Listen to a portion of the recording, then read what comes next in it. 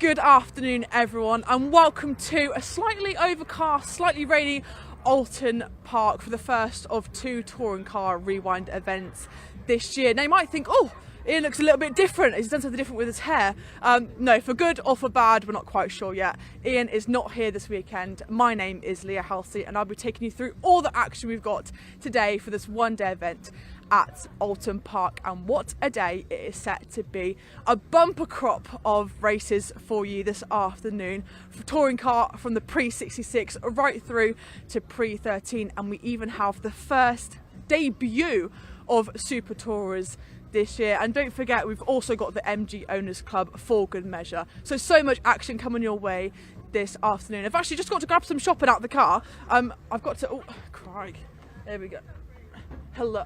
Thank you, my good, look, customer service, 10 out of 10. Just on the shop for everyone. Ben, I know you like your Moams. Got you some of them. What else we got? I've got gingerbread man, that is for me. No fruit though, which is a bit concerning, but hey, I'm gonna take this over to the crew, get them fed for a day that is gonna be one to remember. Touring car rewind north coming your way. Let's go racing.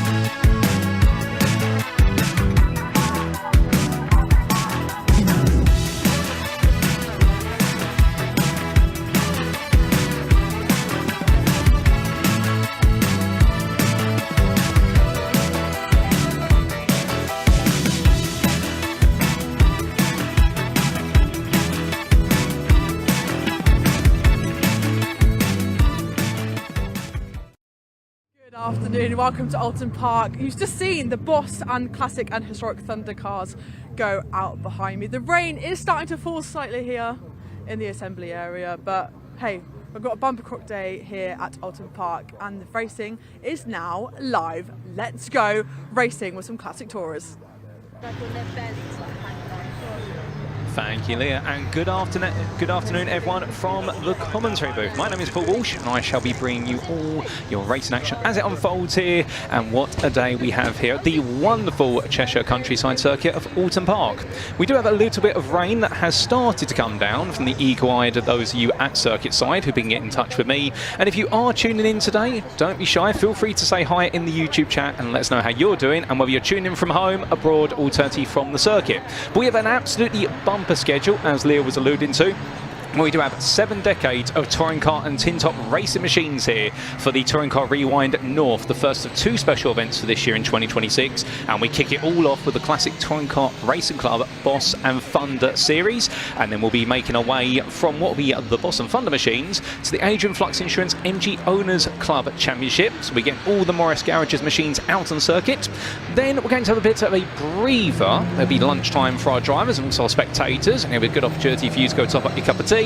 And at 2 o'clock we'll be back for plenty more racing action in the Formula Classic Touring Car Racing Club Super Tourer Series, Pre-13s, 03s and 93s. Then we'll be going back to the run of machinery from 1967 all the way through to 1982 with the Pre-83s. Then it'll be the Pre-66s, and then we do it all over again with what will be all the racing due to go around for round number 6 from 10 to 4 this evening. So we've got plenty going on at Oulton Park. I do believe we've also got some demonstrations going on out on circuit, some very classic machines going out there from the Super Touring era. as we do see our first grid making its way into position. And well, an absolutely packed grid here. Indeed, it seems as though you do normally say you save the best to last, but they've saved it all for Oulton Park, and this is how our grid will line up for round number 5 of the 2026 Classic Touring Car Racing Club Blue Oval Saloon Series Championship, and also the PRG Trailers Classic Thunder, and with them the Ricky Cam Motorsport Historic Thunder Championships. On pole position, it is going to be Dave Farrow in his BMW 1 Series powered with a V8 engine, and taking pole position by just over 6/10 ahead of Joe Collier in his BMW M3.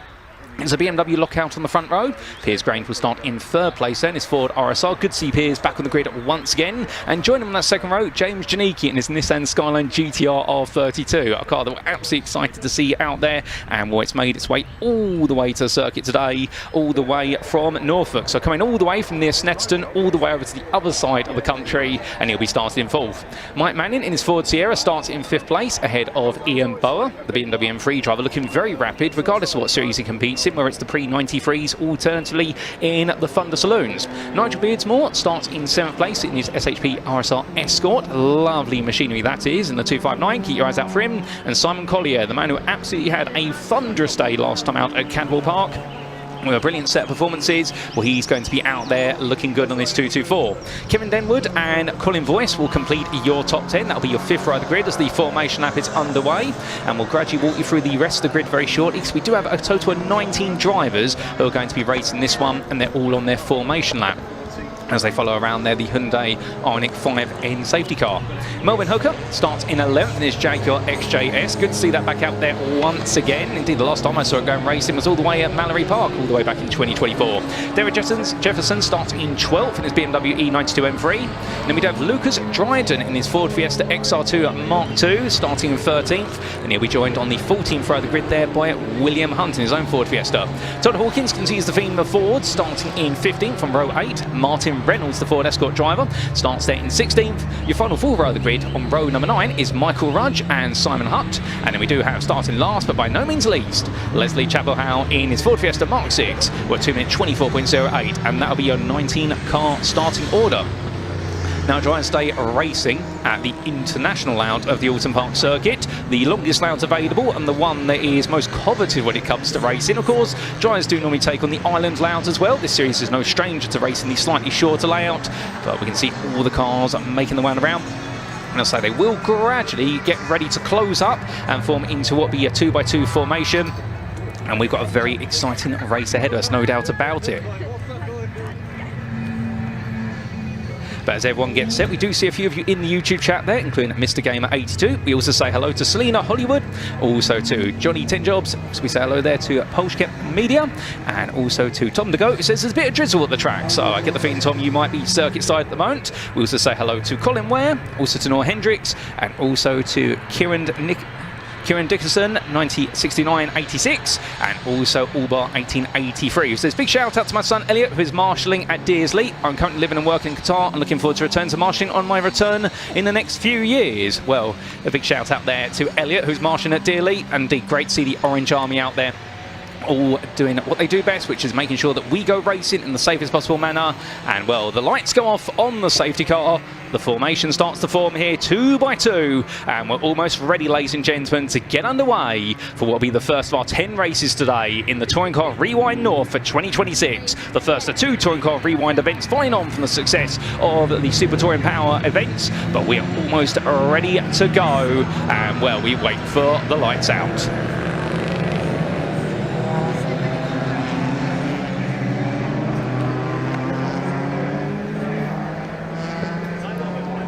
And it's lights out and away we go from race number 1 day, round 5 of the Boss and Thunder Series Championships. They fall the way into turn 1. Brilliant start there from our number 34, Farrow. Hold on to lead as Collier looks at the move, but it's not going to work.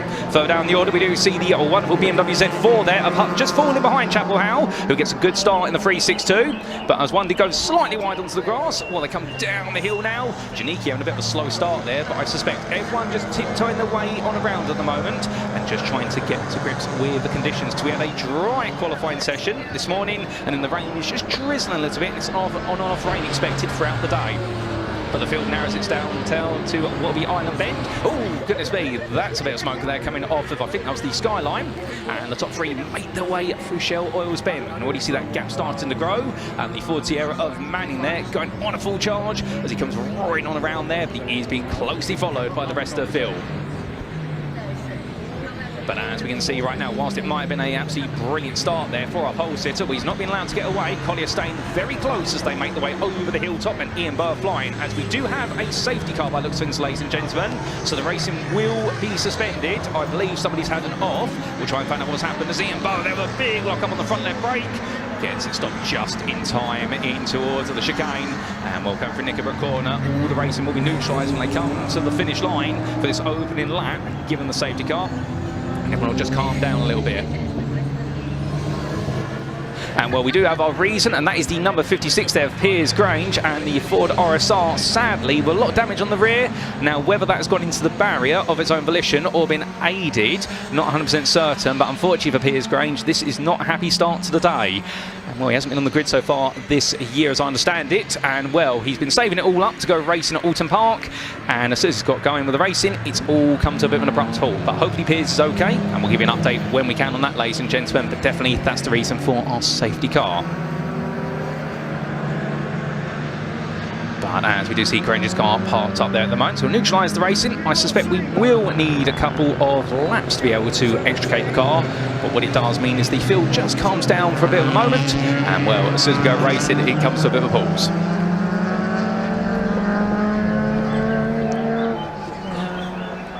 And well, as all the drivers make the way on past the stricken car of Piers Grange, very unfortunate there. Well, we can see them all now coming down towards turn 3. So that would be essentially the exit of the opening corner. It's gone wrong for Grange, just coming out of Old Hall. And so it's definitely gone very difficult for him. As we do say hello to Team Aqua there, who says hello, it's Charlie Ribbon, and looking forward to seeing Jimbo try to win the racing today. And we also do say hello to Graham UK, who says looks like a good meeting, watching for our caravan in Anglesey. And well, unfortunately, the sad sight of Piers Grange's car there for a brief moment. And as all the drivers make their way onwards behind the safety car, we should give you a brief mention to the fact that here today at the British Automobile Racing Club, we have two events happening in parallel. We have seen a few of you a bit confused as to why there are two streams today on the YouTube channel.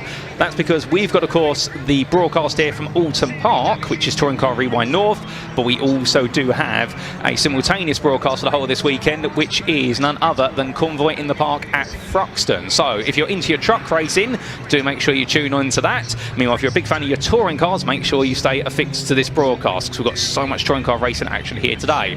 Now, we should give a shout out to our safety car crew. Driving the safety car, of course, is none other than Gareth Newton, previous real-life racer, now a very prominent sim racer, but he does drive the safety car on a regular basis at Oulton Park. And also shout out to his observer in the car of Elliot Danaher, who's supporting him. And well, big shout out to them, because when it's a good day for them, they don't have to do anything other than make sure the formation laps proceed as planned. When it's a difficult day, meanwhile, they do have to jump in the car and do the work. As there's Piers Grange out of the car by looks of things. So Piers looks to be okay, although understandably, I suspect very dejected at the state of the car. And having a look around, and well, I wonder whether they're just trying to get something right. There's the marshal's helping out the recovery truck there as well.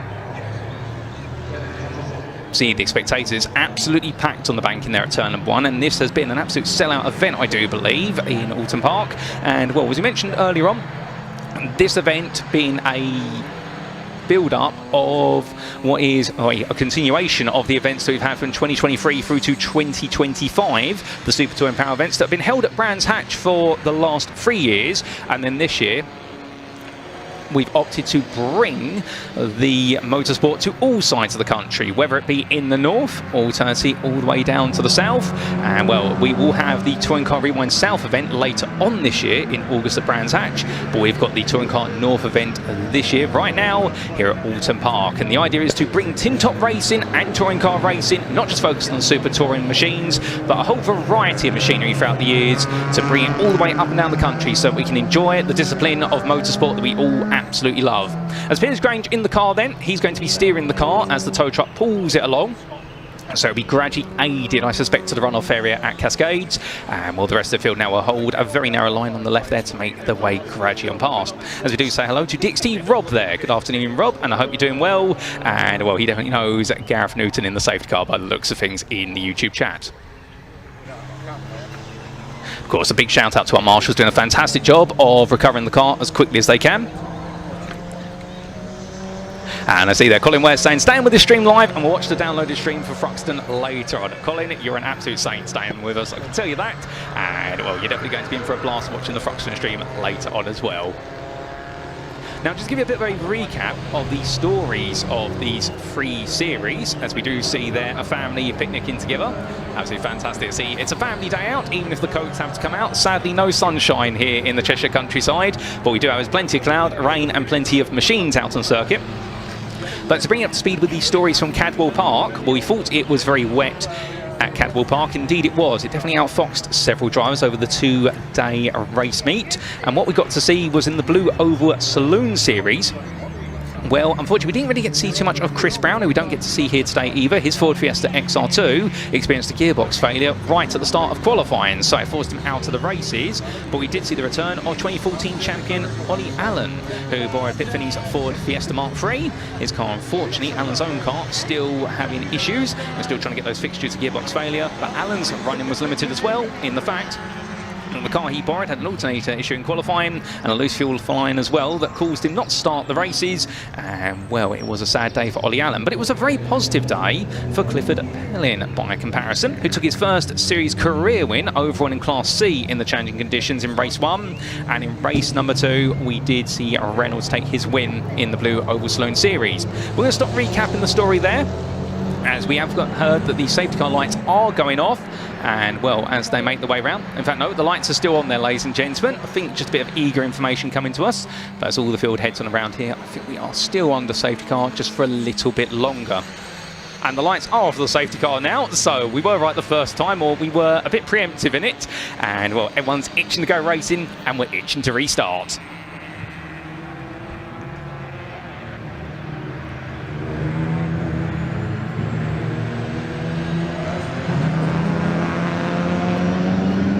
Without further ado, as the safety car peels into the pits, the race gets restarted with 7 minutes to go. It's Farrow who leads the field down in towards turn number 1 with Joe Collier behind, and then it will be Bow in third. Ian Bow right now on a bit of a flying charge, seeing if he can take on the top 2 for what will be the overall honours and the Classic Thunder honours with it. We'll see what he can do. A bit of battling further back. That's Colin Voice there going on the attack. Will he be able to make a move on the Z4? Maybe not, as he does try to. Well, in fact, that's not Voice, that is Hunt. That is Reynolds, my apologies there. Similar cars. Well, Colin Voice has driven, plus also Reynolds, but Reynolds is in the yellow and white Ford there, and coming all the way down. Well, looking at the front of the field there, well, that is going to be Collier trying to go for a move. Will he be able to get it done, Joe Collier? Well, it's going to be battling, looks around the outside. Bit of good defensive driving there from Farrow in his V8 BMW 1 Series, but right now both drivers absolutely digging in as they make their way up towards the chicane. But of course, all this fighting will give an opportunity for Ian Bower to start to get a little bit closer. He'll be fancying his chances as they hop and skip the way over the curves. But the top 3 already open up quite a sizable gap to the rest of the field, as headed by Manning in his Ford Sierra. And while coming down the hill in towards the chicane, you see that spreading a bit further back at the moment. And well, I do wonder where James Janicki's car is. It seems to have fallen a bit further back, so we do see that BMW Z4 making its way onwards and making some good progress. A bit of side-by-side racing action there, and that's going to be the Ford Fiesta of Hunt being just gradually relegated on down, the 847 driver. And we're onto the brakes they all go. In fact, that's Dryden there, my apologies, getting the numbers correct and the cars correct as well, but Dryden losing out, falling back a little bit further down, but I suspect he's got the speed in the corners, but perhaps not the speed on the straights. But heading over towards the cliff top very shortly, and well, meanwhile we look back to the front, and well, it looks as though Joe Collier's had a bit of a slow run over the last couple of corners, because suddenly he's lost the leader of Farrow, and now he's got Ian Bower trying to poke and probe his way at him. But that'll be another lap complete as Farrow leads his way on to the next lap, and Dave Farrow in the EDF Motorsports road car BMW M1 from Sleaford doing a fantastic job right now of just opening the gap and pulling away very happily. He seems to be in control. Meanwhile, we've got a big queue building up behind our BMW driver of Hunt Lane, his Z4. And And well, there's going to be a look at a move here. Will the 847 get up the inside? Dryden going for it here towards turn 1. He's had a better run out the corner, but you can see there into the braking zone. He's going to have to really lunge. He's going to go all in, side by side, and it's going to be a lovely move there. Does he get it done? He does. Dryden up into another position, moving up there into 12th place overall. And the blue oval G-class driver, currently leader of his class, doing a fantastic job. But looking back to the front of the field, as they come in towards Shell Oil's Bend, who was that side by side? We will wait and find out in due course, as we do see the wonderful Jaguar there of Hooker still trying to chase after Jefferson. And there we go, as our leaders come roaring on through. Well, right now, those gaps continue to become more and more pronounced as Janiki's Skyline now getting back up to speed there. Chasing after Denwood in the BMW E46 Compact. Well, he's already passed Denwood because Denwood's now behind him in the number 7. And we'll come into the rise as, oh, goodness me, that looks to be a problem there with the Ford Sierra. That's not a good look there. I wonder if that's an issue with one of the tyres on the right-hand side of the car, left-hand side from the camera picture. But just behind him, that's your 259 of Beardsmore, trying to catch back up to Manning, and I suspect he'll be looking for a move on him shortly. Now there is Colin Voice, we should say, as come over the crest. So Colin Voice we got mixed up a little bit earlier on, but Voice is definitely pushing his way forward in 8th place currently. But close racing there, Janiki still trying to close up to Beardsmore, the SHP RSR Escort trying to run away, but here comes Janiki, he's got all the speed on the straights there, and well, perhaps not as quick in the corners, and also on the brake just a little bit earlier. So no way in this time for Janiki as he now makes way on to the next lap. Indeed, the field's got 3 minutes left, so 2 more laps we suspect. Oh, that's not looking good at all there for our Ford Sierra, and I suspect that with that fire there, that is going to be definitely getting the meatball flag shown at it, and well, if he's not aware of it, I suspect they'll be trying to hail that car to park up. But as we do see Ian Bower coming down the hill, and the top 3 have definitely left the camera shot very quickly. And as the rest of the field now makes its way through Cascades, we're still a bit of progress being made there by Jefferson's BMW, the 128 driver. Jefferson right now up into 10th place overall and 3rd place in the Classic Thunder Class B. But as we do see Janiki Skyline getting ready for another corner there, where he has made his way ahead of the green machine of Beardsmore, so he's made that move most likely through the first couple of corners. And meanwhile there is our leader. And our leader, Farrow, still doing a great job of keeping that gap between himself and Joe Collier. And Dave right now will doing exactly what he's done in previous rounds of racing. When he's had it all go right, make sure nobody can get past him when he needs to make himself wide enough. But Collier is the fastest driver on the circuit at the moment, with 50.031. But back we go there to the Ford Sierra of Manning, and you can see there everyone now starting to get a lot closer as Colin Voice on the back of Denwood. So Voice wants another position, and Voice right now racing both Historic Thunder and Classic Thunder. Remember, the Historic cars, they are a subsplit of the Classics, where they are much older machines, but they can race in both series if they so desire, and that's exactly what Voice is doing this season and doing a fantastic job of it.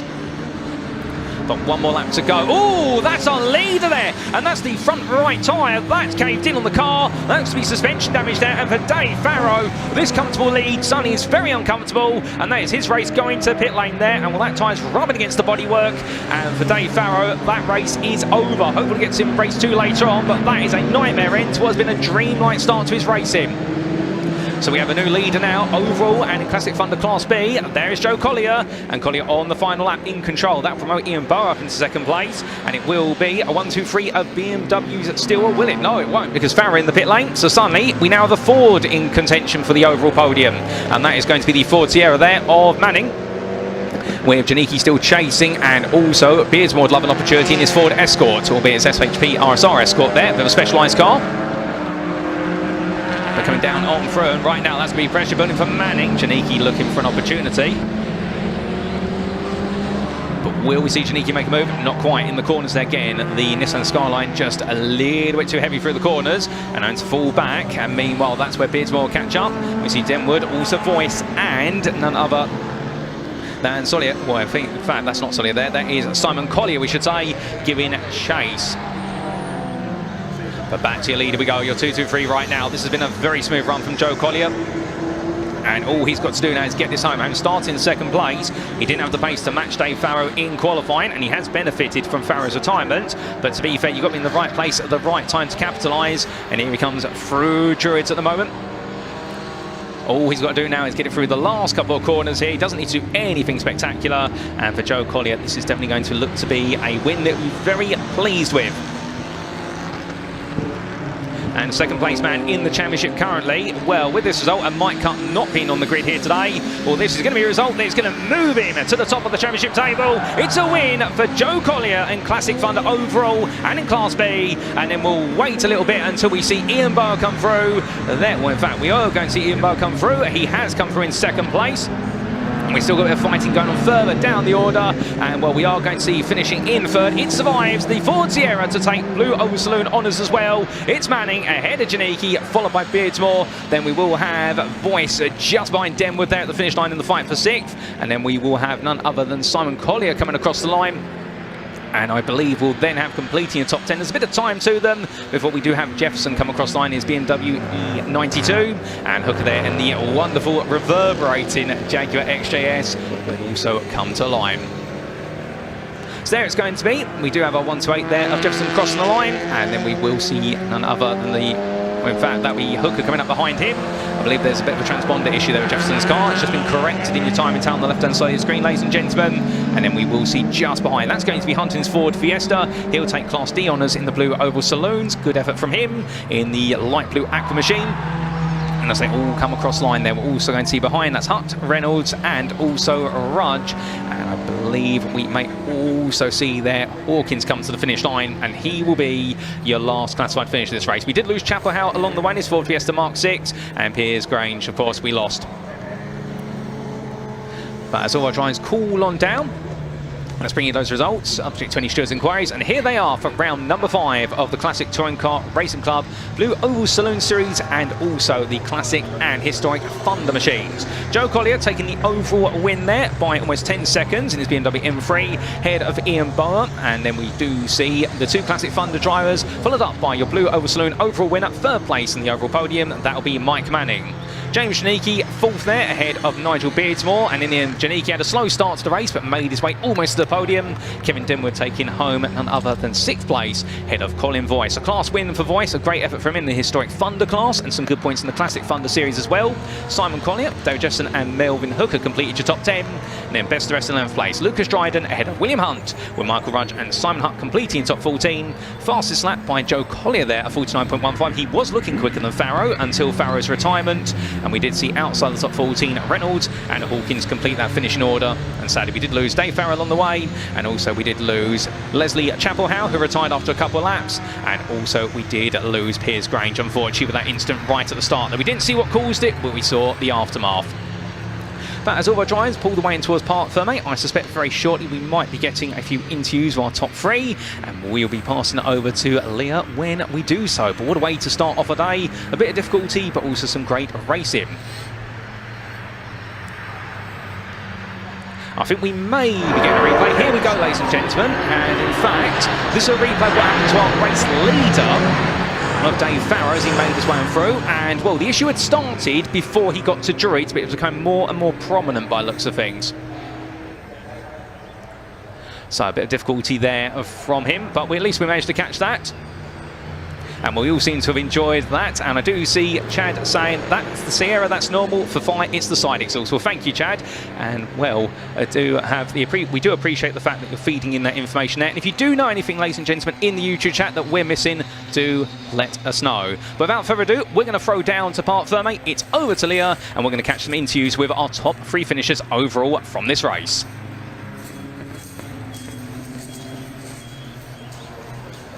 We are down in Parc Fermé with race winner Joe Collier, just celebrating with his other races, celebrating with his family too. Let me see if I can just grab a quick word with him. So winning that race in quite some fashion, winning by over 9 seconds in the end. Joe, congratulations! Thank you very much. The first race winner of the weekend. What was it like out on track? Awful. It was difficult. We was on slicks, and me and Dave and a couple of others were on slicks, so it was quite very, very sketchy, as you see from the start.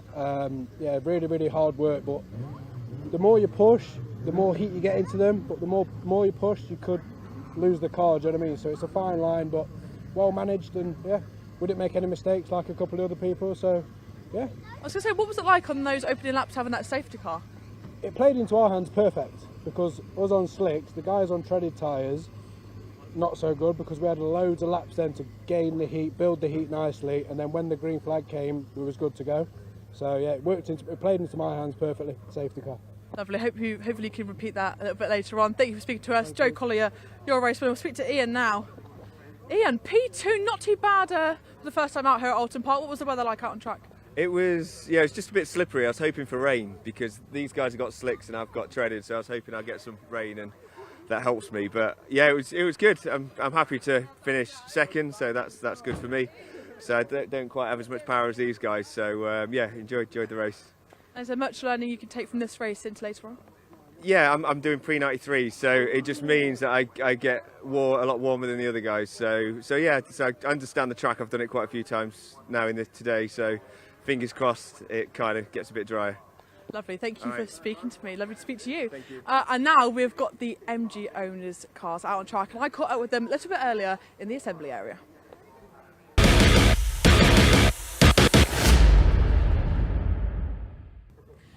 Right, we are down in the assembly area with the MG owners' cars. We're actually going to walk over this way a little bit. We're going to speak to Tim Harvey. Now, obviously, we know Tim from presenting the touring car coverage more recently. Obviously, won the touring car in 1992 as well. Let's just see if he's happy for a tap. Tim, lovely to see you here at Oulton Park today. Obviously, we're used to seeing you this side of the championship. What's it like being back behind the wheel? It's great fun, you know, these are great little cars, you know, we've got a full grid here and it's good to see in this current climate a full grid of cars, everybody enjoying it, and the cars are really good to drive. You wouldn't think they're over 20 years old, these little MGs, they go really well. I'm just having to remember front wheel drive again. What is it like to be back around Oulton Park then? We've spoken to a few of the drivers and they're talking about how much they love it. Obviously it's very undulating, it moves away from you. What is it like to drive a car around here? It's one of my favourite circuits. You know, it's got follows the natural topography of the land, and it's a great circuit. It's technically challenging. It's rewarding as well when it's fast. Yeah, it's one of my favourite circuits, and you know, it's a long time since I raced it. I did a lot of track days here and things, but actually racing it's been a long time, so it's a pleasure to be back. Lovely. Is there anything you can do from P5 on the grid? Try and hold it. I think. Yeah, I'm still sort of learning a little bit. I've got no aspirations to sort of win the race or anything like that. I'm just here to enjoy myself. But yeah, you want to give a good account of yourself. But I'm very conscious that I've got a friendly target on my back. Everybody wants to be an ex-touring car driver, don't they? But yeah, I'm just going to have fun. Lovely. Well, you've got the right idea, keeping sheltered from the rain, not getting out of the car. Best of luck for the race. Now, let's see who else we can catch. Obviously, Tim Harvey. Massive, like he's right, everyone wants to beat him, don't they, because he is an ex-touring car driver. Let's come over then and speak to Cal Moore, qualifying P8 for this race, not too far off the pace. Cal, are you free for a quick chat? Oh, he's getting seat belted up, we've got to grab him quickly. What are your hopes for this race then, Cal? Anything you can do from where you are on the grid? Yeah, a finish really. Had a good showing at Cadwell. I'm really happy to be here. I love Oulton. However, I don't love the rain, but hopefully that'll stay off for a bit. I was going to say, it's slightly starting to come down a little bit more now, isn't it? Does it not work for you then in these cars, or is it just a personal preference kind of thing? Just a personal preference really. Used to race with wet tyres, now we're just on the Toyos. They're alright, but it's slippy. Don't know Oulton quite as well as I probably could, but no, we'll see how it goes. Lovely. And what is it about Oulton Park you love so much? You did say you really enjoyed it, so is it how it moves away from you? What is it about the circuit that stands out? It's a roller coaster. It's a roller coaster, but I get to control how fast we're going around. Yeah, it's great. All the undulations. It's not just drawn on a piece of paper. It's moulded into the scenery, I'd say. So yeah, it's really good. I love Oulton. Lovely. We hope you go. Wow, look, it's the same thing as Tim Harvey. It's like they know what they're talking about. Absolutely crazy. So on pole position for this one is Scott Buckner. He's just down there lining up. Is there anyone else we can speak to quickly? Let's grab a quick word.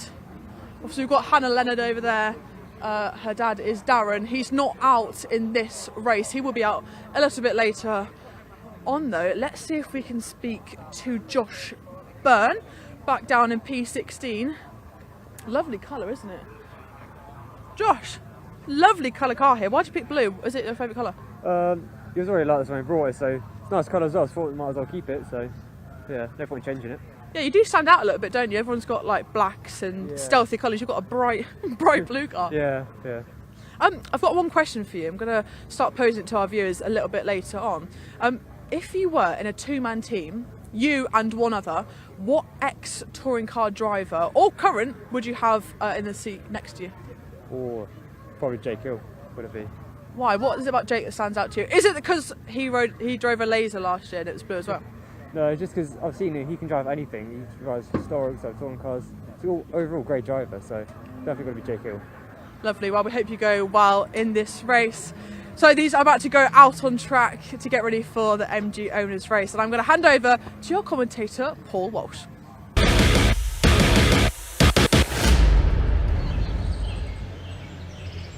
Thank you, Leah. And without further ado, ladies and gentlemen, it's time for us to get set for round number 5 of the 2026 MG Owners Club Championship.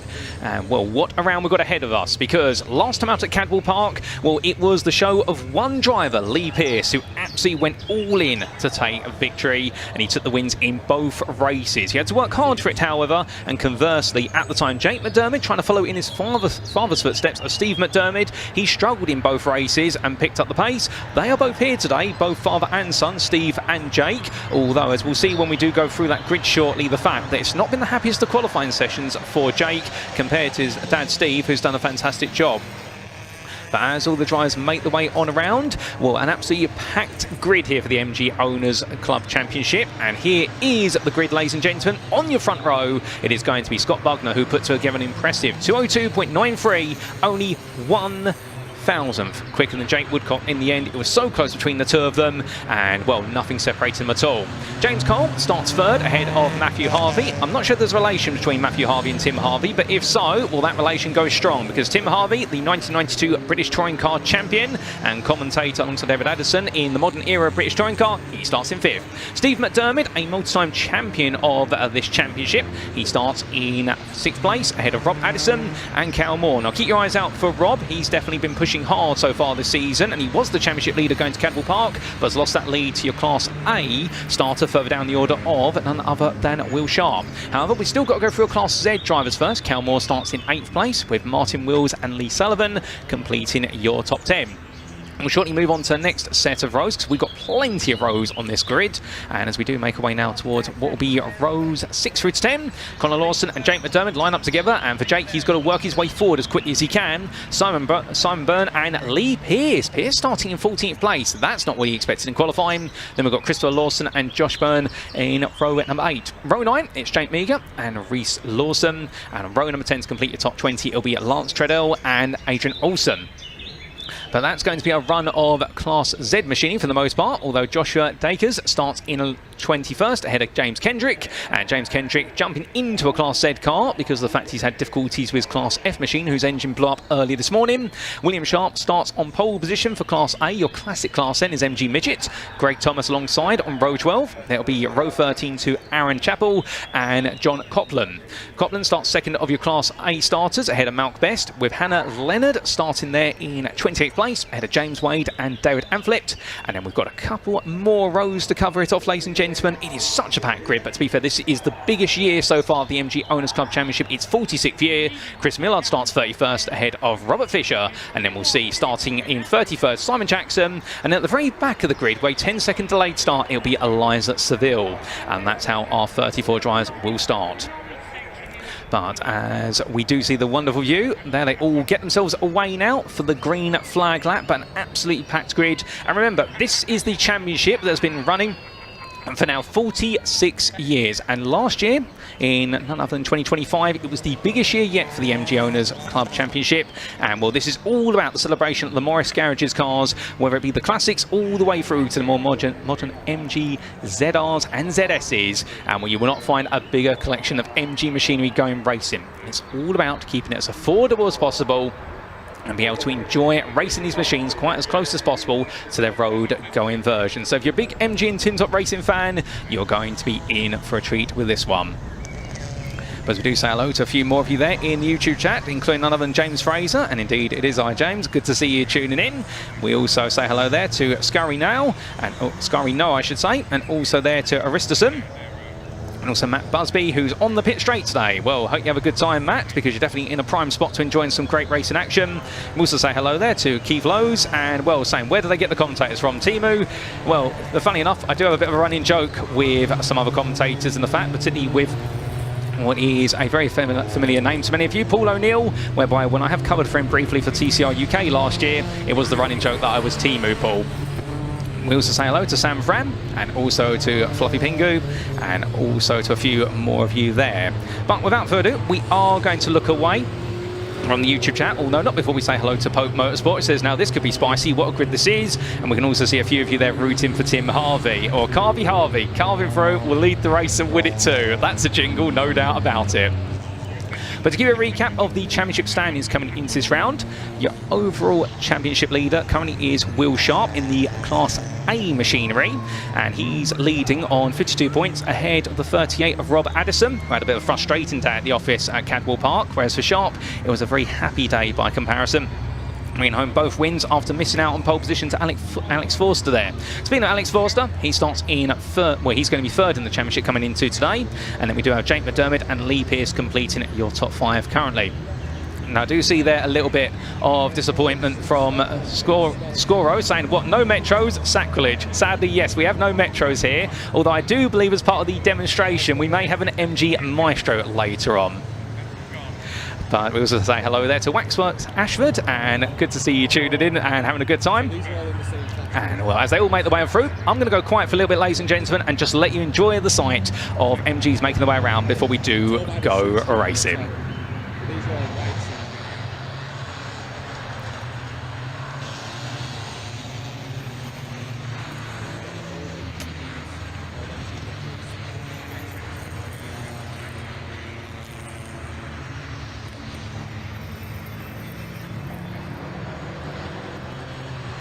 So as they all make the way almost to position, ladies and gentlemen, bit of tyre weaving going on there. And as we did hear from Ian Bowe in the interview after the race before this, no rain falling, a slightly damp and greasy circuit.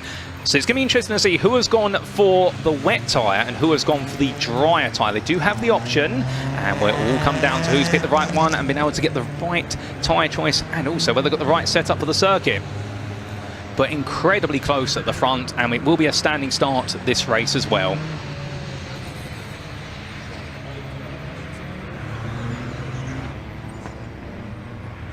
Goodness me, what a long line of MGs there. Grand total of 34 of them. And to answer the question about why we do have a 10-second delayed start for Eliza Seville, I don't quite have any information to explain that, unfortunately. So I presume there is a reason. We wouldn't normally be doing that for the MGZR driver. And Seville has been competing in this series for some time this season. But all I've got is the fact they were disqualified from the results of qualifying for a stewarding reason, and perhaps the 10-second delay adds to that as well, but otherwise we do not know.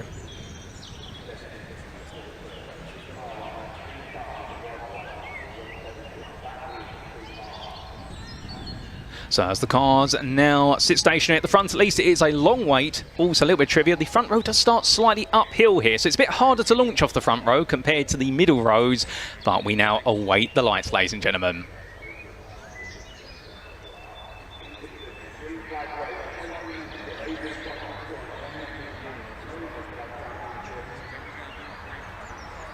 The lights are on. And it's lights out, away we go for round number 5 of the Adrian Flux Insurance MG Owners Club Championship for 2026. They roar the way away. Brilliant start there from the 24 Woodcock. Going to look round the outside immediately of Bugner, but looking behind, 3 wide, even 4 wide there as they go into the opening braking zone. And that was a big push through for Wills. And meanwhile, that's going to be up there. That's the 100 going wide. And unfortunately, stuck in the gravel trap to the barrier. And well, that race comes to a stop. And that is unfortunately Lawson there. None other than Conor Lawson being elbowed out. I'm sure there'll be a bit of words between him and his fellow drivers later on. Now, most of the field has made its way safely away, and as they all roar the way through, we'll wonder where the Harveys will be at the front. But coming up towards Shell Oils Bend, already there, the battle for third place raging on as our leader trying to open a bit of a gap. And the Class 7 machinery right now absolutely storming off into the distance as the Class A's followed. But we do have a safety car, unfortunately, ladies and gentlemen, and this 20-minute race will be brought to a halt to a degree, albeit I think nobody's got the memo right now, so that's a bit of contact further down coming through Shell Oils. I think that might have been there between the likes of and Wills, and well, they'll have to calm it down now because they will see the boards that say that there's a safety car essentially. I think they'll continue racing to the end of the lap, and there is Conor Lawson getting out of the car, which is great to see that he's okay, albeit understandably, mentally he may not be feeling too okay after seeing his race stopped before he's even cleared the opening corner. We're going to look over the car there to make sure there's nothing wrong. Take a look at the engine as well, and I suspect just making sure the car's not overheating, because he'd like it to race again later on today. But the racing is neutralised, and well, Bugner at least has held on at the start. Oh, and we've got another car. That's Jack Meager who's gone on. That seems to be at, I want to say, Druids. He's had that go wrong, although don't quote me on that, as he's out the car, which is good to see. But the car parked up at the moment.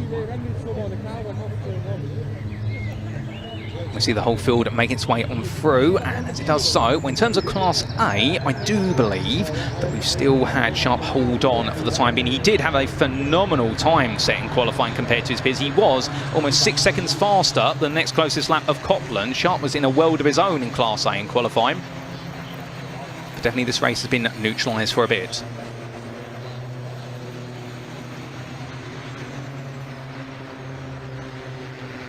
And what I believe we might be getting a replay of what happened on the open lap, at least to one of our two drivers who is stricken on the circuit side.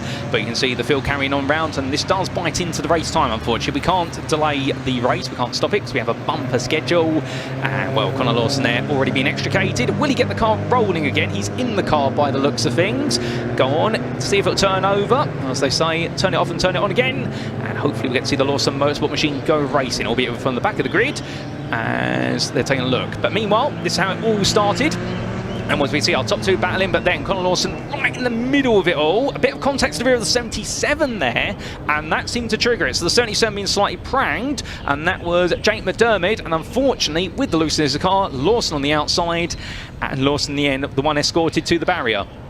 So I think Conor Lawson in a bit of a situation where he was in the right place at the wrong time, and unfortunately he's had to pay the price for it. And Jake McDermott, understandably, I think at that point was a bit of a passenger in his car trying to get it under control. But it looks like Lawson's getting going. That's good. It's been able to reverse onto the tarmac.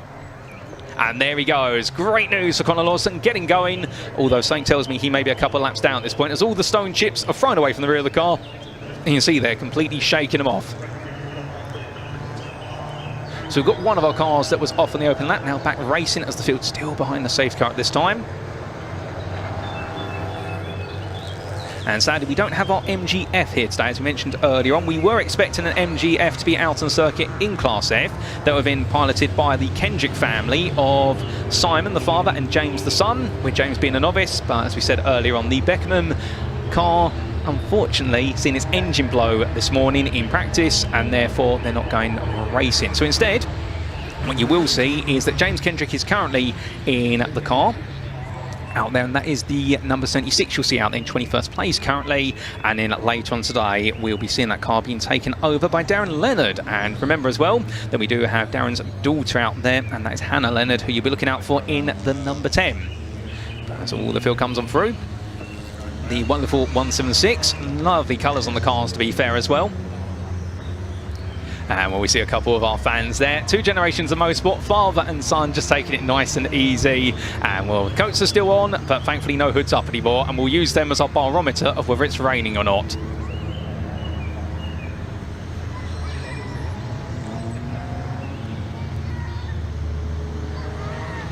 But at the moment, we're still under the safety car, ladies and gentlemen. So all due to two cars being caught up at the start of the race.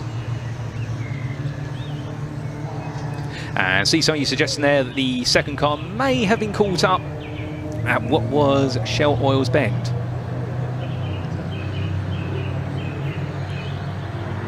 We get a lovely view there of the 64 making its way around. That, of course, the car shared between the Treadell family of Lloyd and Lance. And Sam Fran saying MGF stands for multiple gasket failure. Well, I think MGF owners, I don't know whether that's something they'll take tongue-in-cheek or not, but I do love that. And well, meanwhile, we've got to come back to the focus because the lights are off on the safety car. Great news, folks. We've still got 14 minutes of racing to go, and we're almost ready to go green once again, and it will be to your number 25 there of Bugner to take us away.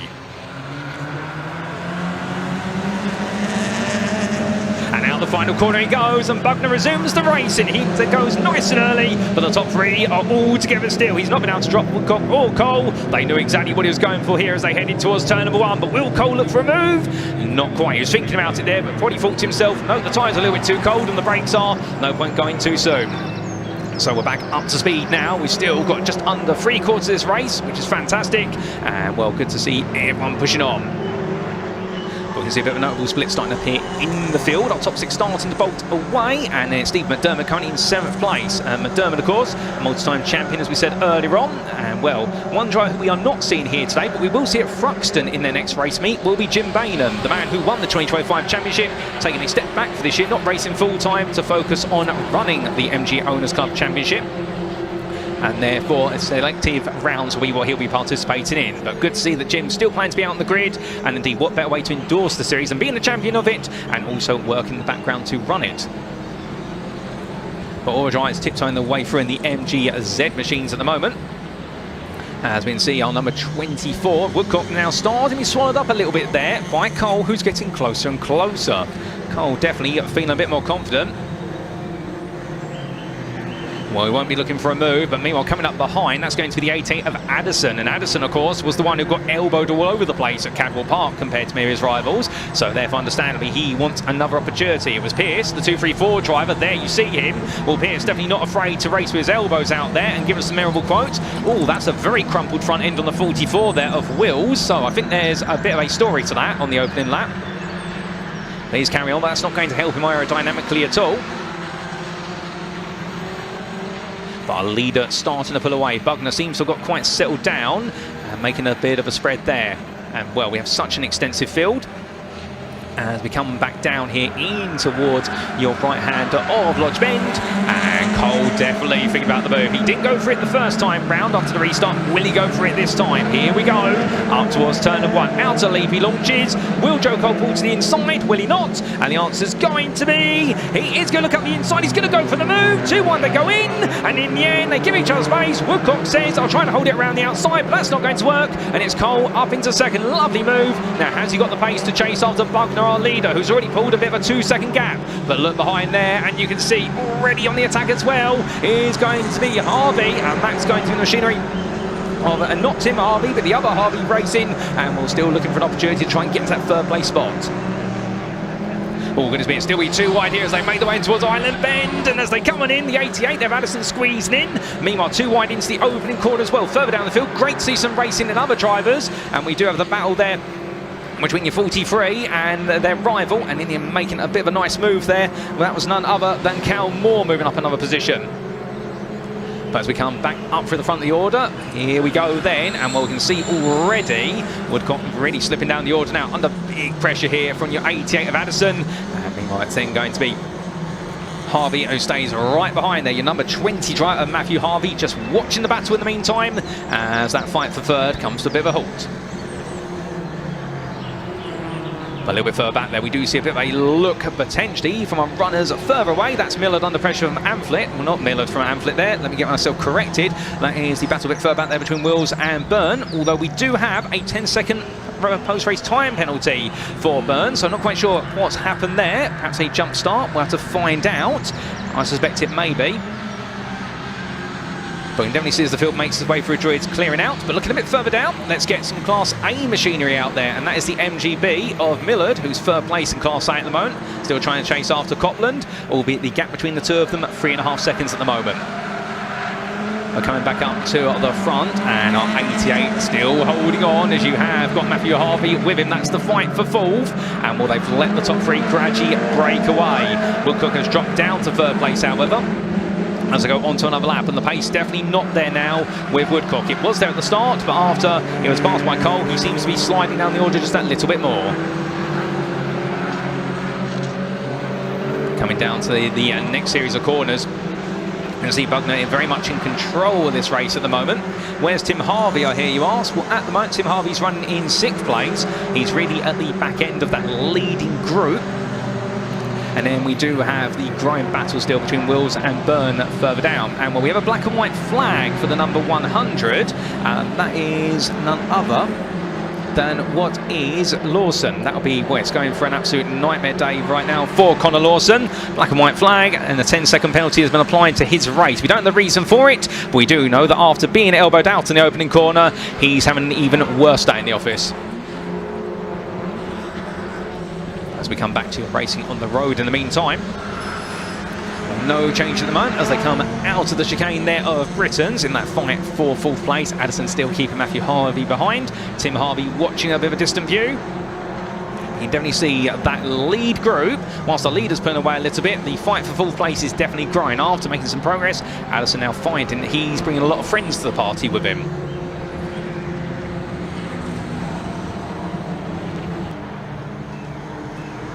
And well, still the 8 minutes remain in this race. I'm just waiting for the next battle to build up here. But the Oulton Park circuit, one which demands just as much precision as it does offer up overtaking opportunities in these MG machines. And we can see that growing split there between your lead group, and that's the top 8 there running away. And then we do have 9th and 10th still fighting further behind. But is that a look from Harvey? Matthew Harvey thinks about it versus Cole. Well, not versus Cole, versus Addison, I should say. And he doesn't quite get that done.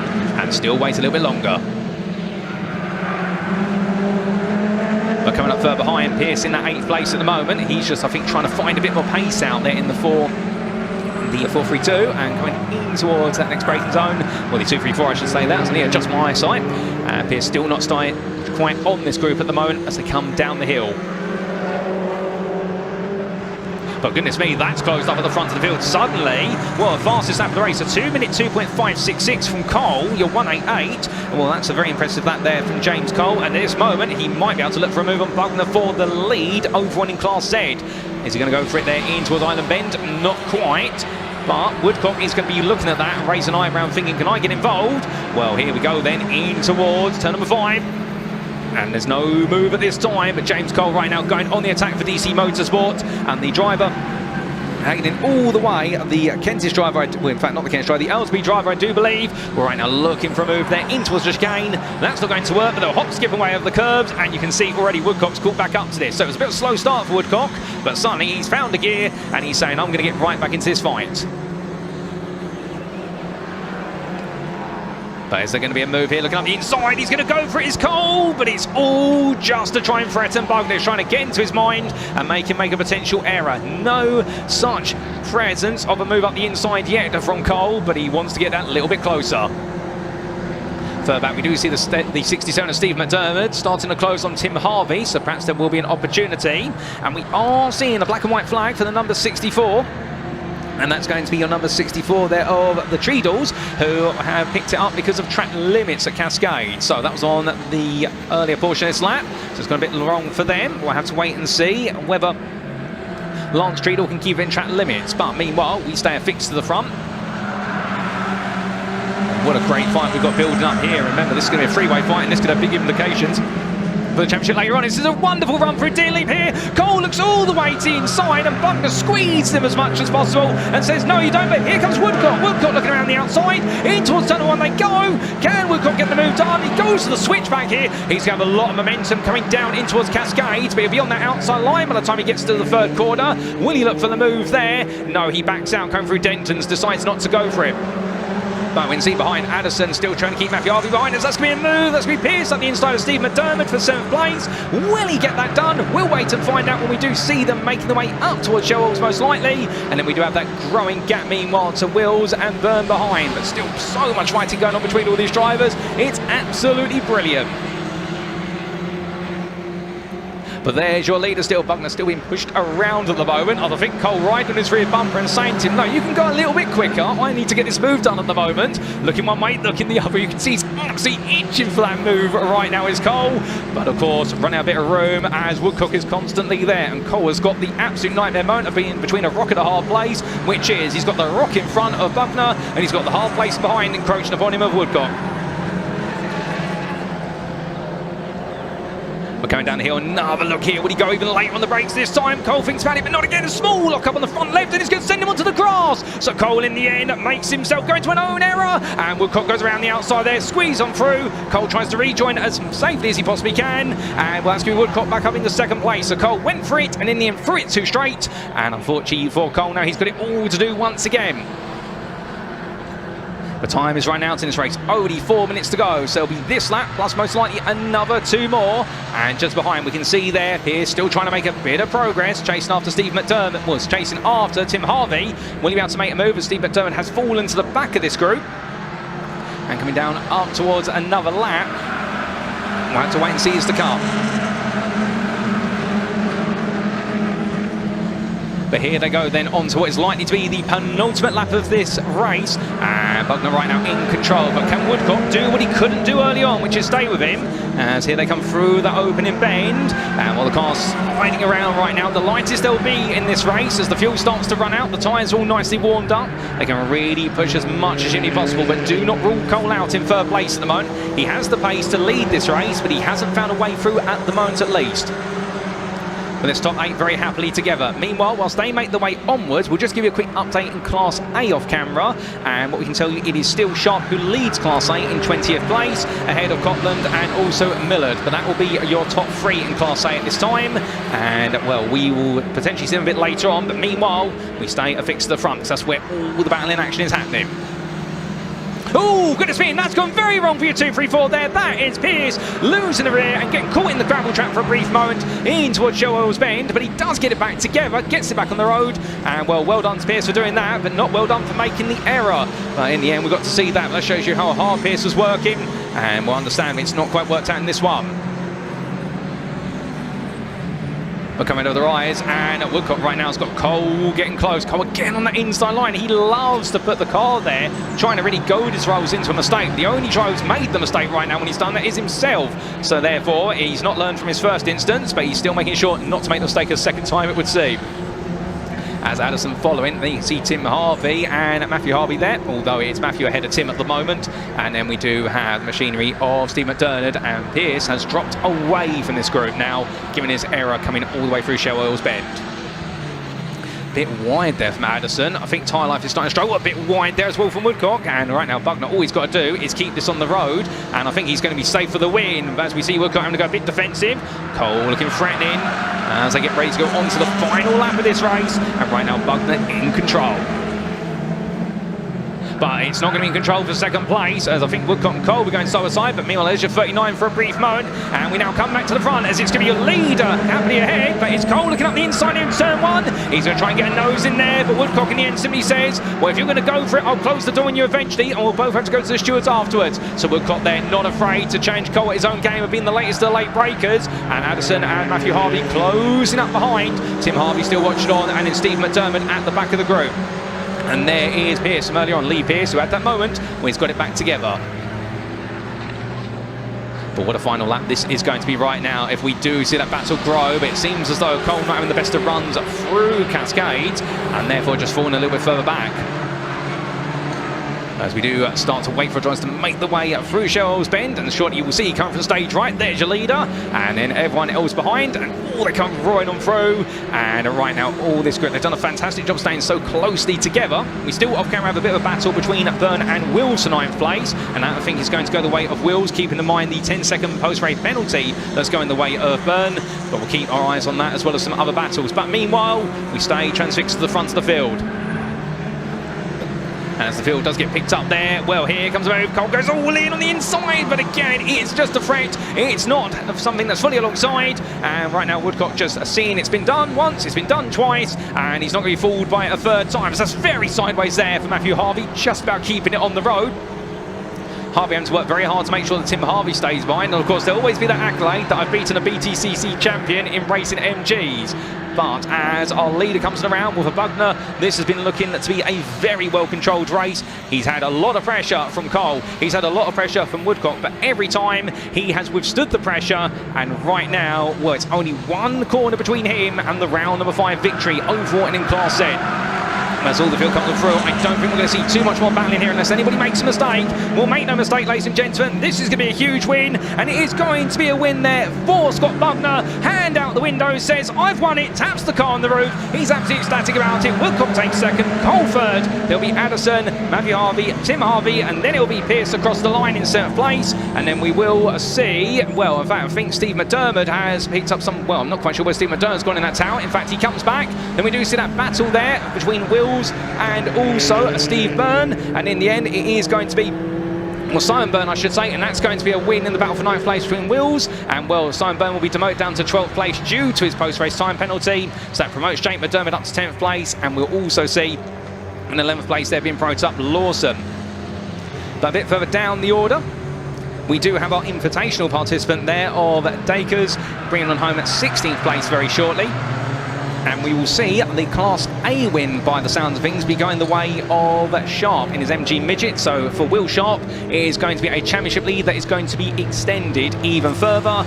And, well, he has just, well, he's about to cross the line, I do believe, although not on cameras, ladies and gentlemen. We'll just keep you updated. Good to hear that James Kendrick has made it to the finish line as well in 19th place in the MG ZS 170.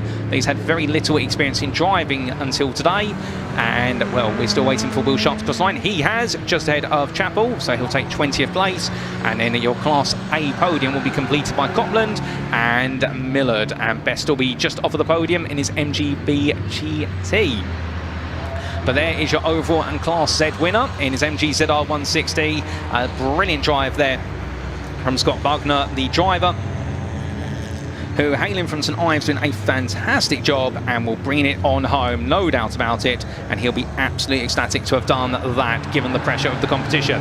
But a couple of cars to make the way still to the finish line. That is going to be the number 14 pushing on. That's Amphlett trying to chase down 4th place off of Best in Class A. But in the end, the MGB GT is just going to beat the Roadster by a slender margin.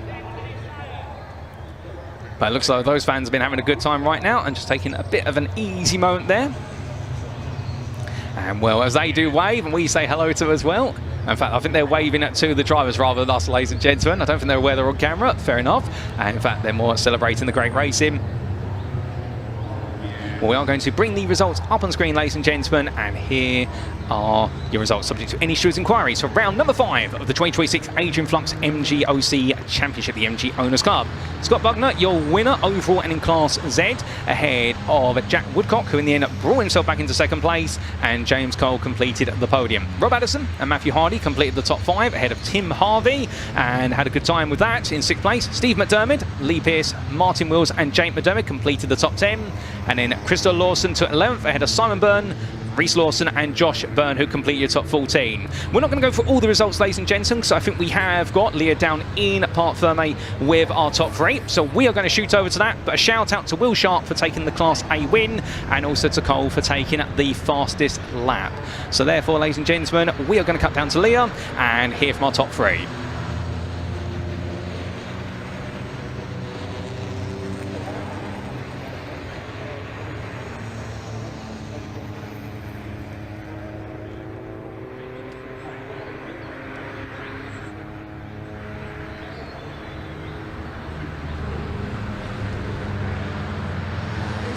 Race there from these MGs. Let's give him a couple seconds to get out of the car. Got to give a good mention to Hannah Leonard, who was down in P29, who won her class, so congratulations to Hannah. But let's catch a quick word with Scott. Scott, congratulations. Thank you. Winner. Oh, turn the lights off. Not quite night time yet, is it? Congratulations, P1. How was that out on track? It was good until I lost the clutch. So I was like, I had a nice gap, and then yeah, I just couldn't get it into gear, and I was like, oh no. But they were battling behind, so it kind of helped me out a little bit. But don't know what I'm going to do for the next one because I haven't got a spare one. So we've got to find one now. Craig, what is it like out on track managing that clutch issue? Then is it just where do you kind of manage that on the circuit?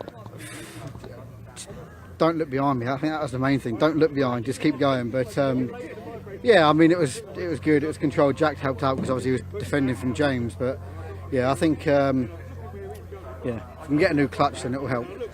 Where were you able to get them from? You said you didn't have one with you. Is it trying to source one from other competitors? Is that the next move? There's 35 other cars, so I'll try and ask everyone. Sweet talking. Well, congratulations. Maybe you can swap them your trophy for maybe. I'll keep that. Congratulations. Let's see if we can get a quick word with Jack, who's P2. Obviously it did help Scott that these two are battling behind with that clutch issue. We'll have to see if he gets back out on the go for next race. P2.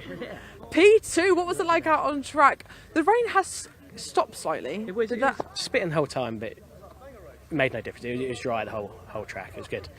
It was exciting. So me and Scott would come together, so we thought we'd try and get away, but I got caught up and luckily made my way back through. So it wasn't too bad. Yeah, Scott was managing some issues. Obviously, you were battling behind for position for P2. Yeah. What can you take from that race into your race a bit later on? Hopefully, it will stay dry for you, right? Hopefully it'll dry, and I'm on pole for the next race, so hopefully it can be the other way around. I'll get the clear air and let him battle with some people, and hopefully I'll drive off of. Fingers crossed. And take the whole shot into turn one. Is that the strategy for the next race? Just lead from the outset? Everything, yeah, the whole time. Well, congratulations. I'll let you go speak to your family. James Cole, then, P3. Yep. Congratulations, my sir.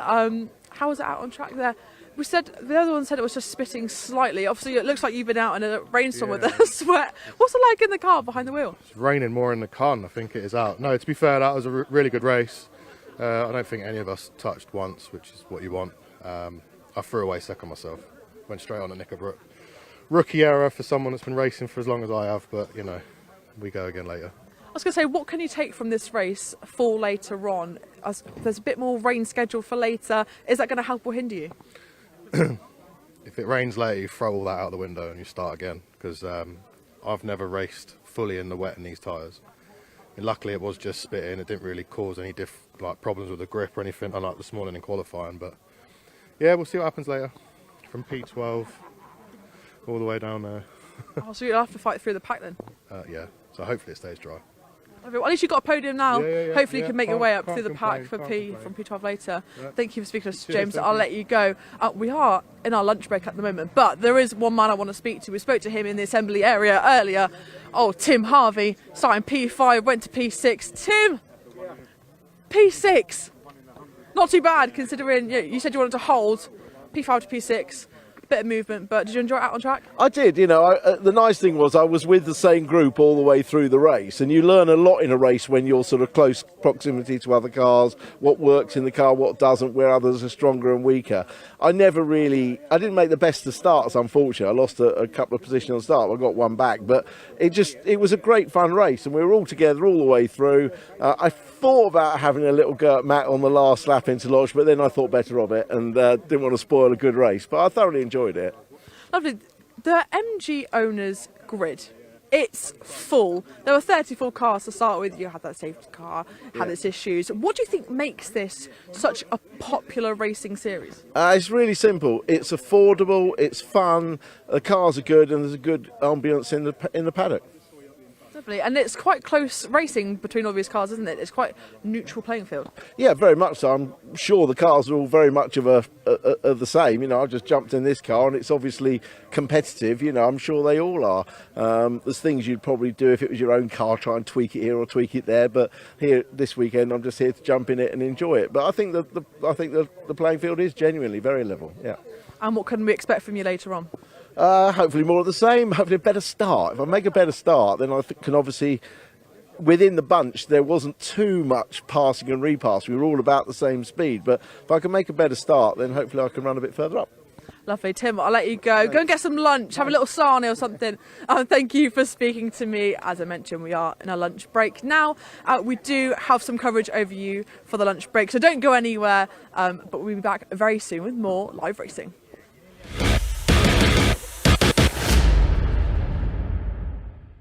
Right, I've made my way down to the paddock and look who I'm joined by, none other than Barry Syme. Barry, nice to see you. Obviously we didn't see you at Cadwell Park, but you're back here for Oulton. How are you feeling ahead of the weekend? Yeah, really looking forward to today at Oulton Park. One of my favourite circuits. I guess it's our home circuit as well this year because we travel a lot of miles from Scotland near Glasgow, so it's only a 4-hour journey in the van down to Oulton. So yeah, but it's a great track. I've been here lots over the years, and was a good bit of success with this car around here as well. So we're hoping to continue it. I was going to say we need to talk about that moment in 2022. that win here around the circuit. Can you talk about that? Are you hoping to replicate that this weekend too? Yeah, definitely hoping to replicate it. I mean, you won twice in the dry round here against some big cars, against the odds. That one that was on the BERC website was a miraculous race. Great start. There was 3 American cars, and got the lead in lap 1, and had to get my elbows out. There was a bit of bullying going on with the big American cars, but in the end, we hung on for the win. I mean, there was a bad accident in the last lap, but it was the last lap. I think it was 2 seconds to go before it would have. I was willing the checker flag the previous lap, but they missed out on all the excitement. So. Yeah, today's looking a bit more damp though, so that plays into the Mini's strengths. I mean, it's the only front-wheel drive car, and we tend to do better on the dry. So, yeah, doing a rain dance now and hoping the rain comes this afternoon. I was going to ask you, can you speak a bit more about what makes the Mini so good in the wet compared to the bigger cars? What is it about this model and the size of it maybe that makes it so competitive when it is a bit wetter? It's generally the difference because it's front wheel drive and all the other cars are rear wheel drive, so we can batter through the corners and carry a lot of speed into the corners, a lot of momentum, and just let the back end do whatever it does.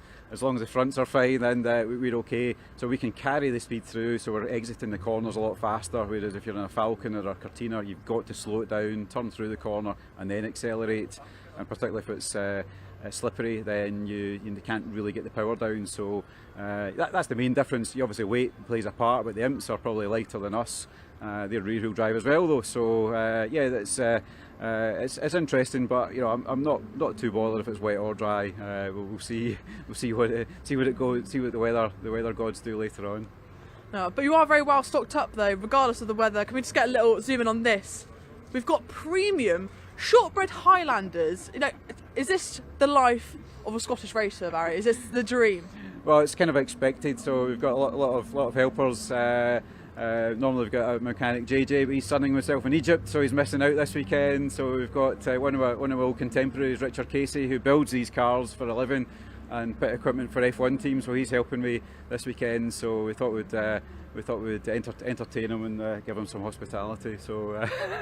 Prime, look, if you want the treats, come over to Barry. Well, I'm not giving him any money, so that's his pay. So that's all they get. Can I brew 3 shortbreads and you'll be set. Well, look, Egypt or overcast Oulton? I know where I'd rather be. But Barry, thank you so much for speaking to us. Good luck today. We can't wait to see you out on track. Thanks, Leah. Look forward to it. Cheers. Thanks.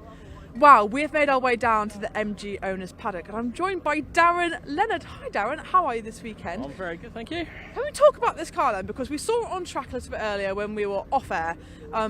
You went past me and went, whoa, we haven't seen this one in a while. Can you just talk a little bit about it? You saw it earlier on the track with James Kendrick behind the wheel, because this weekend I'm now sharing the car with James because he unfortunately in the first practice this morning blew his car up. So I decided that I would do the nice thing, having lent one of my race cars out, that I would lend this one out as well. So James is out for the first race, I'm out for the second race. Tim Harvey's in my ZR, and then my daughter's out in her ZR. So this car I've owned since 2011, so it's the longest I've ever owned any race car, and until today it'd been in storage for 2 years. So it's an old faithful, but I love driving it. What is it about this car in particular that makes it a favourite for you to drive then? What are the characteristics of it? It is very forgiving.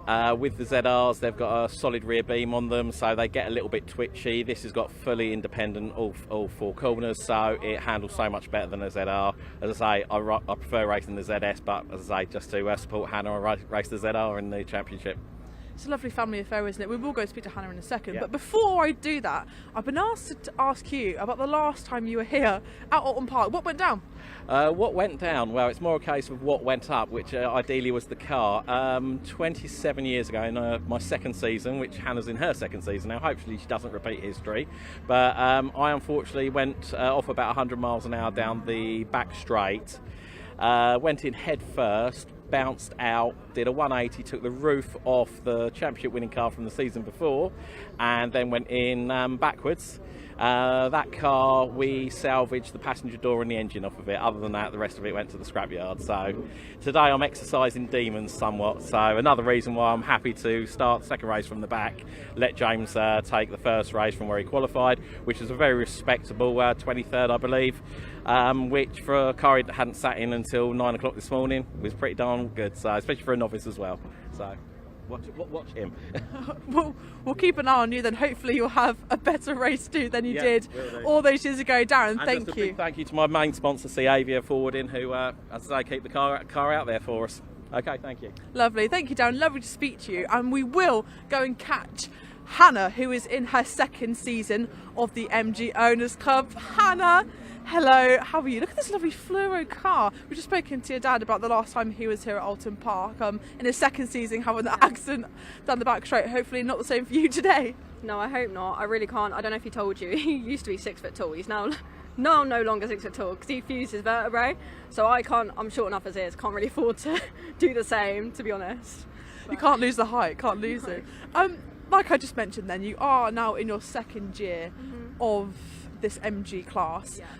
What did you learn last year that you're hoping to transfer into this year? You were out at Donington, not at Cadwell, so what are you hoping for your second season? Just being a bit braver, to be honest. I think it's like more confidence than anything, because like once I've gone around a few times, I can do it, but I like go out there and I'm like, oh no, because I normally 9 times out of 10 I don't practice or test before I go to a track. I just kind of go in blind. But yeah, just being a bit braver, a bit later on the brakes, things like that. It's just like sort of piecing it all together. But it's coming along all right. I'm getting better. So improving session by session, aren't you? The last thing I want to talk to you about is the rain. Right? It's going to be a common theme, I fear, for our coverage today. How do you do in the rain? Do you perform a bit better? And what is the MG like in these conditions? I actually drive better in the rain. I don't know why. I couldn't tell you. I think it's something to do with my suspension. I couldn't really tell you what exactly, but that's what I've been told. But yeah, because last year when it was raining, I was catching up with my dad. And he's in a 170. So yeah, I definitely a bit more confident in the rain, weirdly. No, I know some drivers are better than dry, wet, but look, whatever the weather, we're excited to see you out on track. Thank you for speaking to me, and make sure to look out for the partnership of Darren and Hannah on track a little bit later. Wow, this is something a little bit different for you. A lovely Alfa Romeo driven by Sam Fish. Sam, thank you for talking to me. Can you talk about the history of this car then? What's its backstory?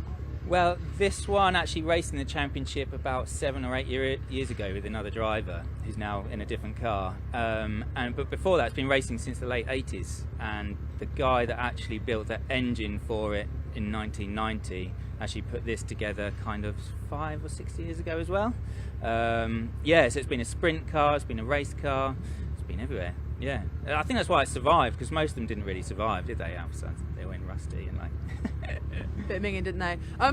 What is it about driving an Alfa Romeo that you like them? Why this car as opposed to the others we see in the pre-83 grid? Well, my dad raced them in 1988 and my uncle in 1990, and they always said how good they were, really. And there's a lot of hype on how they handle, how they drive, and this one came up for sale. I was having a bit of a midlife crisis and went and bought it. Yeah, and it feels so good because I've raced a Mark 1 Golf like 15 years ago for a couple of rounds, and this just feels quite different. The whole front end just really grips. It's got really low centre of gravity, and if you have a look through the front wheel, you can't see the discs. The discs are inboard, so they're really tricky to change pads and things like that. It's a bit of a pain to work on and get air through to the brakes, but yeah, it makes up for it in the way it feels when you're driving it. Oh, lovely. If we just look above the wheel, you've got a sponsor, Charlie Fish Road and Race. Is that a relative of yours? How are they involved in your racing? Yes, that's my brother Charlie. He's helping with the prep on the car. He's done a lot of historic work back in his previous kind of jobs, and he started off by himself, and this is the first car he's been working on, and yeah, we've had 100% reliability in the previous races and track days and stuff, so thank you to Charlie for all his hard work and looking after me. Aww. It's a whole family affair, isn't it, racing? Yeah. When we were at Snetterton, we had all my 2 little boys and my wife and the whole family along. It's so lovely because we remember being kids and coming to see my dad race, and then it's just lovely to bring them along. Yeah, through the generations. This is your debut weekend in this class, and there's no place like it, like Oulton Park is there. How have you found it on track? Oh, it's amazing. The track is just amazing. I always dreamt of racing here because I raced Toka Race Driver, this computer game, back in the day, and it was just, I dreamt of driving around here since I was 15. So yeah, 25 years later, I get to give it a go. So I'm living my dream, really. Honestly, it's just fantastic. I shouldn't really be here, but yeah, I'm just so grateful and feel so happy to be racing around Oulton. And I always wanted to race with like Dolomites and Capris and chase them and stuff like that. It's just watching their back ends move around and chasing them. So I got a bit of that in qualifying. I should have moved away a little bit, to be honest, but yeah, it's just so much fun, so exciting. Lovely. Wow, Oulton Park, what a circuit to have your debut weekend. Good luck for the race this afternoon, and make sure to look out for this Alfa Romeo out on track a little bit later. Okay, Byron, just talk me through it one more time. What have we got underneath this bonnet? So this is a Synchro Motorsport 1.8 litre Honda VTEC on throttle bodies, about nearly 230 horsepower. It's a proper original Synchro Motorsport car from around about 98, 99. Entered 2 British Grand Prix. There was 3 of them originally. This is the only one left, and it's pretty much totally original. It's a cracking little thing, lovely little features that are all as they were back in the day. So yeah, first race out in it today. So yeah, we'll see. Yeah, I think I might stick to presenting rather than trying to understand what we've got going on under here. Yeah, this is a really iconic car at the time, isn't it? It's something we haven't really seen for something like 20, 25 years out on track. The last one of its kind, did you say? What's the backstory? How did you inherit this car? I picked it up this year, just saw it for sale and thought, yeah, something different, and this, it would have raced against this car in period as well that's next to us, the 306, when it was in the national saloons. It was a really good series back in the day, and I just thought, yeah, these cars need to be out a little bit, more. So we'll give them some presents on with the Classic Touring Car Club on the grid. Well, speaking of that then, because these are classics, and a lot of the cars in this period, a lot of people think it's the era of touring car back in the kind of 2000s-ish. Do you think it's important to keep cars like this out on track racing for the public to see? I think so. Yeah, these are cars that people sort of grew up with. I mean, this was a humdrum model, that like wasn't particularly special, really, I suppose, but it's just getting them out on track. The 90s cars, all of these naturally aspirated cars, they make a great noise, the induction noise. Yeah, just a little bit of nostalgia. Lovely. Well, what is it like to drive a car like this around Oulton Park? Maybe a bit unique. A lot of people have described it like a roller coaster because of all the undulations. What is it like in that driver's seat? I love this circuit. I love it. It's so good. I'm not sure. It's the first time it was a bit slippery. First time I've driven it in the rain earlier. But it's a great circuit. It's really nice. The car's really nicely balanced. Just need to build confidence and enjoy it. Wow, that is the biggest thing, isn't it, with these kind of cars and these championships, is enjoyment. Byron, lovely to speak to you. Thanks for trying to explain what we've got going on here to me. I really appreciate it. And look forward to seeing this out on track.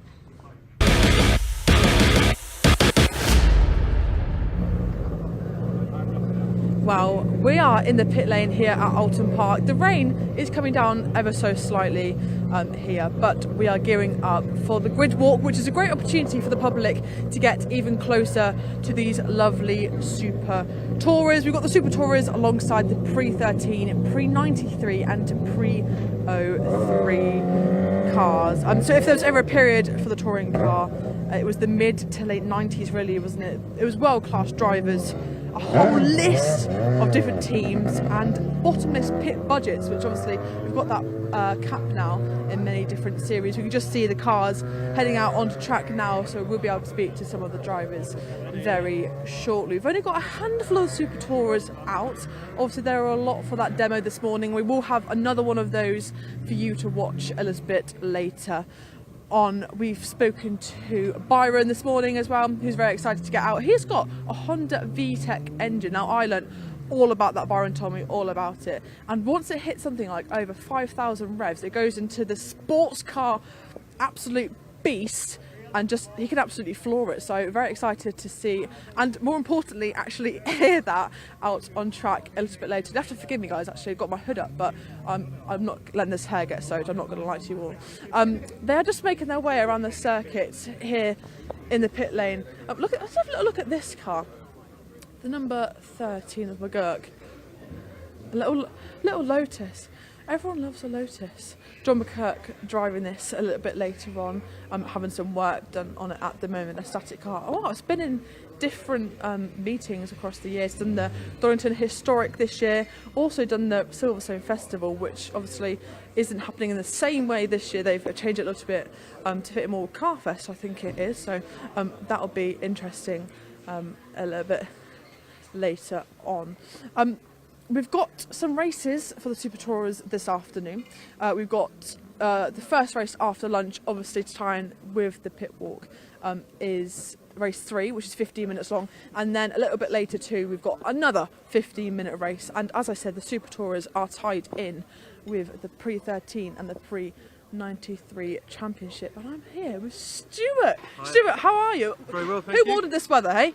I don't know. I must admit, yesterday was absolutely lovely, and we've got high hopes for today. But it's not too bad. You get used to it after a while, I guess. Wow, you are the chairman, aren't you, Mike? I am indeed, yes. Of the Classic Touring. I spoke to a driver earlier about the importance of keeping these kind of cars out on tracks, showing them to the public. Why is it so important to do that? I think, it's a shame to keep these lovely old cars locked up in garages and covering dust, and these cars are built to be raced, and we try and best we can to keep that happening for people. There are people out there that do prefer to have their collections and they sit and look at them and don't show the world, but we just want to bring them out and celebrate it, really, and so that's why we're here. Lovely. I'm looking at the entry list. Were we not meant to see you out on track yourself? Yeah, so the engine still not ready for the Cavalier. We had hopes for it to be ready, which is why I sort of left my entry as to late as possible, but it just wasn't to be. So we chose to pull the entry. It's a shame, but there is Touring Car Rewind South, so hopefully the car will be ready for Brands Hatch in August.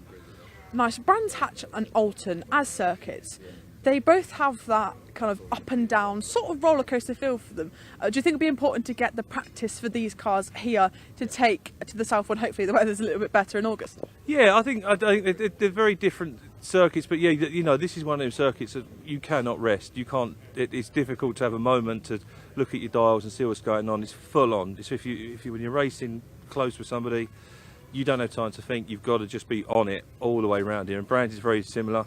But it's why we picked Oulton Park to run this festival, because it's such a driver's favourite. It's a shame some of the drivers didn't make it up here, because it's such a great place to be. And obviously you've seen all the car shows and how many people have turned up to see this meeting.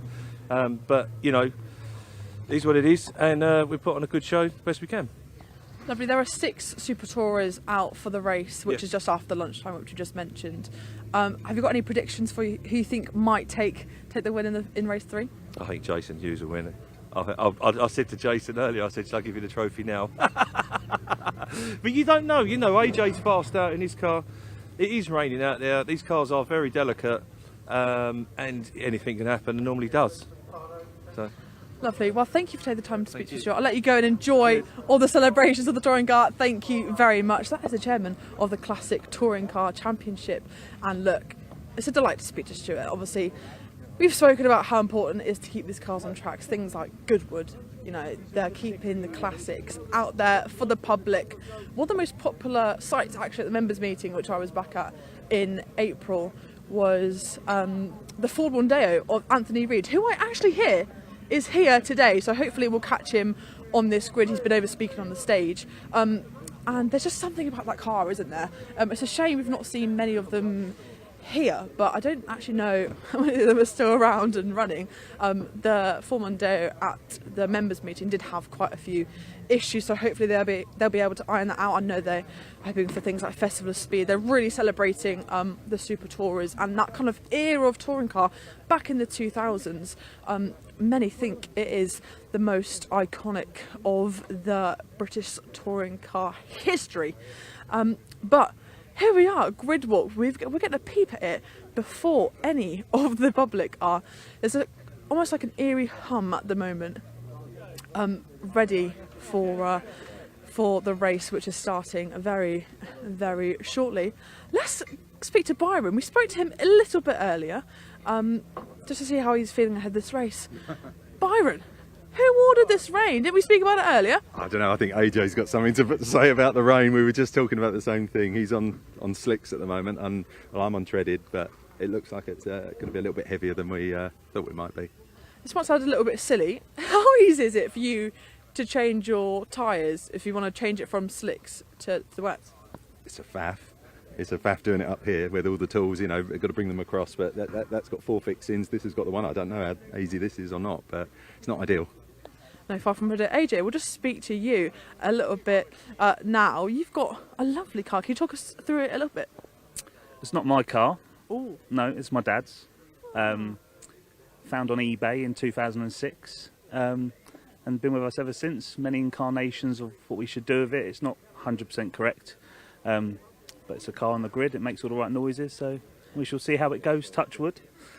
Ticks all the boxes. What is it like driving around Oulton Park in these Super Tours? It's pretty special, isn't it? Yeah, it's a huge privilege every time to drive this car. We don't exactly know its history. There's different things we've been told, but yeah, it's a fabulous event that the club put on. Yeah, and it's something I dreamed of as a 90s baby, playing Toka touring cars. It was one of those things you always wanted, to drive a touring car.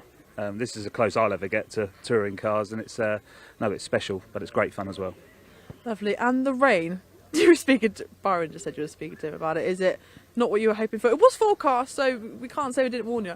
No, I don't actually mind the rain in my actual race car when I drive it. I'm all for the rain, but driving something that's a little bit special and just driving around to the grid, then it is a bit damp in places, and we've either got a full wet or a slick, so I don't really want to destroy a set of wets, but then I don't want to slide off on a pair of slicks. So it's I think it's going to be to see what happens over the next sort of half hour or so of this grid walk, and then it might be all hands on deck and change some wheels quickly, but we'll wait and see. Where is it that you found has been the dampest out on track? We know this circuit can be pretty unforgiving. We saw it in the MG race just now, people going straight off and things. Where is it the most unforgiving out there? I think it's out just along the back under the trees. I mean, they've cut the trees right back, but just when we come around to the grid, then you can see that there's tread patterns in the coming off the other cars. So it is getting there. But if it stops, we should be all right. I don't think we'll change. I don't want to really change because it's a bit of a pain, but hopefully it will be all right. Lovely. AJ, I'll let you let the public speak to you, because they are starting to fill the grid now. If we just look at this, isn't this such a lovely sight to see? So many people coming out to support this touring car rewind event here at Oulton Park, despite the weather. I know we keep banging on about it, but you know, it is the talk of the meeting.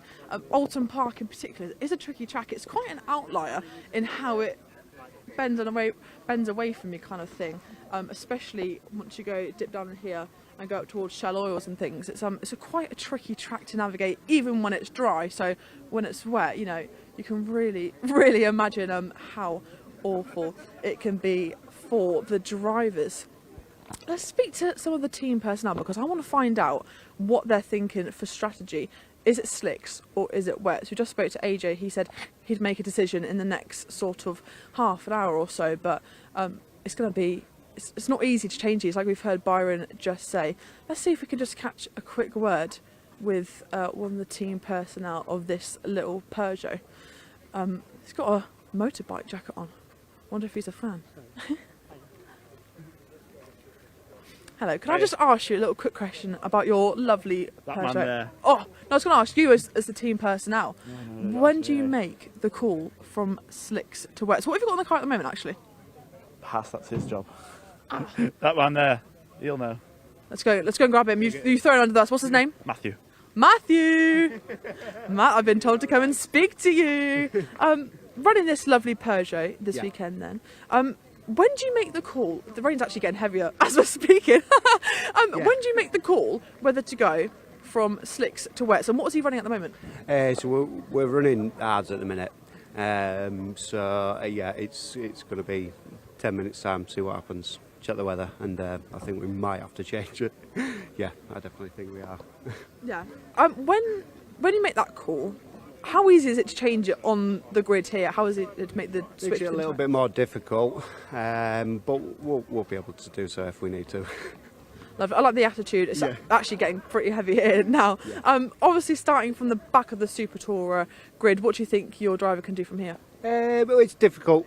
Obviously, we missed qualifying, unfortunately. But yeah, I think we'll hold our own and hopefully get a couple more places up the grid, and we'll see. Lovely. Thank you for speaking to me. I know you were thrown under the bus a little bit by your mate in your team, but thank you for speaking to me. I do really appreciate it. Now let's move slightly away from the Super Tourers. As I mentioned, there is 6 of them on the grid, so pretty good turnout really for that. But we're going to make our way a bit further down to the Pre 1303 and the 93s. We have got Ian Bauer on pole position, a very familiar name in the the classic touring paddock. Let's see if we can find him. Is he hanging around? No, he's not. But look, the number 1 on his car, it just sticks out as well. That beautiful blue, red and green livery of that car. It's so pretty. I love it. I think it's actually, if I'm not to be biased, but it's definitely a highlight for me on that grid, that lovely BMW. Shame we can't find him, but I'm sure we'll probably see him in Parc Fermé a little bit later on. Now, let's speak to number 75, Cam Tunio, who's actually won 3 out of 4 of the races this year. Let's see if he's around for a little chat. Cam, are you all right for a little quick chat? You're doing the right thing, keeping out the rain. I think it's just gotten a little bit heavier. Have you got much experience driving this car in the rain? So the last round was wet at Cadwell. I managed to get a good result out there. So I think we do. But every wet circuit's different, isn't it? So we get on. You've had quite a lot of success this year already. You were at Donington and Cadwell. 3 out of 4 race wins for you this year. Is it more of the same today, hopefully? I've got Chris next to me, who's absolutely rapid. So yeah, just let's be honest. If we can survive today, that's the main thing. Be sensible, but we'll give it a go. Lovely. And what are you doing in terms of tyres? What have you got on at the moment? So we've got a set of Yokohama AO52s. They're a good medium between like the semi-slick and the slick. We'll adjust the tyre pressures. Kobe's working really hard. I'm hassling him to get the wet setup done. So we get on. Lovely. And can you just talk me through in the cockpit, what is it like driving one of these cars around Oulton Park? It's an absolute roller coaster of a circuit. It's great fun. It flows really well. There's a few corners that can catch you out. For example, coming onto this main straight can catch you out. You've got to be really sensible and obviously push hard when you can and just enjoy it really. Lovely. Well, best of luck for the race. Hopefully we'll see you down in Parc Fermé a little bit later on. Hopefully you guys stay dry as well. I know you think I'd have an umbrella, wouldn't you? A little branded Park umbrella, but rough made the most of it. But lovely to speak to you. Thank you very much indeed. Cam Tunio. As I said, he's a very successful driver. We'll see how he gets on in these wet conditions. We did have a bit of damp back at Cadwell, but nothing like this. This is like nothing I've ever done before, I won't lie, guys. When you see this BMW, I just think stealth.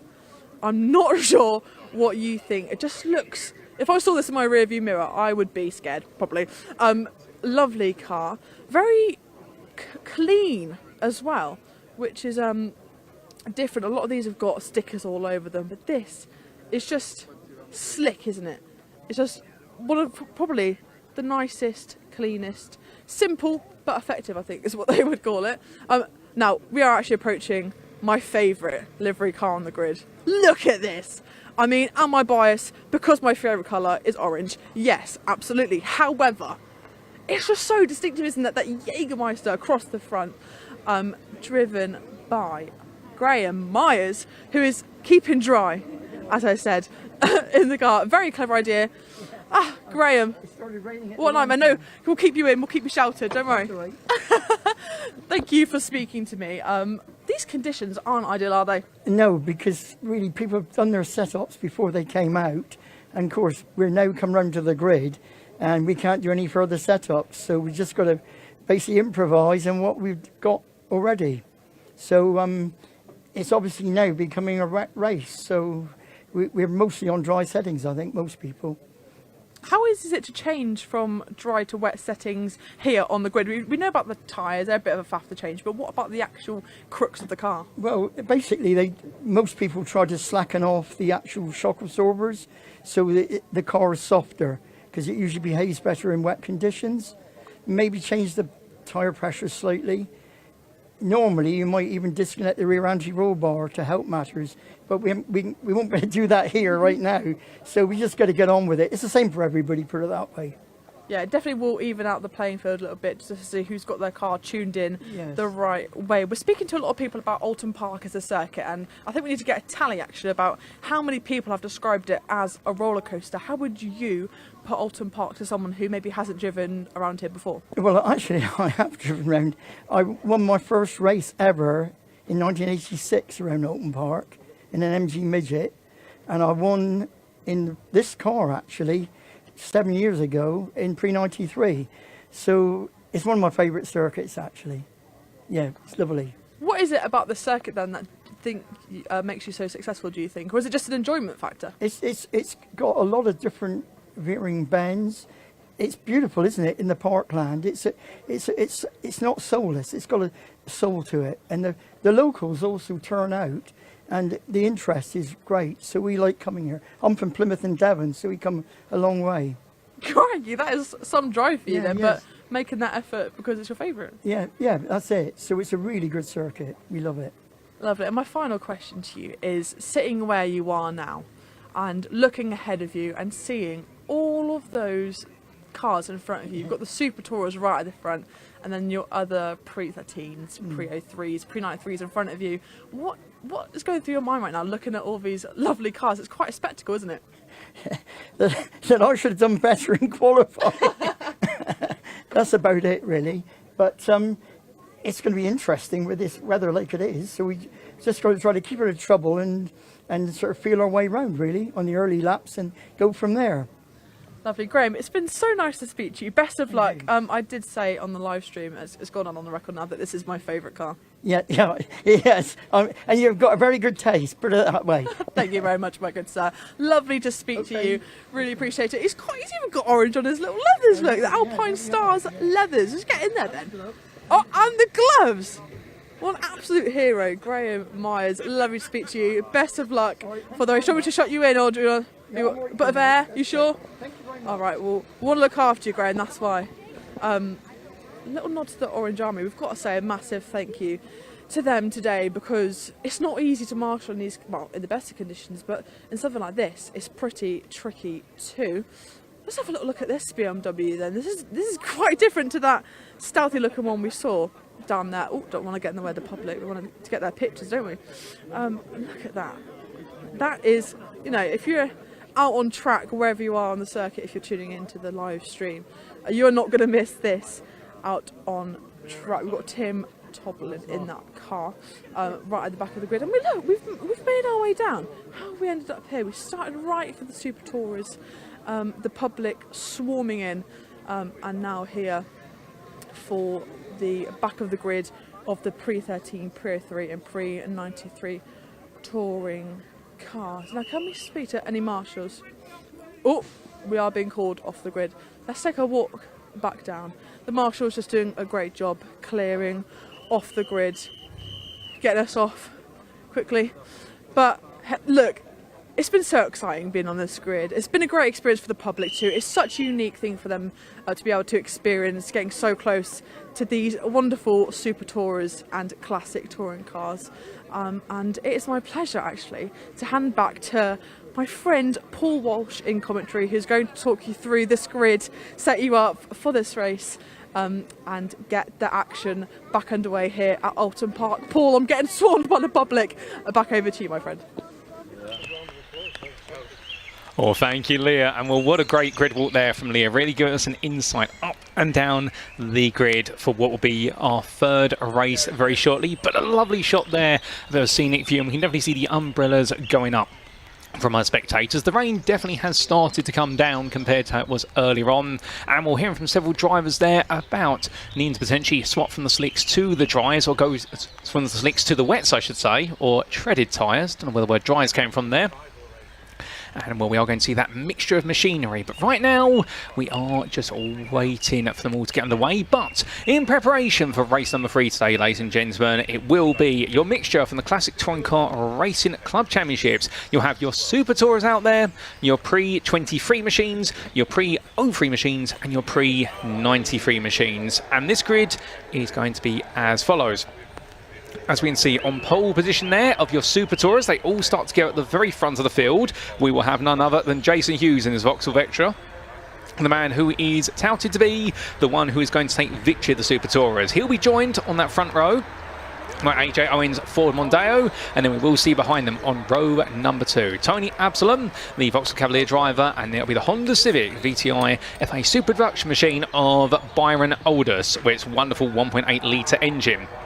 Ross Keeling will be starting 5th on the grid in this Honda EP3 Civic, and then we'll see Stephen Maud completing your Super Tour order in his Peugeot 306 GTI. Now we should point out that they will be starting with a 2-row separation to then your combined grid of the pre-2013, pre-03 and pre-93 machines, and it will be a rolling start this race, and we'll tell you a little bit more about the specifics around that very shortly. But taking it to the grid for round number 5 of their season, we see on pole position there for the pre-13, pre-03 and pre-93s was going to be the pre-93 machine of Ian Bower and his BMW M3. He was looking exceptionally quick in qualifying earlier on this morning, albeit that was on a bit of a drier circuit, but he did take that pole position by 9/10 ahead of William Davidson. Then we see Kevin Willis starting in 3rd in class, and it is going to be 3 pre-93 BMW M3s right at the front. And remember, this is the championship, the pre-93 series, sponsored by TrackHub.UK, that has been run by BMW M3 E36s for the past 8 years. It has been an era of BMW brilliance, you could say. And Ian Bower is a 3-time champion and looking to go for his 4th. He was champion in 2018, 2012 and 2025. Stuart Wayne next 2 titles, but no titles for William Davidson or Kevin Willis, but will they be able to take a win off of him? Chris Bassett in his Peugeot 306 GTI in the 33 will be starting there in 4th place of their group. And then we do see Cam Tunio, the Honda Civic EP3. Well, the absolutely epic EP3, we'd say. Although for Cam, this is pretty much the other end of the world for him, because he's based in West Kingsdown, so Brands Hatch is his local circuit, but he's going to be racing at Oulton Park today. And remember at Cadwell Park, when the rain came down for race 2, it was the battle between Cam and Ian. It's in Ian Barr for the overall win, and Cam Tunio was able to bring home an absolutely brilliant result in the end, fighting exceptionally hard. Then we do see, starting 6th for their group, it will be Dave Cave in the 94, and then just behind John Hillier and his BMW E36 Touring, head of Darren Scholes and the Volkswagen Golf GTI. Row number 10 on this overall grid will be occupied by Graham Myers and Michael Greaves, the Renault Clio 197 Cup being our sole pre-2013 touring car entry. Great to see him out there representing the more modern touring cars, albeit still not literally up to date, but perhaps the least historic, albeit we look forward to what the Renault Clio car can do. And I do believe with that, ladies and gentlemen, that is going to be almost all of our grid. We are just missing, well, I think, one more row to walk you through, and well, that's going to pop up here now. Indeed, perfect time there from our broadcast director, and it is going to be Tim Tomlin in his BMW E36 328i and Mark Finney in his Vauxhall Astra GTE 16. But without further ado, ladies and gentlemen, I do believe all of our marshals and all the staff cars are making their way around. You can definitely see slightly on the camera there, the rain is a bit more noticeable now, and we're not too far away from going racing for the 3rd time today. Now, as we do see there, that absolutely huge, that plethora of a programme there being enjoyed by one of our audience members, and we're having a nice conversation. And as we were hearing earlier on, that programme is more of a book in a way rather than your traditional race day programme, but of course at such a big event as this, it's always good to have all the information, and there's plenty of information within there about all the cars, the series. And you're sat there right now thinking to yourself, you know what, I've got an itch to scratch, I've got a midlife crisis to have where I need to go touring car racing. Well, definitely make sure you get in touch with the Classic Touring Car Racing Club and Stuart Kyer, who we heard from earlier on, as he's got time for everybody, and well, we'd love to see more of you on the grid there, although we've already got some absolutely brilliant grids. And let's not forget as well the celebration of the tin tops in the form of the MG Owners Club, the MGOC. But as we see some more of our spectators, they're just eagerly waiting for the racing, and well, of course, they're out there in the cold. I'm here in a warm commentary booth, and well, I can see a few of you commenting there about the excitement with regards to the racing that's to come. We say hello to John Wilkins, who says, I've joined just in time for some classic BTCC action. Jason Hughes, I wonder if he's got the NGTC MG6 as well as his BTC MGZS. And well, there is that grid. And I do believe, in fact, John, I think we are going to see Jason Hughes here today in the demo with his BTC MGZS. That's what I understand. And we have got a demo a little bit later on this afternoon that I believe we are covering. And if so, we'll tell you a little bit more about that car when we do see it. But all that grid absolutely sat there. And I'm getting flashbacks now. I mean, to put you in perspective, ladies and gentlemen, I was born in the year of 1993 and I grew up on my dad's lap watching the Super Touring era of the British touring cars. So therefore, it's going to be a very exciting time here. This is going to feel nostalgic for me, no doubt about it, with the 6 cars there. But all the spectators now looking up, gradually putting their phones away because they know it's about time to go racing. And we're not too far away. As we say hello there to Yvanta in the YouTube chat, plus also Neki91. It says, what a lovely grid lineup. And also we say hello to Cody Ficker from the US of A, who, well, I believe he's from the US of A there. The amount of times I've woken up at 7 AM in America and I've been lucky enough to catch random British Automobile Racing Club races. Well, good to have you tuned in, Cody, from the US of A. And, well, do keep it coming in, ladies and gentlemen, where you're tuning in from. As it does look as though, number 5, they're being looked at very quickly. A bit of a challenge there with regards to what's happened with the car. That's Jason Hughes' car, but they're just taking a quick look at it. So hopefully it's not a sign of that car being retired from the race or a technical issue, but we will wait to find out. And well, as it's still being worked on at the moment, we will walk you through this rolling start. And in terms, it's a very unique rolling start you'll see here today. But in terms of that, we will come to it when we go racing. But what you can see there is all your Super Touring cars are starting right at the front, and there's a 2-row gap. And then you'll see all of your pre-93 machines. That's from the TrackHub.UK sponsored series. All your pre-2003 machines from the Bertie Hawley sponsored series. And also your pre-2030 machines. They will start further back there. But there'll be plenty of exciting racing. There's no doubt about it.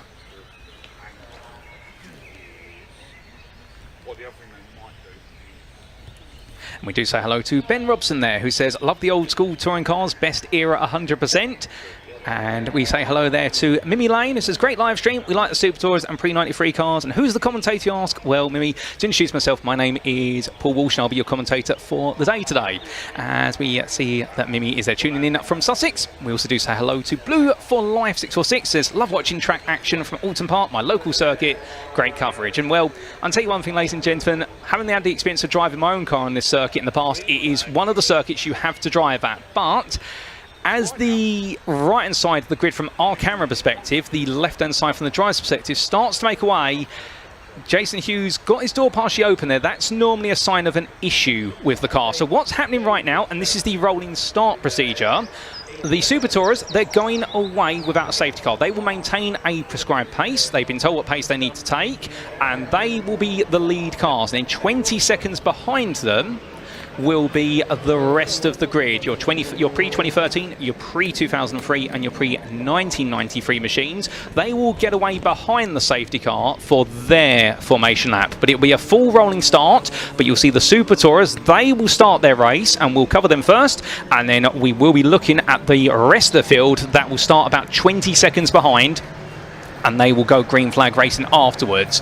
So it's just a little bit of a staggered start, as Jason Hughes has got going, which is fantastic to see. So now he's got to go catch up to the field, but then the rest of the field now are pre-2013 machines making their way away. And as they do, well, I'll tell you one thing, it's going to be a very exciting race, no doubt about it. And everyone does have to start the race on the start-finish line. We go green flag race. It's not when the Super Tourers go, the rest of the field goes. They will go with a Union Jack flag on the start-finish line straight. So that just fills you in on how that rolling start works. It's a staggered start. The Super Tourers will go first, and then it will be the pre-1993, pre-2003 and pre-2013 cars, all about 20 seconds behind. They will go green flag racing afterwards.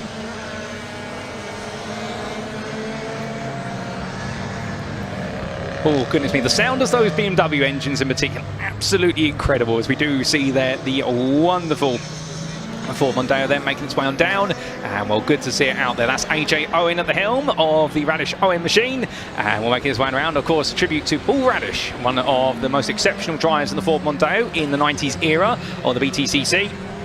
And remembering, of course, the fact these Super Touring regulations came in the early 1990s, but they were fully ensconced into British Touring Car Championship from 1993 onwards, all the way through to 1999, at which point we did see the BTCT era take over, because the affordability of the Super Touring machines started to skyrocket to the point that it was not affordable to run the cars. But back then, it was really much win the race on a Sunday and sell the car on a Monday. And indeed, I'm sure many of us were inspired to go buy specific cars based on who won what in the BTCC. But as we do see our Super Touring field heading onwards, well, I've got a bit of space between them right now. I believe we'll be going green flag racing for them when they do come out the final corner, but let's just double check and wait.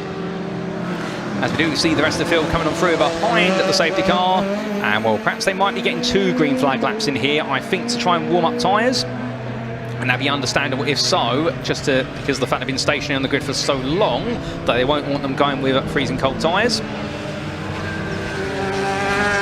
We will wait and see, ladies and gentlemen. Just give us a brief moment and we'll find out what's going to happen. And I do believe, yes, we are under 2 green flag formation laps here, just to give our drivers the opportunity to get some tyre temperature.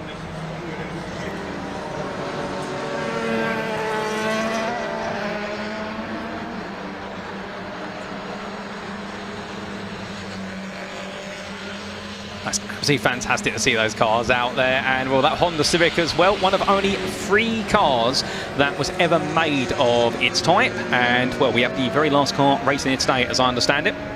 And brilliant work there to see Byron Adams driving that car around, the 1.8 litre engined Honda Civic. As we then do see our pre-2013, pre-2003 and pre-93 cars making their way around. And of course the pole sitter of Ian Butter, can he run away with it today? Albeit, if the circuit gets wet enough, watch out for Cam Tunio in his Honda Civic EP3 Type R. You can see him there a little bit further back, because he's the man in these conditions who is a bit of weather wizard. Meanwhile, Ian Butter, he's not slow by any means in that BMW M3, but of course front engine rear wheel drive versus front engine front wheel drive. And well, normally those rear wheel drives, they do struggle a little bit more in the wet conditions compared to in dry conditions.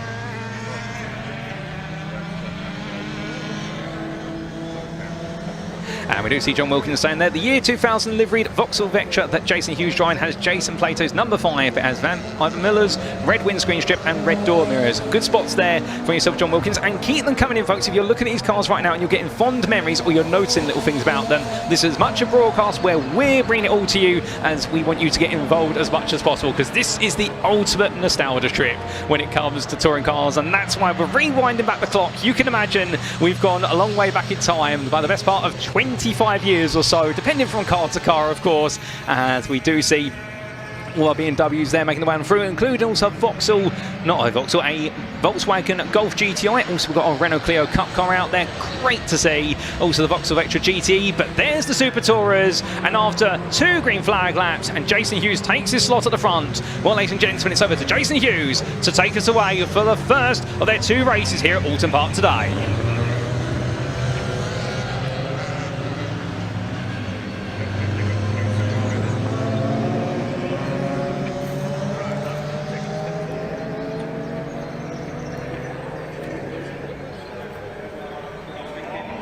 It's lights out and away our Super Tourers go as they roar the way down towards turn number 1 as they head in towards the opening corner. Well, Hughes covered off Owen there, as Absalom and Aldous meanwhile going side by side, fighting a little bit there. But it does look as though the 67 Absalom just holding off Aldous for now at least, as Keeling and Moore just a little bit further back as they roar the way down to Cascade for the first time. And well, tyres have been warmed up and they've just got to manage those brakes a little bit.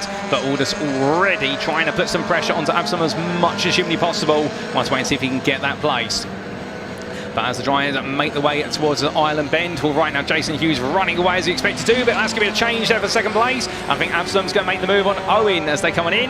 As we do see our Honda Civic there, meanwhile, but Keeling just falling a little bit further back. But as they come in towards the next corner, well, right now we see that change for second place, and that is going to be Absalom up a position, up into second.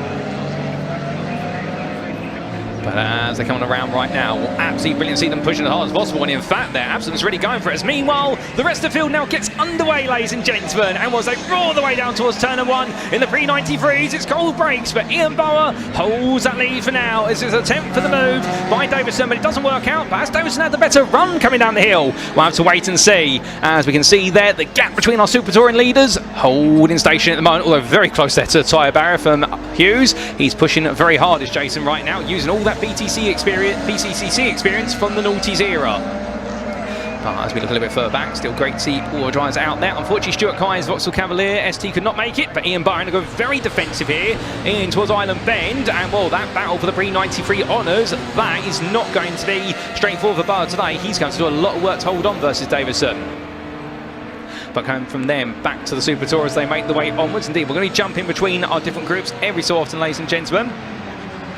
And we can see there right now Owen just falling back a little bit as Absalom in the 67, gradually pulling away there, but trying to chase after Hughes. But it's going to be a bit of work there as the Vauxhall Vectra leads the way ahead of the Vauxhall Cavalier of Absalom, and next going to be Ford Mondeo of Owen completing that top 3, and Alderson's Honda Civic a little bit further back ahead of Keeling and Moore. That'll be a Super Touring era at this time, as right now, much like Jason Plato would run away to take victories, and also Van Miller every so often. We also see brilliant there. Ooh, and what's this happen? We've had an instant there, and that's your number 95. That's Willis, the man who was going for second place in the pre-93s, and with him the 37 there, and that is the car of Greaves, our only 2013 entry, or pre-2013 entry.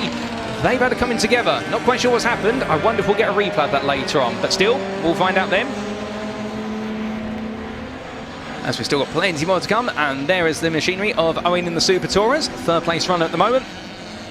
And at Ford Mondeo, and of course, many will remember the livery of the Ford Mondeo going from the Duckham's to the Valvo line livery.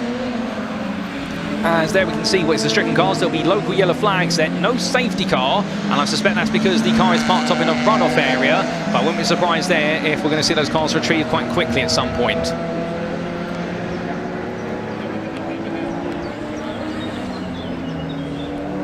But as we do see Hughes weaving his way on through, right now still keeping it nice and smooth there as he comes on around, and more Absalom still on the chase there as much as humanly possible. He really wants this. He does not want Hughes just to see you run away with this, and well, understandably, he wants to try and take those honours here because it'll definitely be a huge win if he can bring it. But right now, 2 seconds is the gap between your top 2. Coming out, you can see the top 2, they're really dropping the rest of the field now. Owen, I think, just taking it nice and easy in third place. And understandably, these cars, whilst they have been brought to race trim here today, they are also a little bit of a collector's item for these drivers, so they don't want to push it too hard. But meanwhile, we've just been informed, unfortunately, we don't quite have a replay of what happened between Davidson and the Clio Cup machine. But as we do see Hughes right now continuing his way on around, looking absolutely brilliant. Well, I do wonder what's happening meanwhile in the rest of the field, our pre-93s, plus also 03s and 2013s. Well, we can come back to them, and there we can see, and in fact, well, we got it a bit wrong there. It was not Davison caught up in the instant. We do apologise for the confusion there. Similar livery cars, but we've got to get our door numbers correctly, and we still do have Davidson still with Ian Bower. So therefore, we have lost from this race the other BMW M3 E36, and that is Willis, who's out of this, unfortunately, and he was caught up with Greaves there. So sorry for the confusion on that one. We can see our top 2 still chasing after each other very well, and well, just behind them, we do have Tunio, who has moved up into third place of what is our non-Super Touring machines, and still trying to chase after his leaders. But you can see the circuit, as much as the rain has been falling, it's still not quite wet enough here to become problematic for our BMW drivers.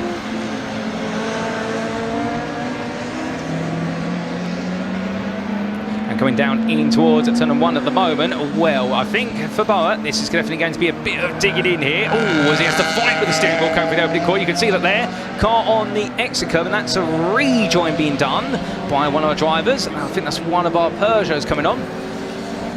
And we've got this great lead battle here between the 2 pre-93 runners of Bower and Davison as they come down the hill. Cam Tunio, meanwhile, he's got a growing presence behind him. That's Bassett in his Peugeot 306 GTI, and they'll be fighting for the pre-2003 honours there.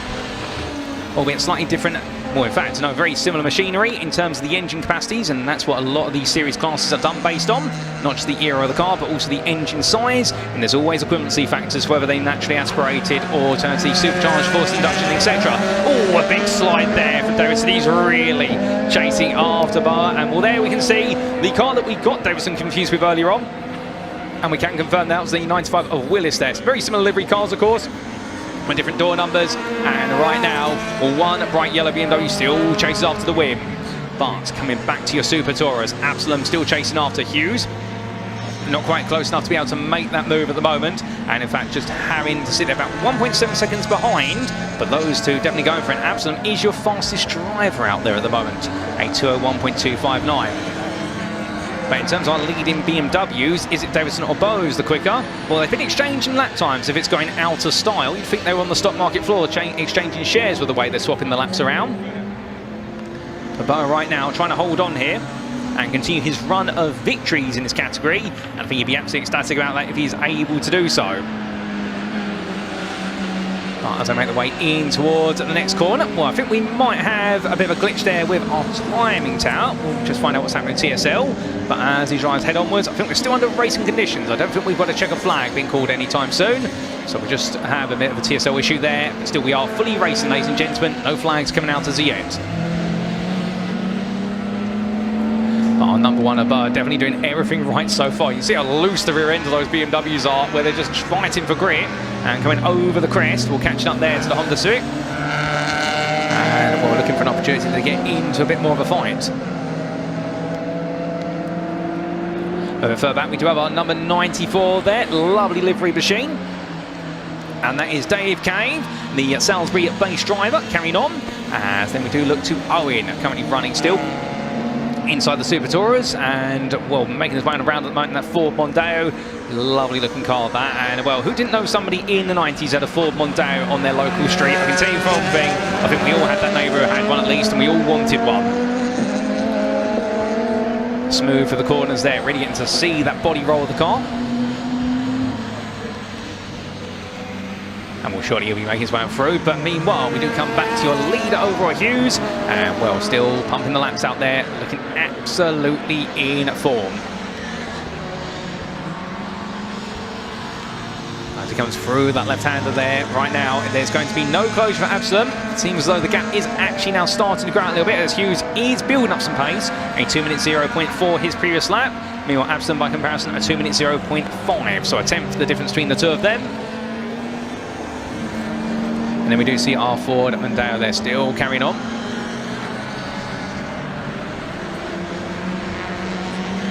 But as we see our two leaders still playing the game of cat and mouse. Absalom there, he's throwing everything at it, but Hughes right now is going on an even quicker lap at the moment. And then we do look to other members of the field, including the Jägermeister BMW there, and just in front of it, the 115. That's Maud's Peugeot 306 GTI. He's currently running in second of the special production class of the Super Tourers, so good seems to out there. And then we come back to your leaders of the 93s. That's the battle of the BMW M3s. Ian Buss still ahead there, Davison, but Davison's getting closer and closer here right now. Can he look for a move in towards Cascade? He's going to try it, but Barr covers him off there. Ian Barr definitely feeling some pressure. And Will Davison there, as you can see the license plate, M3 Will, so he's trying to give us a clear view of who it is in the car. Was that about to come into our view there? Ian Butt still holding on at least for now. But meanwhile, a bit of fighting going on here. That is going to be the Volkswagen GTI trying to hold on. Under Baines on Scholes versus Hillier, and Scholes has just moved ahead, going on to lap, and the BMW Tourer trying to go on the counter-attack here. Well, we see Hillier go all around the outside here at Cascades. He's going to try the inside. It's going to be too wide under braking, but in the end, I think Hillier on the outside is just not quite going to get the line. And well, with the limited grip out there, I think he's going to back off.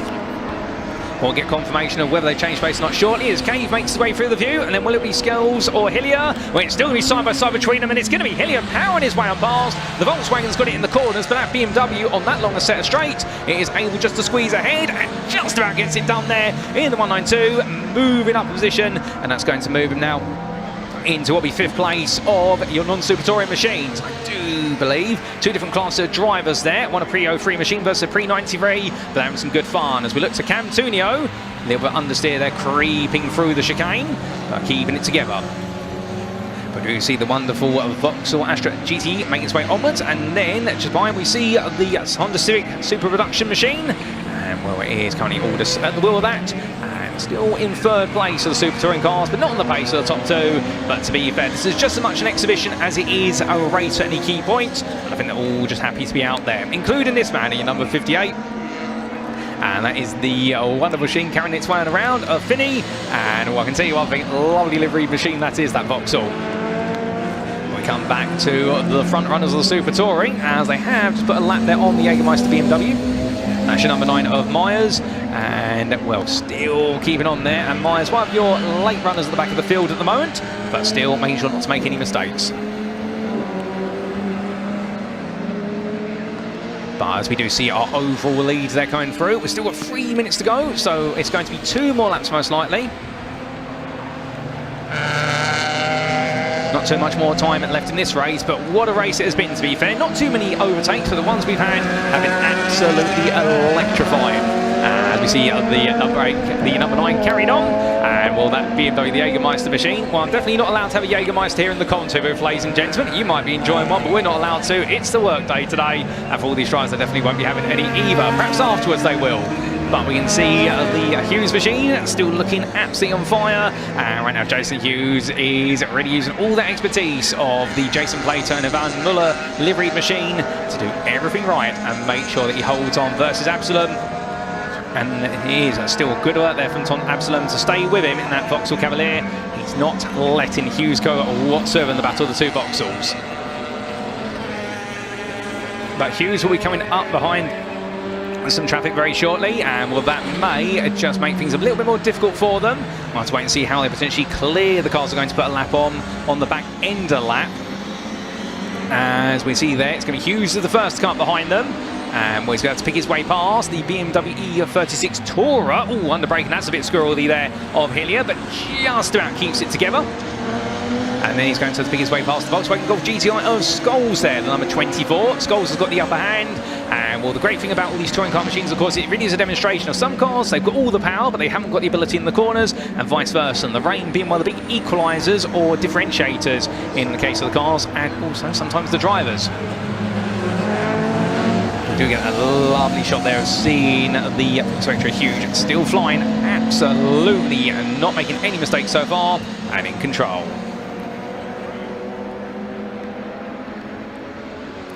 But as they're all coming around, of course, a big mention there to the fact that when we do go beyond the Super Touring regulations, when we went to the BTCT Touring regulations plus the production car era, we used to see races whereby the BTCT classification would end up finishing a lap ahead, as we do see what is a bit of reminiscence there from John Wilkins in the YouTube chat. Then we do see Hughes coming through. So 1 more lap to go, and well, right now Hughes absolutely in control. 50 seconds are still left on the clock. And right now, all we need to do is keep it on the road, and for Jason Hughes, this is going to be a win. Absalom has definitely chased him, as Taunt, but the gap has gradually grown, and now Hughes, I think, really coming to a world of his own. Absalom holds the fastest lap of 59.464, 1 minute 59.464. He wants a 2 minute 0.182 for Hughes, his personal best. And then we do see that brilliant battle between the Volkswagen Golf GTI and the BMW E36 Touring. That's Scholes versus Hillier. They're still fighting a lap down now for 10th place. As they make the way up towards Island Bend, you see that the E36 gets closer and closer on the straight, but as soon as they come through the corners, suddenly the Volkswagen's just a little bit more nippy, and we're a bit more punchy in the corners. And what it does mean, of course, that E46, when it can put all the power down, it's able to close up, but the harder it gets to put the traction down, the less that straight line speed becomes an advantage and more of a disadvantage. Meanwhile, your Super Touring leader right now, of Hughes, just only half a lap away from seeing the checker flag. But along the way, he may see Dave Kay's 94 BMW and may want to put a lap on him, as in fact, you can see there, Absalom's not out of the hunt as yet. He's still trying to get a bit closer. But not too many more corners to go now for Hughes, and almost there with Dave Kay's BMW. And And in terms of battles elsewhere, the battle for the win in the pre-93 category, well, that is still very much in the hands of Boa versus Davidson, and we'll have to wait and see how that comes to the finish line. And I think they are still fighting quite hard. But as we do see there, Dave Cave coming along, and then just behind that is going to be Hughes. And well, as he makes his way through the last corner, we'll see him to the victory shortly. But meanwhile, there's still the battle for the win in the pre-93 category that we saw earlier. Davidson's come back at Ian Boa, and right now Will Davidson's trying to go for it. But meanwhile, seeing the checker flag, it is going to be Owen Hughes there who takes victory overall, and in the Super Touring category. And behind him will be Ton Absalom. But we've then got this fight for third. This is a third overall, but for these two, it's so much more. It is the fight for the pre-93 win. Ian Boa still hold on, and Will Davison has chased him furiously. And Boa right now, I think, just as much holding the defensive line as he is looking for the grippiest line out there. You can see the circuit definitely wet as they roar the way in towards Knickerbrook corner. But has Davison got a response here? Boa has been the quicker driver over the race in terms of the individual fastest lap, but Davison is pushing it to the limit right now. Bearing in mind, of course, there is a bonus point for the fastest lap.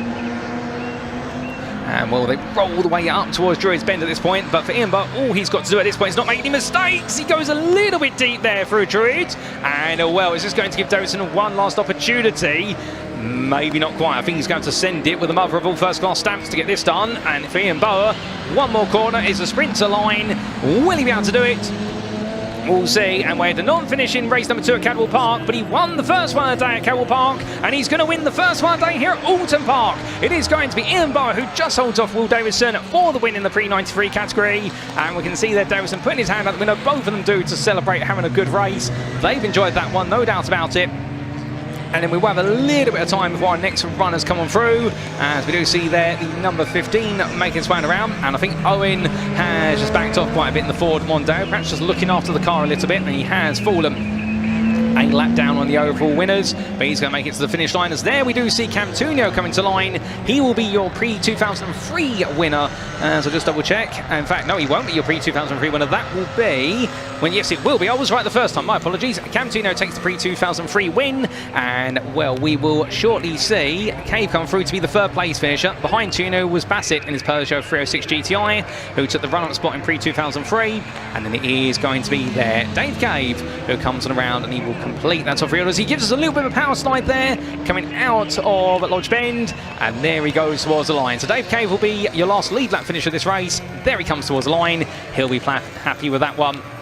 And we are just waiting, I think, for Finney's Vauxhall Astra GTE to come to the finish as well. But goodness me, what a race it's been, ladies and gentlemen. And it's been as much a race about surviving the conditions as it has been about battling. As we just saw Finney briefly head towards the line. There he is, he comes across. And he will be your last finisher of the race there. So many drivers to keep track of, and all of our cameramen definitely doing a fantastic job of keeping them all in view. And indeed, a little bit of action everywhere you looked in this race, our third of the day.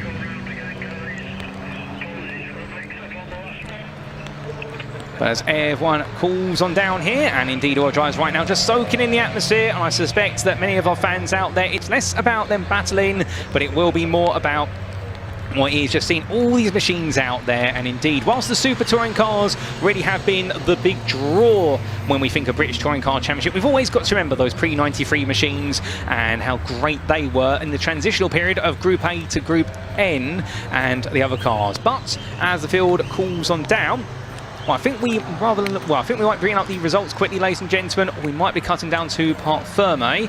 And here are the results. We'll quickly run through those because we've got some interviews ready. And what we can see, Jason Hughes, your winner overall and in the Super Touring category, ahead of Tony Absalom by 2 seconds. Ian Boa took the pre-93 victory in third place overall, fending off William Davison. And then Cam Tunio took the pre-2003 win there ahead of Chris Bassett, who kept him honest. And then Brian Aldous, Dave Cave, Ross Keeling and John Hillier completed your top 10. Darren Scholes finished in 11th ahead of Graham Myers, and then Tim Tomlin and Stephen Maud completed your top 14. Absalom was the fastest driver out there with a single lap of 59.46. Unfortunately, we did not see our pre-2013 Clio Cup car of Greaves make it to the finish after an early incident with Willis, but we also did see the finishes of Finney and Owen out there. But without further ado, ladies and gentlemen, those are results subject to any stewards' inquiries, and we're going to hand over to Leah to bring you some interviews with our top 3 finishers.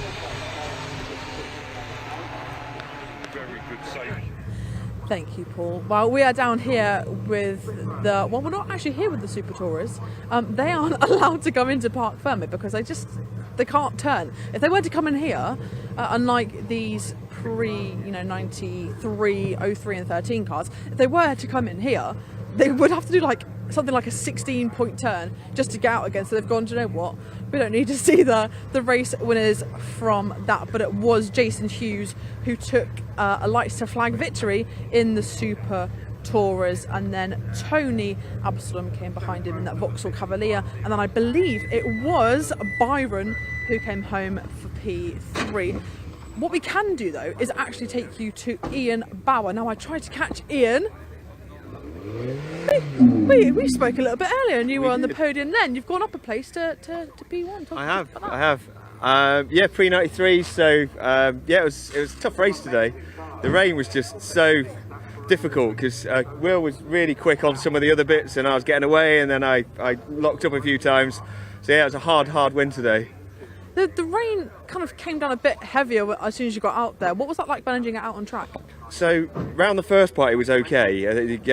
First part was wet, and then as soon as you got to the back part round Druids it was dry. But William was a bit more confident in the dry than I was, so he would catch me up, and then it was just going into the Knickerbrook chicane, I think it is. It was really wet, so it was just different conditions all over the track and it was changing, so it was hard work. I was trying to be a little bit cautious, but then William would catch me up again, so but yeah, I managed to keep in front of him thankfully, so good day out at the office.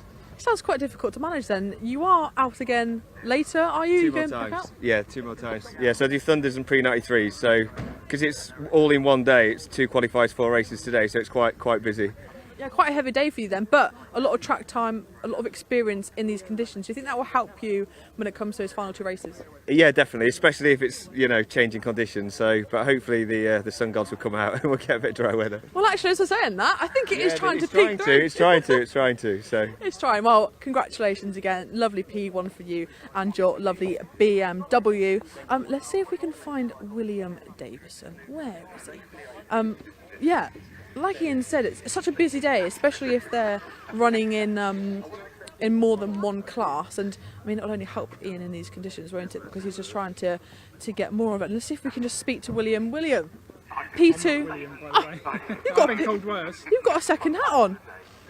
Were you second in your class? Second in the class, yeah. I'm sure I've been called worse. Lovely. Well, P2 in class. What was it like out on track with these conditions? Very slippery. On the first lap coming down to the second chicane, I just locked up, had to go down the escape route, and yeah, that lost me a load of time, and then it was just about trying to catch Cam really. So we was there or thereabouts, but not where we want to be either. Well, hopefully it clears up a little bit for you a bit later on. Fingers crossed. Look, we just said it's starting to come out. It's starting to peak out. Well, congratulations for your P2. Hopefully a P1 later on for you. Guys, I can't help it. I just want to speak to Graham again, because his first to come in, he came in smiling and waving. We can't find William. That's not William, but we don't mind. That was actually Chris Bassett we just spoke to. But Graham, I just want a quick word with you. You came in smiling to me. Did you enjoy it out there? Yeah, great. Actually, unfortunately, the demise of Kevin Willis, who's very quick, but there was something happened down at the first chicane. I think a car went up the back of his, so that sort of promoted me to 3rd place. So it was interesting conditions because it was dry in certain areas and quite wet in other areas. So you had to sort of adjust to where you were really. So it made it interesting. But yeah, I got 3rd place, so I'm chuffed with that. Oh, Graham, congratulations! We love seeing him on the podium, don't we? Congratulations, enjoy it. Have you got a cap yet? No, I think Sonia's just going around to get some more. Yeah, so I think she's coming back with it in a second. All right, we'll leave you to it. Thank you so much for speaking to me. Congratulations again, Graham. Lovely to see you on the podium. Wow, we have actually got for you next the pre-83s, and I spoke to a few of the drivers earlier in the assembly area.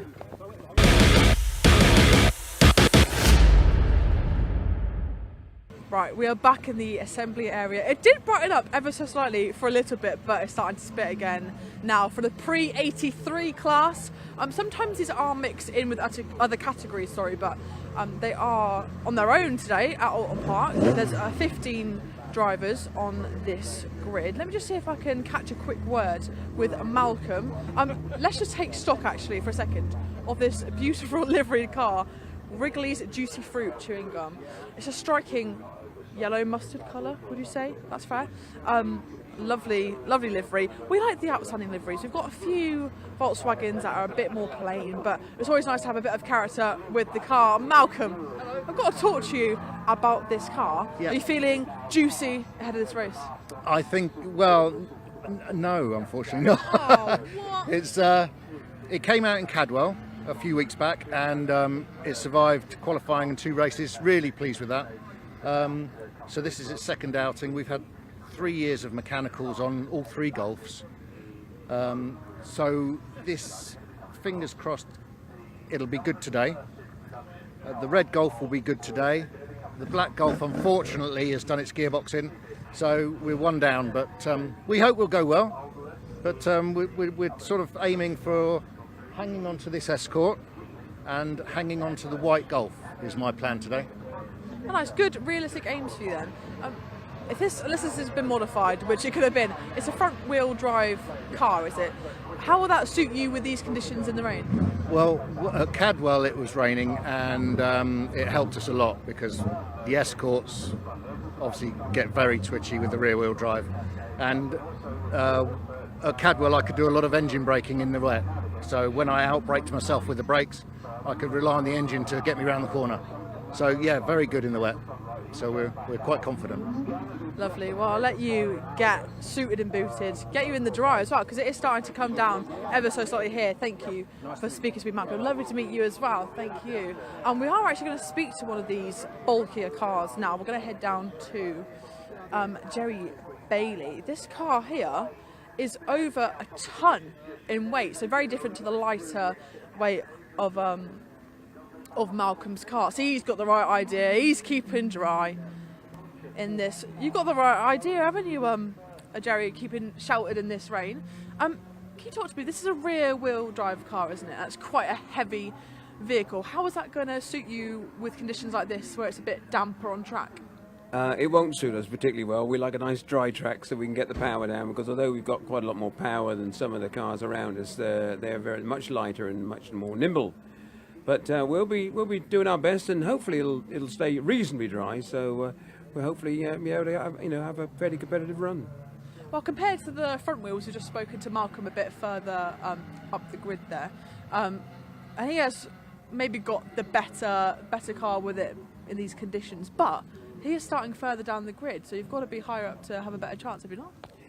Well, yeah, the higher up you can start on the grid, the easier it is, certainly in terms of the first lap. If you can keep out the front and keep out of the melee that always happens midfield, yeah, absolutely. So if he's starting farther back, he's got a bit to do to start off with. Lovely. Well, I'll let you go get ready for the race. It is coming down a little bit, but hopefully, Jerry, it dries up for you a little bit later. Thank you for speaking to me. Changeable conditions here at Oulton, not like the lovely sunshine they seem to be having at Thruxton. Don't know who ordered this for us here, but the Pre-83 cars out on track for you next. Back up to you, Paul, in commentary.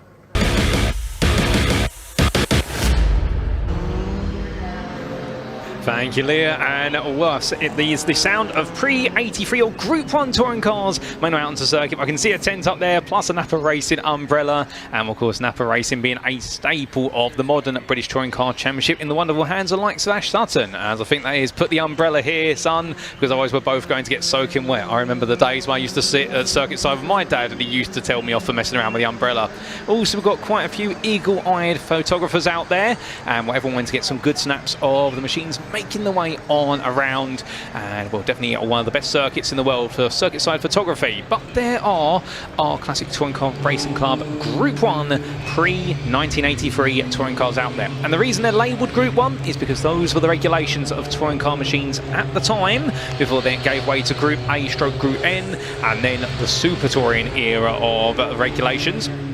Of course, the great thing about these cars is that we did hear in those interviews, depending on the conditions and the circuit, you can have little Volkswagen Golfs battling with much more powerful cars such as the Ford Escorts and also the Rover SD1s. But in wet conditions at a very technical circuit such as this, suddenly what ends up happening is all that power, you don't want it anymore. And it's the more nimble, smaller cars that suddenly become absolutely rapid. And that's why these very changeable conditions at the moment, where we haven't got quite enough wet weather to really make it a fully wet circuit, but we haven't got enough dry weather to make this a dry circuit. That's what's going to make this such a challenging race as they get ready for round number 5 of their season.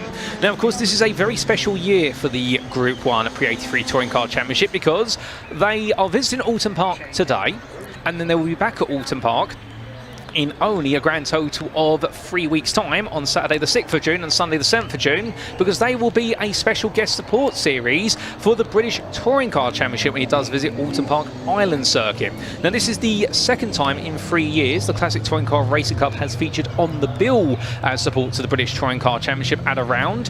Previously, of course, back in 2024, it was the Pre-66 who made the way out there. So great to see the Classic Touring Racing Car Club getting that great recognition of being out on the grid and being able to support the British Touring Car Championship.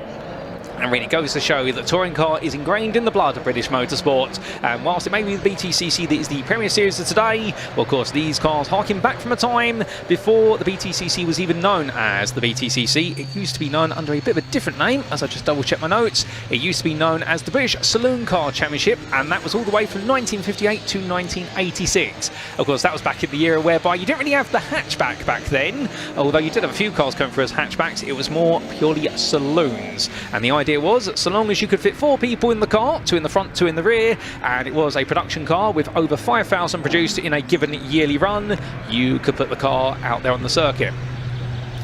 But all drives right now on the green flag, trying to get as much tyre temperature as possible, and all absolutely itching to go. And we say hello to a few more of you there in the YouTube chat, including 3WR Racing, and well, they're enjoying themselves there. Thank you, 3WR Racing. We all say hello to Mark Hafford, and we also say hello to none other than, I believe, Aeroflopper as well, though I may have said hello to you earlier on. But all of our cars almost in position on the grid, ladies and gentlemen, and very shortly we will be getting race number 4 of the weekend underway, I believe, unless they're going for another lap. But there's definitely a load of coats out, and even a bit of a rain mac and an umbrella, the perfect trio there, I think. Well, someone's very comfortable. We can see, I think, with a tablet out there as well. But as everybody just waiting to go racing there, absolutely itching, indeed we're absolutely itching to see all of our pre-1983 machines go racing. We've got an absolutely packed out crowd here, no doubt about it, Oulton Park. All the locals coming out. Oh, goodness me, I think we are green flag racing, ladies and gentlemen, as we are. We've just caught the start as we've gone. And, well, won't be able to walk you through that grid, but what we can do is see there's already some damage. Just that's been very loose rear end there. And, well, it's been a bit of a crazy start to the race, but still, they're all away. And as they are, well, a bit of confusion as to how long we had before we went racing. But confused nothing. We are now going racing, ladies and gentlemen, for round number 5 of the Pre-83 Touring Car Championship. And, well, some absolute heroics being shown off straight away. But as the field makes its way on around, well, your pole sitter was Grimrod, and I do believe he is still holding on to that lead, at least for now. But right away towards Island Bend, battles further down the order there. As all this field comes through the open lap as quickly as it possibly can. R220 there making some great progress. In fact, Grimrod's a long way down the order. He's not had the best of starts there, so he's had a bit of a slow start to the race. We'll have to find out who's taking the lead over very shortly, but it's all been chopped and changed. And we're up into Brains on national number 3. So Harvey is your leader in his Ford Mark 1 Escort, and then behind, there's the 74 of Phil Potts, who's had a lightning start as he battles with the car as much as he does there with Grimrod. Gets under control, and right now, that number 74, the Mitsubishi Colt Lancer Turbo. Oh, goodness me, that's got a lot of power it's trying to lay down, but those rear wheels do not want to grip up. But Grimrod looks up the inside. It's not going to work. He just tucks back in. Oh, goodness me, what a brilliant battle we've got for this opening lap. And a bit further back, we can see the rest of the field now rolling its way on through. The big old Rover SD1 there, taking its time to make its way through. Having to take his way through the slalom chicane there for going deep at the chicane. Actually, number 48 as just coming through. Well, that was Hughes having to take the escape road. We saw a very sideways Volkswagen Golf GTI Mark 1 just behind. Well, meanwhile, as that battle for second place grows, Harvey and Bailey together. And, well, we can see all of them coming through Druids.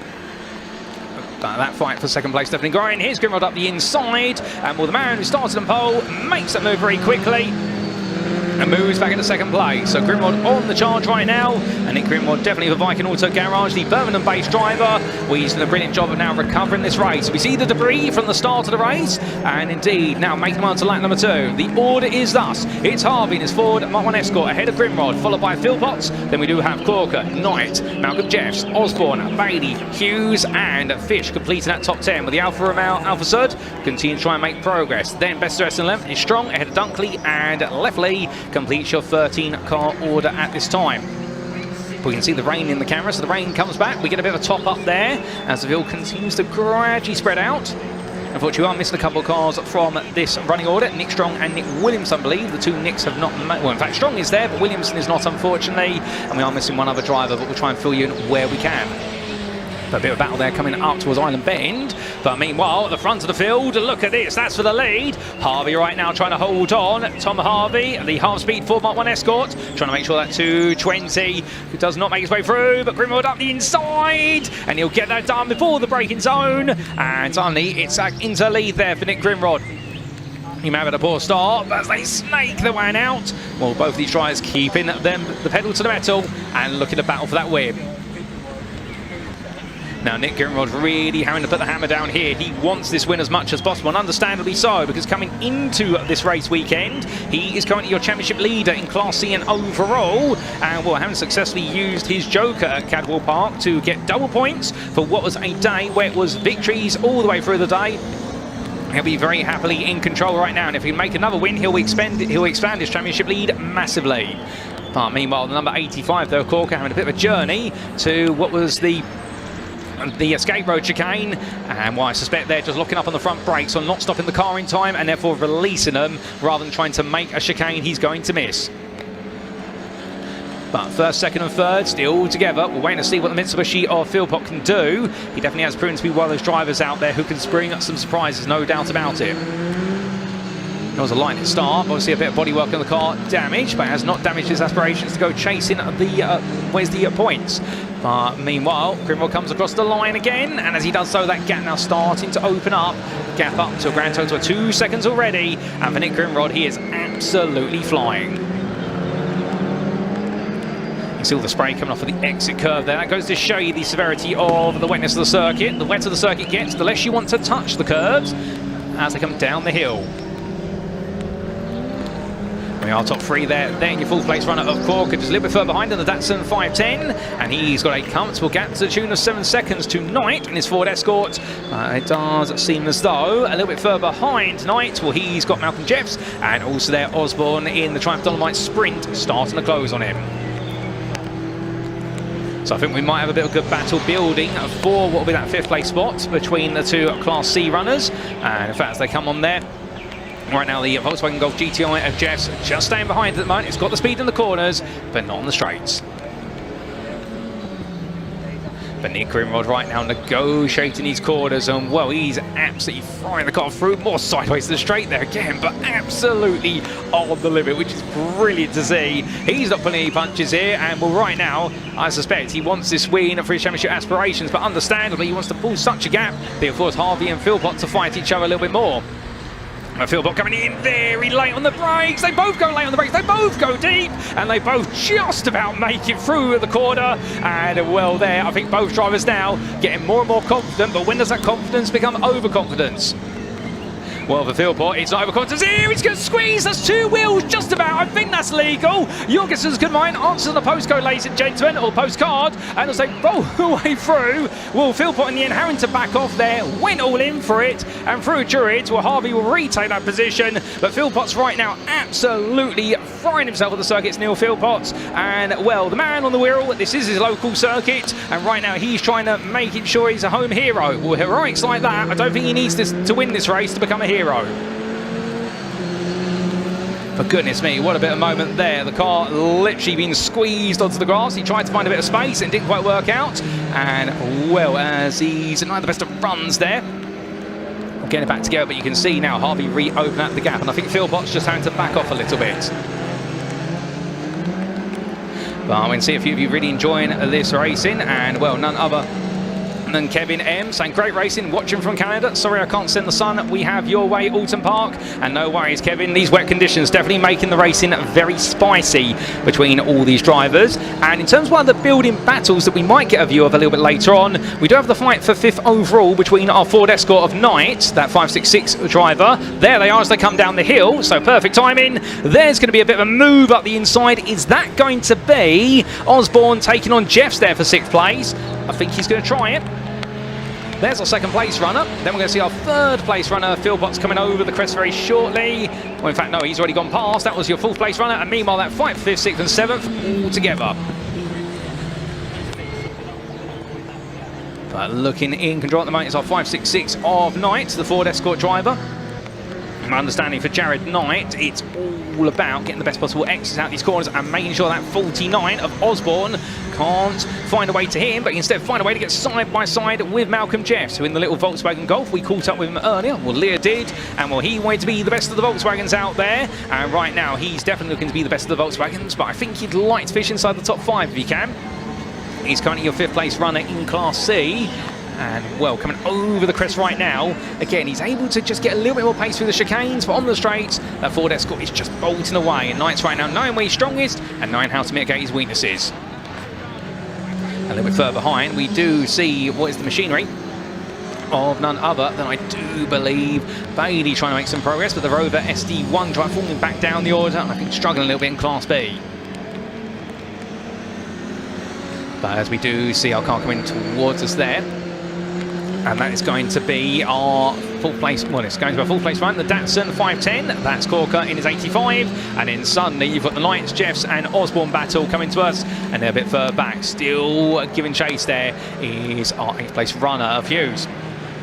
But to our 85, Corker right now doing a brilliant job here, very sideways coming out to Lodge Bend in the hunt for 4th place overall, but he's just about keeping the throttle pinned at the moment, and once you commit to these corners, you cannot back off. He's looking absolutely brilliant, lovely livery car as well. And remember, when they do go racing as part of the Group 1 Pre-83 Touring Car Championship, the cars all have to be to a standard of presentation before they go racing. Indeed, we want these cars to look as authentic and as an era as possible, and that's why they look absolutely beautiful, as they do also look absolutely brilliant. As we do have a bit of a local yellow flag, it would seem, at Cascade, so somebody's had a bit of an off. We'll find out about that shortly. Meanwhile, here is your leader of Grimrod, right now running away, and he's got a comfortable gap of 6.5 seconds over Harvey at this point. And well, that camera angle gives us a really good view of the fact that whilst 4th place makes its way all the way up towards Shell Oils, your leader right now in the V-Tune rolling road machine, well, Nick Grimrod absolutely in control. Had a bit of a scary start, but he's been able to put it all back together, and now he's very much in control.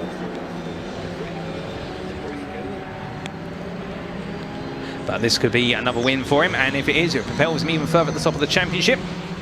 And understandably at this point, his closest rival at the moment in the championship is none other than Jared Knight. But Jared Knight is a long way back in 4th place in Class C at the moment.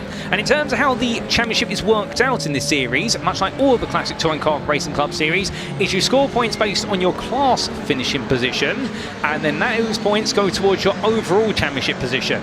But we do see our number 85 there of Corker, as I think we have lost Philpott's from this race. There he is, in fact, so he's dropped out of 3rd to 4th, and well, as he comes on through, is that Philpott's there, the number 49? No, that is not. So, wonder what's happened to Philpott's. I wonder if his car's got an issue potentially. We will see when we catch up with him, but right now that is still Osborne holding off Malcolm Jeffs.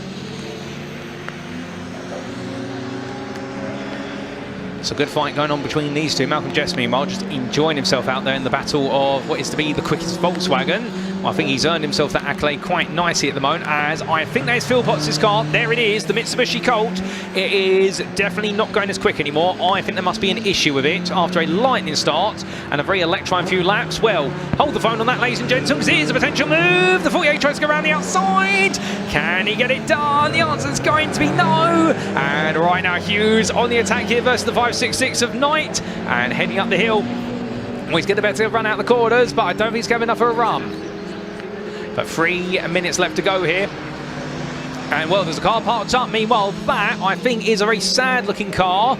Trying to tell who that is as well. A Volkswagen Golfs. I think, in fact, that might be a Ford Fiesta. Now that I look at it more and more, I wonder if that is the car of Dunkley there that's parked up. As meanwhile, elsewhere, we have got the wonderful 32. That is the Ford Capri of Strong, going as per the surname. Lovely livery, lovely car. And, well, the Ford Capri staying out there right now and in third place in Class B. But as he goes on to what will be his penultimate tour of the circuit today, well, he may not be battling with anyone right now, but for Nick Strong, all he's got to do is bring this home and he will be seeing the podium for the Birmingham driver.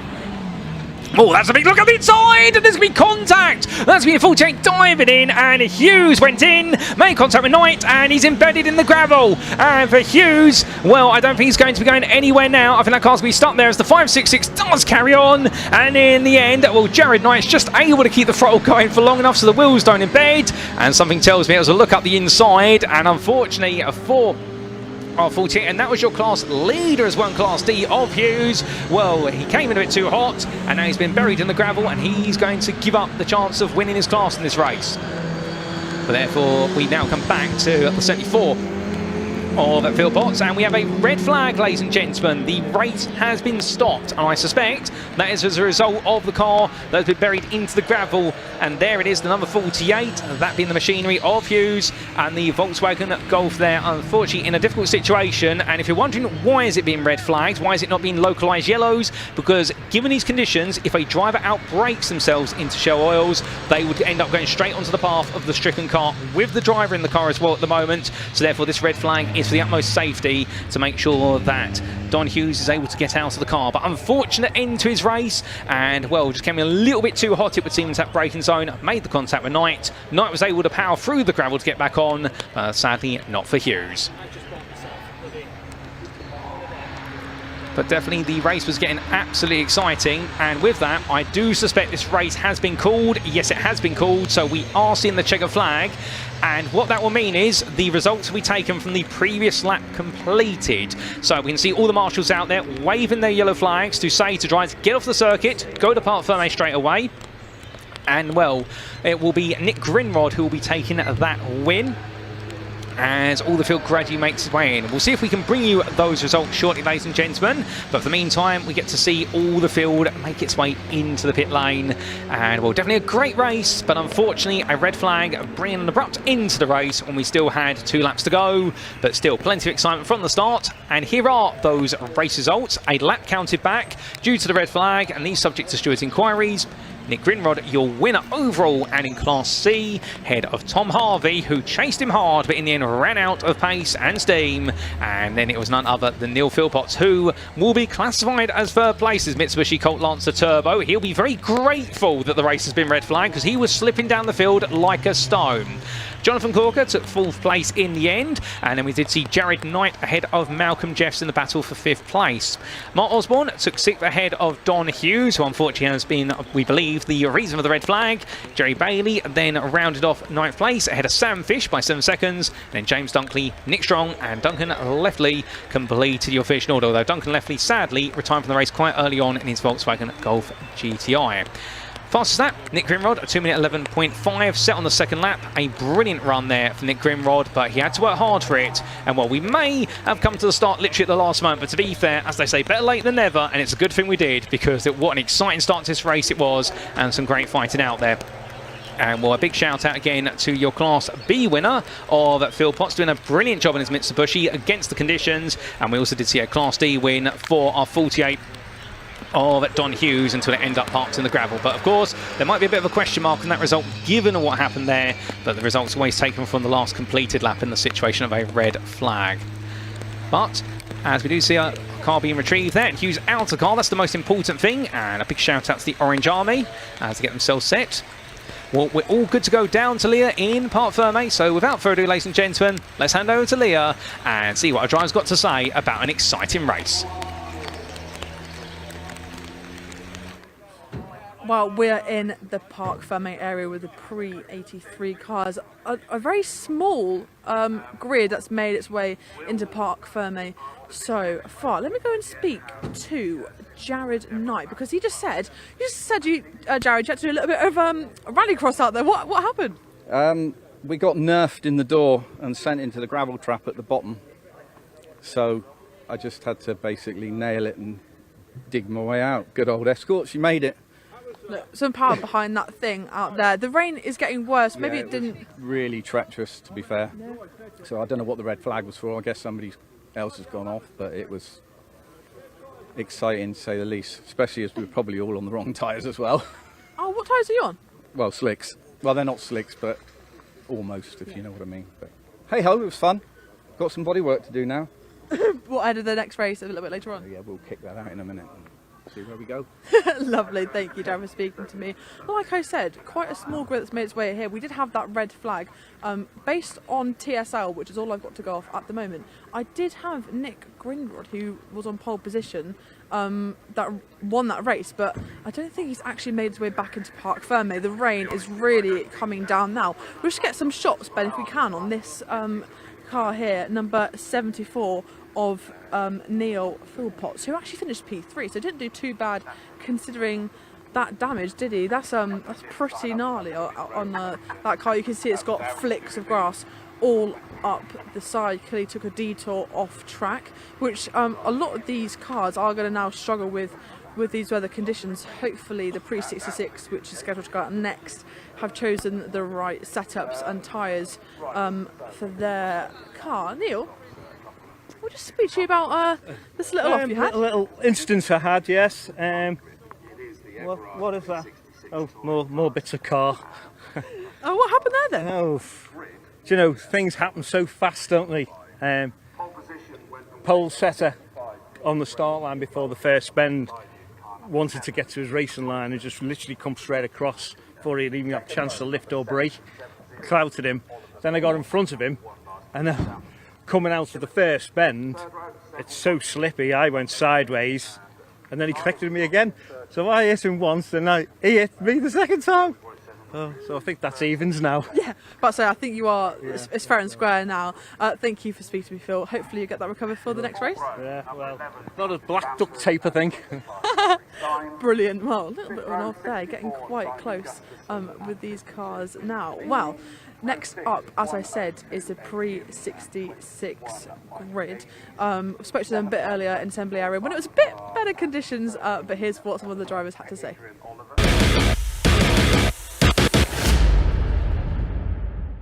Well, it is time for the Pre 66 class. It is a category dominated by the Hillmans, and we're actually going to start on pole position with Piers Grange, who's driving this left-hand drive Ford Falcon. Let's see if he's free for a quick chat. He has got the door shut, but I think it's just a shelter out the rain, like a lot of our drivers are. Piers, are you free for a quick chat? Oh, we're squeezing here. It's tight, isn't it, with your left-hand drive? Yes. Thank you. I just wanted to ask you, we saw you out a bit earlier in your boss car, and you didn't finish. What happened out on track? Unfortunately, I had an incident here on the first corner. I just couldn't get any heat in the tyres, and it just swapped ends on me and ended up backwards into the barriers. So yeah, that's a no-go now. I was going to say, does that mean you're out of the boss class for this weekend now? Yes, that's it. Yeah. So I've just got this to play with now. Just this. Well, what an absolute beast your Falcon is. And you are a local boy, aren't you? If you've been on Twitch. Yeah, that's it. Yeah, local boy. Yeah, I've done many races here, so got no excuses really, have I? Exactly. What is it like having a circuit like this so close to home? Does it feel a little bit more special than perhaps when you're out at places like Cadwell and at Donington? Yeah, it does. I've sort of grown up here watching all the different races in my youth, and then to finally get to come and race it yourself and be my local track, I'm very lucky really. Now, I have got one question to ask you. I've asked a few drivers throughout the day, but I think your answer will be very good. If you had to compile a two-man team, you and one other person, what other touring car driver would you want to have in your team? It could be from any era, current, past, present, maybe future if they're coming up through the minis. Oh, it'd have to be Jim Clark. Why Jim? Because he's such a rounded driver that can drive so many different cars, and to have that ability and those skills would be amazing. Yeah. Lovely. Well, Piers, always a pleasure to speak to you. Good luck from pole position. Hopefully you go well in your lovely car. Do you want me to shut the door, leave it open, close, open? A little bit of air. Yeah, thank you, Piers. Lovely to speak to him as always. He's obviously a very successful driver. He's with all of his categories, he's doing really well. Obviously we've got James back on the grid here now. He missed a couple of the first rounds, but lovely to see that number one car out on the grid here at Oulton Park.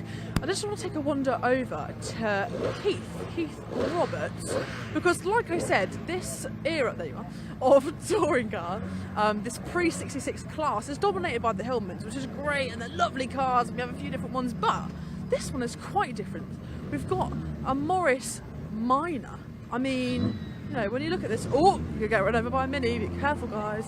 Let's see if we can catch a quick word with Keith. Oh, sorry to interrupt. Hello Keith. We're just talking about your lovely Morris Minor. Can you tell us a bit more about it?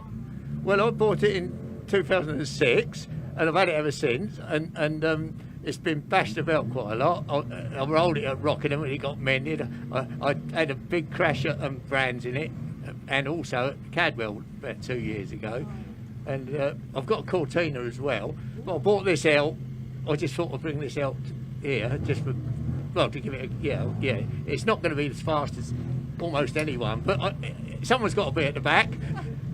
and it's a lovely car. Yeah, you've got with I you. like the old thing. Yeah. How is it in the rain? In the what? In the rain, how is the car? It's not bad. It's nothing like as good as a Mini, but it's not bad. And I've got my supposedly rain tyres on now. So I'm quite confident. If I take it home on the trailer in one piece, and I've had a little bit of a go with someone, because I'm not going to be nowhere near these lot. But I say someone's got to be at the back.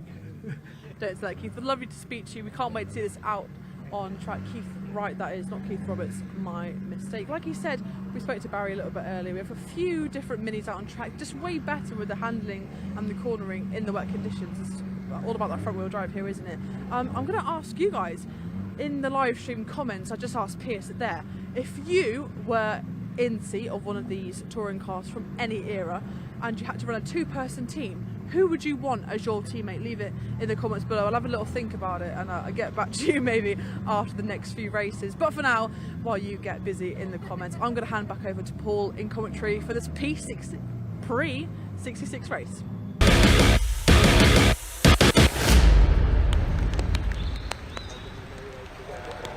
Alrighty, ladies and gentlemen, and thank you, Leah. So, without further ado, it is time for race 5 of the day. And in round number 5 of the Everard Classic Touring Car Racing Club Pre-66 Championship, Piers Grange and the Ford Falcon starts on pole, but he'll be joined on that front row by Ian Thompson in the Lotus Cortina. Oliver Law and James Ibbotson line up on row number 2, and on row number 3, it's going to be Peter Mutlow-Smith ahead of John McGurk.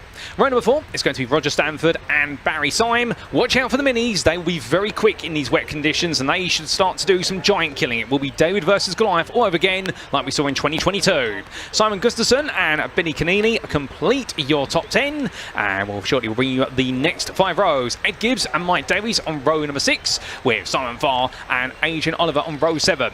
Farrar, I should say, Simon Farrar, not far. And then we do see on row number 8, Bob Bullen and Brendan Rooney ahead of Stephen Platts and Jeremy Dias, and David Ellis and Charles Norris are on row number 10.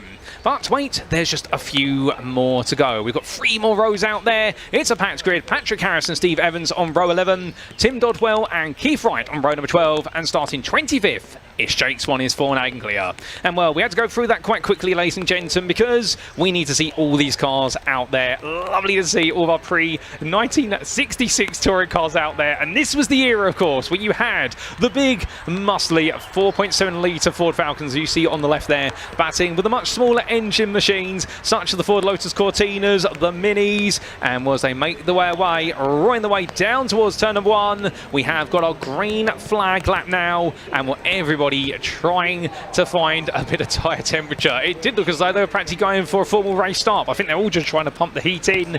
And well, ladies and gents, we've got this full lap. And tell you what I'm going to do, I'm going to go silent for a little bit and just let you appreciate all these cars. They go round at slow canter, because next time around they're going to be fighting with the conditions, and you're going to get your pre-1966 touring cars all up to speed in the Everard sponsored series.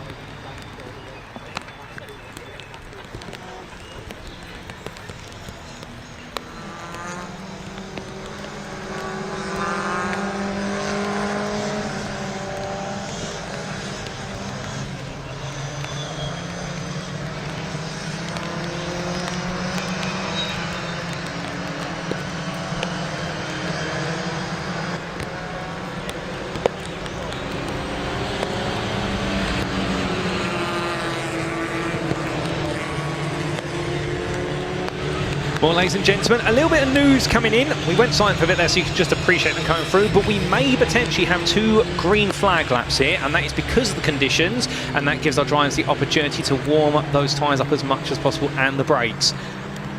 Also, to bring you in a bit of a story, with regards to the championship coming into this round. Of course, they were at Cadwell Park earlier on this year. That was the last 2 rounds they had, rounds 3 and 4. Well, the mixed conditions definitely made it very challenging there, but we got to see in a drier race 1 at Cadwell Park that it was all about a win in the end for none other than the machinery, as I just double check through.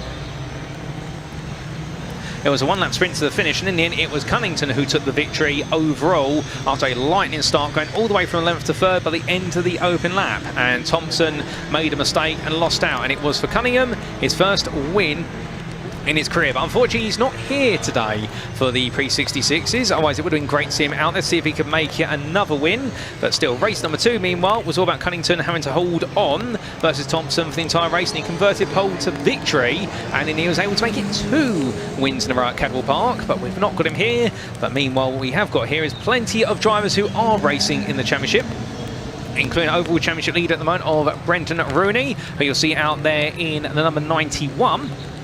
And Rooney will be piloting his wonderful CA Restoration Hillman Imp from Epsom. You'll also see there the man who's currently second in the championship, 2 points behind him, Simon Gustafsson, and he's in Class F on 65 points. And his machinery being none other than the number 64 Alan Henderson racing Ford Lotus Cortina, and third in the championship coming into this round, Adam Cunnington, well, not on the grid as we mentioned earlier on, so he will drop down.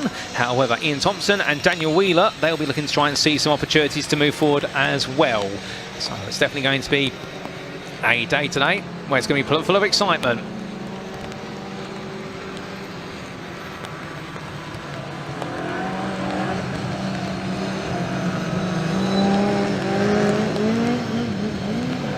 Well, as the field gradually tiptoes its way now up towards the start-finish straight, we'll wait to see whether they will go to 1 more lap. In fact, they are going to do 1 more lap, so there's those 2 green flag laps. They definitely need all that tyre temperature they can get out there. This is not going to be easy. Remember, these cars are being run in period, or as close as possible to period. So the tyres, they will be to a given spec. You won't have the most modern tyres out there. It's so great to see so many of our Pre-66 machines out there.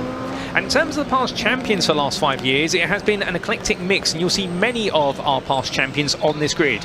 James Ibbotson, he's taken 2 championship crowns in the last 5 years, in 2025 in his Hillman Imp Super, and we also saw that in 2021, and he will be here today in Class E. Also, we do have Luke Wilson. He'll be not, well, in fact, Luke Wilson's not on the grid here, but he was your 2022 champion in his Austin A40, but who will be on the grid will be Billy Keneally in his Ford Anglia, and you'll see him in Class C. And we also do have Ian Thompson, your 2024 champion. But this is the series that definitely has not seen too many repeat champions or runaway champions, and that goes to show you just how competitive it is. And like all the classic touring car racing club series, you score points based on where you finish in class, and those are your points that you take into the overall championship, and you can be class champion at the end of the season, but also you're pushing to become overall champion. And that's the excitement about this, and that's why every place can prove valuable. But on top of that as well, you want to be the best of your class, no doubt about it. We'll put on a masterclass performance if you can. And there'll be no strangers, some of these drivers, to the wet conditions, as that's a very sideways number 1 there. Well, that's James Ibbotson, defending champion, is Hillman Imp Super. The Milton Keynes driver is definitely showing he's got growing confidence. And well, let's say hello to a few of you there in the YouTube chat, including none other than, I believe, Cinema Historia, saying a big hello from sunny Ontario, Canada. And hello to you, good sir or madam. Was the Wickerbill there, who we say hello to. And we also do say hello to Rob Lee 663, who says that he would have Andy Rouse as his teammate if he was running a 2-car touring car team. And well, good to see his full process there.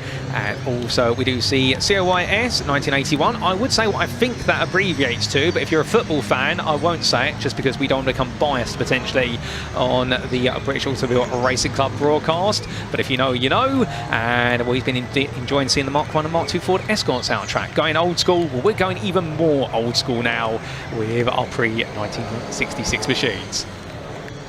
Cody Ficker says there's a few Cortinas missing a headlight here or there. Indeed they are.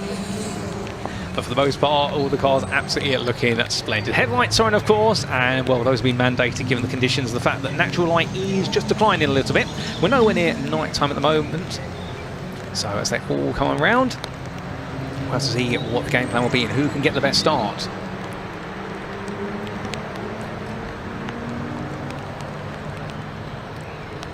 But not too much longer before we do go racing. And well, we do say hello to 257RO, says go James, and I suspect that'll be cheering on James Ibbotson. He's got a bit of work to do in this one, given where he's starting. We look forward to seeing what Ibbotson all can do. He starts 4th, and will he be able to make his way to the front? He is your Class E pole sitter. Well, the nearest Class E car will be Adrian Oliver down in 14th place. And the Hillman Imp driver there has got a way to go, but he's still got a bit of space between himself and Brendan Rooney and Stephen Platts and Jeremy Dias, who are all together. So therefore, in the Hillman Imps, there's quite a bit of a gap between some of them, and then suddenly 3rd through to 6th, separated literally by only a space to each other on the grid. Keep your eyes out for 17th, 18th, 19th and 20th on this grid, because I suspect the fight for the final spot in Class E is definitely going to be an exciting one. But then again, I suspect that's what Class E stands for, plenty of excitement, but you could say that for all of the classes, as the grid now makes its way into position and gets ready for the lines.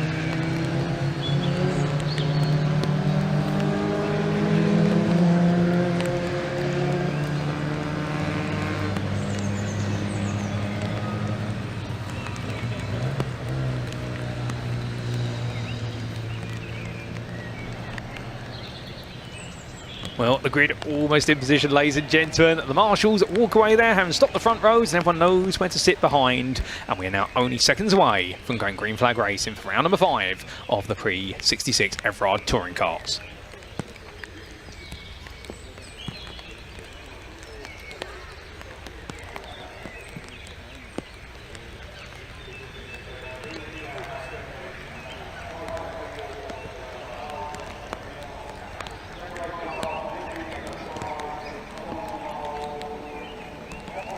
And it's lights out, away we go from round number 5 of the 2026 seasons. They roar the way away. Brilliant start there from our front starting Lotus Cortina Thompson, trying to battle with Grange into the opening corner. And the big beastly Ford Falcon here makes its width known as they all come through. Great start from all drives there, everyone away safely. The Mini's trying to make some progress at the number 91 there. Rooney just trying to squeeze around the outside of a rival, and I think Rooney just about doing that there in his Hillman Imp as he tries to move into the top 15. But down the hill they come, and well, 2-3 wide as you dare as they roll away through Cascade, and plenty of fighting going on, everyone trying to establish the initial pecking order. We do see our Mini a little bit further back there carrying on, and I do believe that might be the Austin Cooper S Dodwell. Well, meanwhile, all the drives safe and through the opening few corners. That spray is really great. You can tell the rain's really coming down out there. That spray is the first time we've really seen it this pronounced today, but also the big volume of cars as well. That's going to kick up a massive spray. But the 52 moves on. Keneally right now on a charge, and we're making the move there on the number 11. So Keneally flying. That was Stanford he's just put a place on. So Stanford's dropping down the order, whereas Billy Keneally is absolutely on the attack. But meanwhile, Piers Grange here in the left-hand drive for Falcon. Well, he's having to tiptoe his way through the corners as the little number 1 of James Ibbotson is on a charge. But will this be a giant killing here today? Well, here they come over the hill, top and down. He's going to look one way then the other, but the Falcon's got all the speed on the straight. And right now, Ibbotson's going to need to make the magic up in the corners. Thankfully, he's got a chicane or two he can use. And in fact, we do see Grange go a little bit deep. Ibbotson backs out there. We can see already looking to try to set up an attack line here. The car's snaking around. But now as they get the power down, Grange starts to just open up a little bit of a gap. A 4.7 litre engine roaring to life. And well, coming up towards Druids Bend. This is where Ibbotson, if he can carry the speed, he'll have a lot of momentum towards Lodge Bend. Probably be able to. And well, all the pack behind, well, it's going to be very tight as we see them all coming through the panning shot. Fantastic running, but there they all come, the whole field right now, and that's going to be, I think, 9th all the way through to around 17th place all together. And we do see the combination there, the Ford Anglias plus also the Minis all trying to squeeze their way in. Plenty of side-by-side fighting. There's a change to the lead into Lodge Bend. It's happened, and that is James Ibbotson up into lead. They started 4th, already up into lead versus Piers Grange. So now can Grange come back here? He's going to look around the outside here, and this is going to be Goliath trying to take on Small David. But right now, Iverson holding on, and Grange, well, I think there he's going to... Oh, does Iverson so sideways? He just about catches the car. Brilliant catch there from our two-time champion in the last 5 years. Meanwhile, the 21's parked up. That is a bit of a dismal moment there for Davies, the number 21 runner in his Mini Cooper, and that's Mike Davies behind the wheel right now, but he'll be handing it over to John Davies in the second race. But as all the field comes down, onto a second lap, we're still at 12 minutes to go, plenty of time, and we'll further back, more fighting there, but Iverson versus Grange still raging on at the front. And all these drivers absolutely are frying it around there right now, but it is crazy for that Ford Falcon, and well, many of you comment on the fact he's just got it going from a standing start. But we see Iverson open up that little gap, and again, through these quarters, he can just carry a bit more speed, and that's where he feels so much more confident. But we've also got to mention the fact that Thompson's doing a great job in his Lotus Cortina in third place. Number 7 drivers breaking away from the rest of the field as Iverson more sideways than straight coming up through the chicane.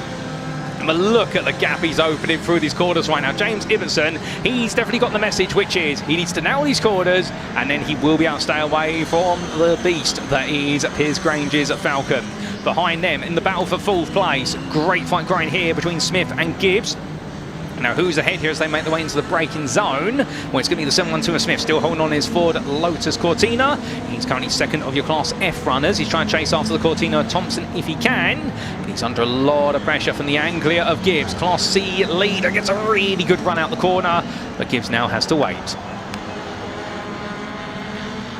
Because we can see our two overall leaders right now heading off into the distance, coming through Druids Bend, then it's your third place man, and Thompson right now, in fact, closing a little bit on the leaders, but then a three-way fight for 4th place, Smith, Gibbs and Keneally, and well, Keneally right now in the Ford Anglia looking increasingly quick, and he's all the road and plenty more.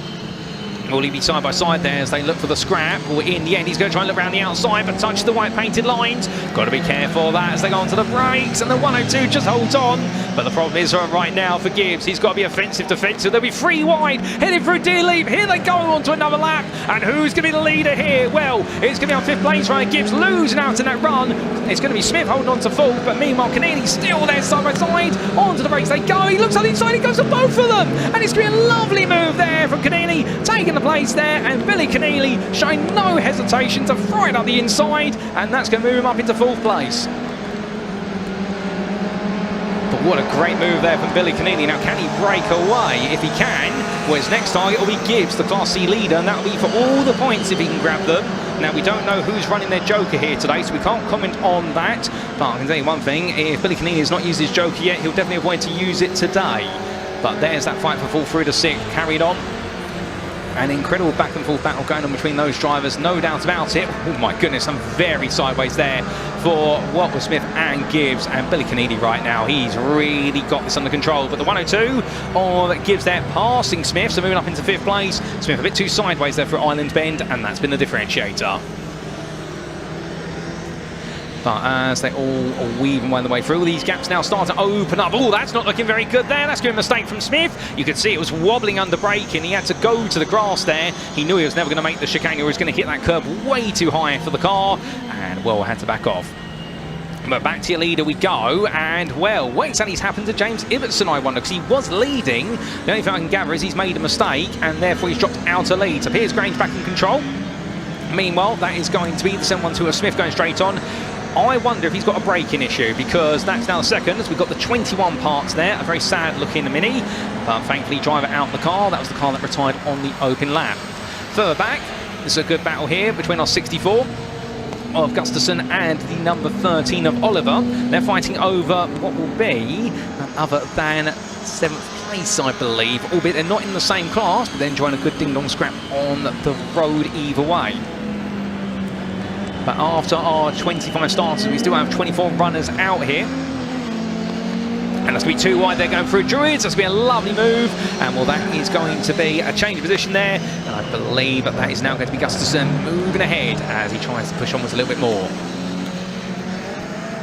Wasn't rolled away in towards Lodge Bend. We've got 3 in a line here. Oh, under braking. That does not look very stable. And well, it's going to be deep there, our 64 driver. And Gustafson still fighting hard with the 538 of Swan, and in fact pace is changing, and Guston now having the pressure swung all the way on to the next lap as we go into the second half of the race.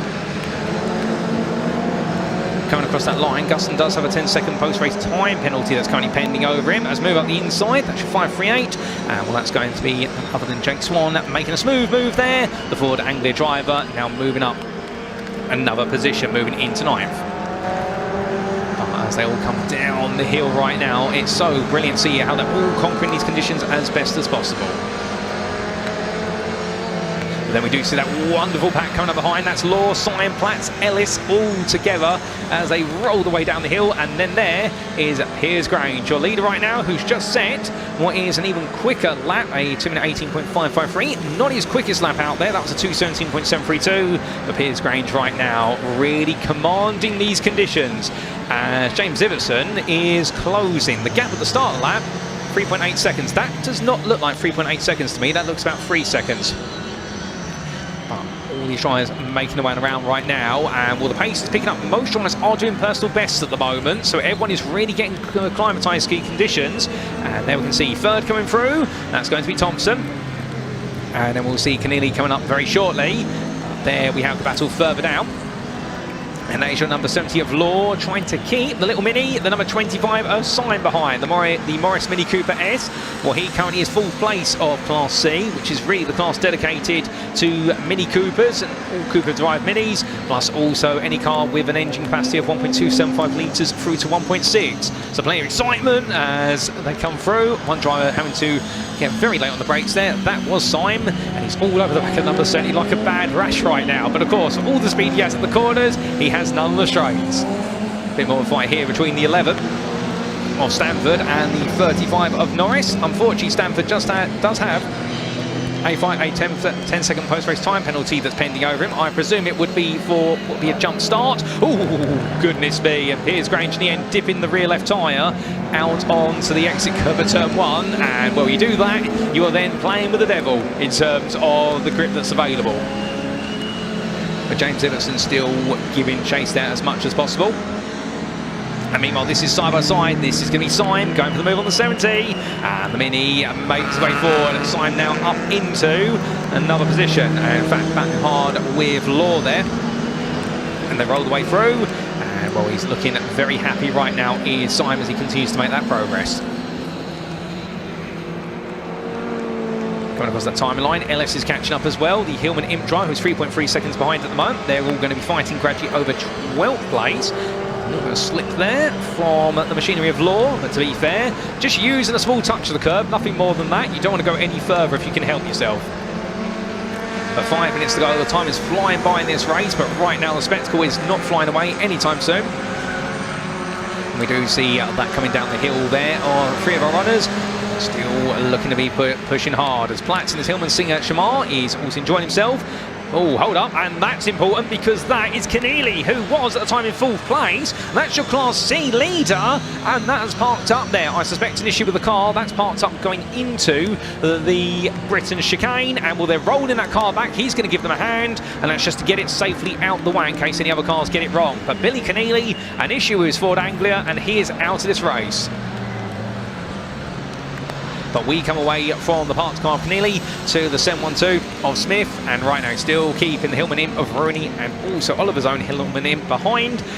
You can see that the Hillman Imps are definitely encroaching just little by little, but that wondered above 13 in what is the very dark coloration.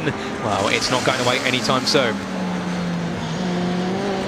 As the field makes its way onwards. Oh, that's very sideways there, and I believe that might be James Iverson all over the road.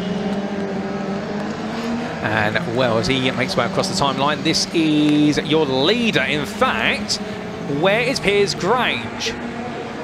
Well, we have lost Piers Grange by looks of things, ladies and gentlemen. The Ford Falcon has disappeared, but there's more Iverson going more sideways than straight round every corner.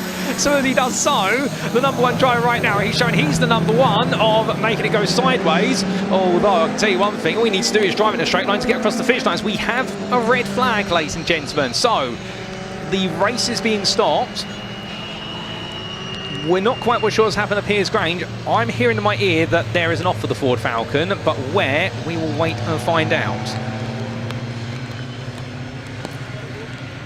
And well, So what we are hearing is that Piers Grange's car is to the left of the camera you're looking at the moment, ladies and gentlemen. So imagine he's in Lodge, however, look to the left of the timing tower, and unfortunately our camera cannot pan that far over, but Piers Grange seems to have gone off. You can actually see, if you look at the bottom left of your TV screen at the moment, you will see a very gentle gravel line there where a tyre's gone in. That's where Piers Grange has gone. So the rescue unit going there. And well, as they make the way over, well, I suspect with what is the ambulance going there, they might need to tend to Piers. So therefore, we're going to pan away from that for now, ladies and gentlemen, just for a brief moment, and wait to see what's happening there.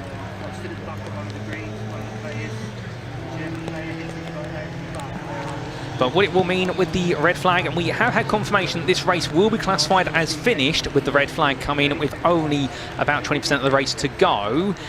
We go back a lap, and it will be Piers Grange who will take the win, as we understand it, provisionally. James Ibbotson, meanwhile, will be classified as your runner-up there, but he will still take a Class E win ahead of your behind your Class A winner, Grange. Thompson will be your Class F winner there, Ian Thompson, ahead of Billy Keneally. And unfortunately for Keneally, it all went a bit wrong. He'll be your Class C winner. Gibbs, meanwhile, brought in home at 5th place there, as in Ed Gibbs ahead of Peter Mutlow-Smith.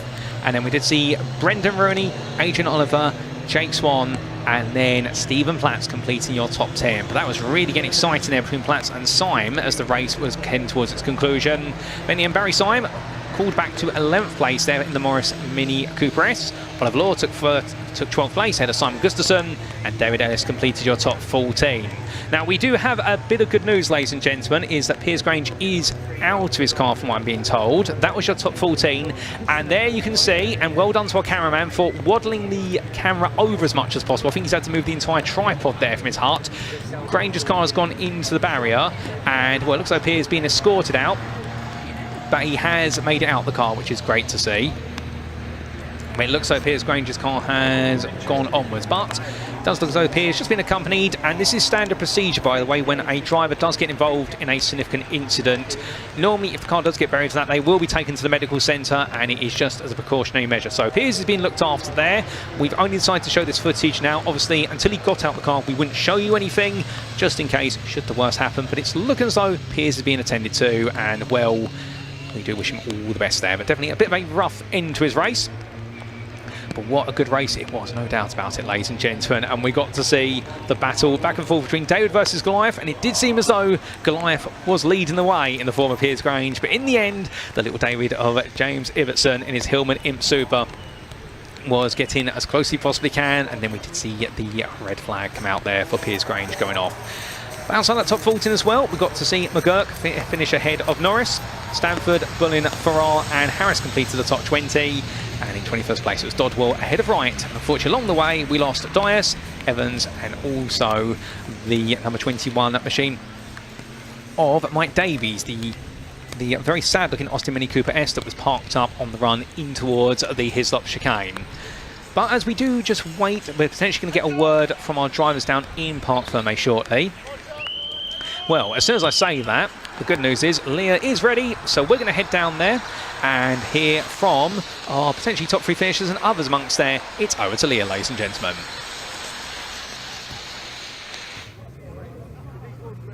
You join us down in Parc Fermé with the Pre-66 cars after that red flag because of that incident up at the final corner. Good to see that driver getting out of the car. Quite tricky conditions out there for these drivers to contend with. It came down a bit heavier, so obviously lots of people going off, getting a bit squiffy on this track. Because of the red flag, it does go back a lap, which I'm sure Paul has spoken you through. So actually James, who was leading it, has now gone down to P2, and it's Piers Grange, our pole sitter, who takes the win, which is a little bit different. We're actually going to head over this way and speak to Oliver Law because he is the third of his generation to drive historic cars. Oliver, can I just grab a quick word with you, please?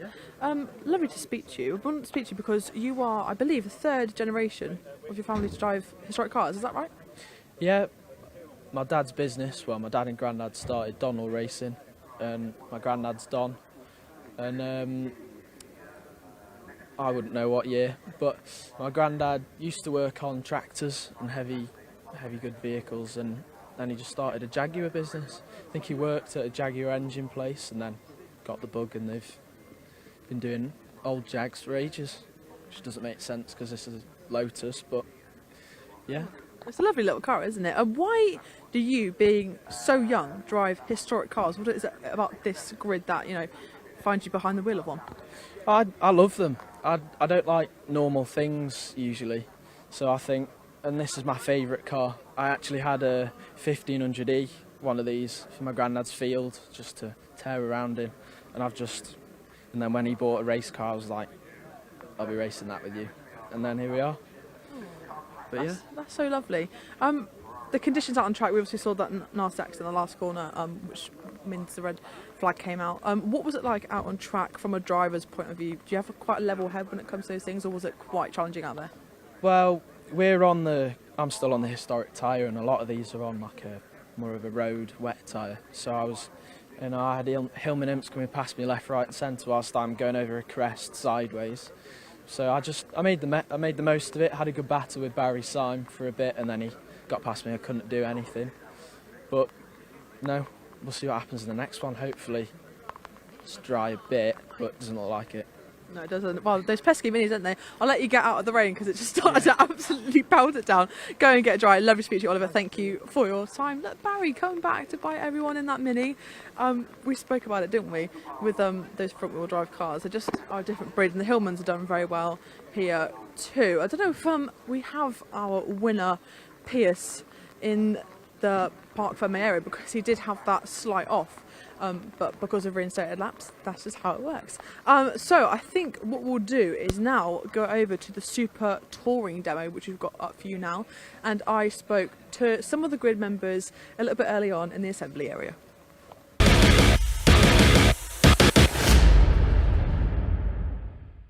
Well, we are back in the assembly area for something a little bit different for you now. We mentioned on the grid walk, if you tuned in over lunchtime, that there was a Super Touring demo this morning when the weather was a little bit more forgiving. We've actually got another one of those up for you now. You can see there aren't maybe as many Super Tourers as we would have hoped for on this grid. They're literally just going to go around and demo for the crowd that are here. A lot of them obviously very understandably don't want to go out because of the conditions, and then one of them actually had a mechanical issue too, which meant that they couldn't quite drive. We've got a lovely BMW lining up first. So we've got this Skoda here. I'm just going to speak to Tony, see if he's free a second. We'll have a little peep in here. We're okay to go in for a quick chat? Oh, it's behind the window. So you've got to wind them. It's not like modern day technology. Open the door. Super Touring demo then, why do you think it's important to get these cars out on track in front of the public? I think it's a generation thing. I think people relate to what they saw when they were probably first interested in motor racing, really. The 90s was very popular with Super Touring cars, and I mean, we're not in a Super Touring car, we're in a car that was used by Skoda in the 1980s. So, and we've had lots of people come up to us in the paddock remembering the car and the era, and it's good to keep them alive. No, it is lovely. It's so important to keep them out on track. Maybe not in these conditions though. Was there any doubt that you might go out for the second demo because the conditions are a bit worse off now than they were this morning? I'm fine in this because I'm on normal road tyres. So you can throw whatever you like at me, I'm fine. It's the other guys on slicks or cut slicks that have more of an issue. So yeah, we'll be okay. You're set then. Lovely to speak to you. Thank you for opening the door, let you get shelter from the rain again as it is starting to spit. Get in, go, go, go. Thank you very much indeed. A few different cars, a lot of Vauxhalls that are kind of right at the back of this lovely queue. But when you talk about, you know, the Super Touring car era, it doesn't get much better sights than these back here. Let's speak about this Vauxhall then, because it's a lovely livery, something a bit different. A 1997, lovely for me on the side, very helpful, Vectra SRI V6. Have a little chat with the driver. Hello, sir. Hello. Can you talk to me a little bit about this Vauxhall then? What's its history? Where do you get it from? I've had it 23 years. It was one of two cars never raced in the Vectra Challenge. So when I got it in 2003, it's kind of new. It's not very new now. It's been used since then. But yeah, got two of them.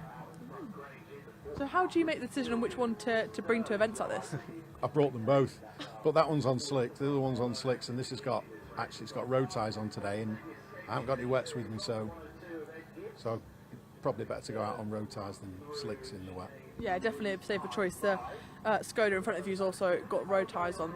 I asked him as well, so I'll ask you the same thing. With things like the Super Tourers and this kind of generation of classic touring cars, how important is it to keep these sort of vehicles on show racing for the public to see? Well, I think it is important, really, isn't it? But I suppose it's a generational thing because, you know, I'm of an age now where these were the thing back in the day.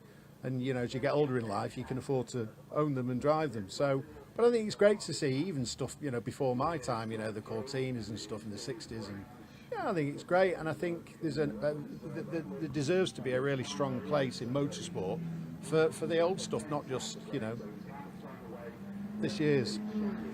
Exactly. Well, lovely to speak to you. Thank you for. He's not even wearing his boots. I know. You get a shot on it. You're wearing the. As long as I wasn't wearing sliders, it was fine. So you picked no sliders and socks. He's got some sketches on. That'll give us a good grip. That'd be lovely. Thank you for speaking to her. Driving shoes. Exactly. Drive for comfort. I've got a favourite pair of shoes I drive in too. Maybe not. Won't drive a Super Tourer in it. Thank you very much indeed. A Super Touring demo coming your way, and you've got the dulcet tones of Paul Walsh to talk you through it.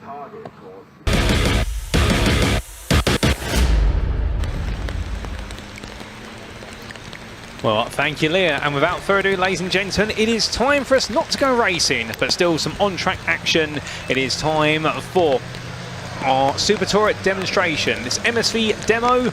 Well, the rain may be absolutely coming down, but it is not stopping cars from going out there. And we've got some absolutely iconic machines making their way around. You may have just seen sneak its way out of the camera shot. Well, that was none other than the ex-Winkelhock car, the 1994 BMW 318i. All these cars taking the way around. You may also notice some other iconic cars out there. We'll try and describe each one that's out there where we can catch it. But of course, just enjoy this feast for your eyes, ladies and gentlemen, because some of these cars are steeped in some incredible history. As we do see there, one of our cars making its way around, and that is the Vauxhall Viva GT from 1970. One of our early machines back in the era of the Group 1 regulations, and will very gradually make its way around. And of course, they won't be pushing too hard when they make their way around, as we do have a few Vauxhalls out there. But look at that Renault Laguna, and well, many of you may be looking on the side and thinking, do I need some coffee beans? Because yes, that is the Nescafe Blend 37 1999 Renault Laguna ex-Jason Plato car. The one that saw him finish 5th place in the 1999 BTCC Championship, and of course Jason Plato, the two-time champion in 2001 and 2010. And in now the BTCC era in the modern day, of course you have Plato Racing, who Plato is the team manager for.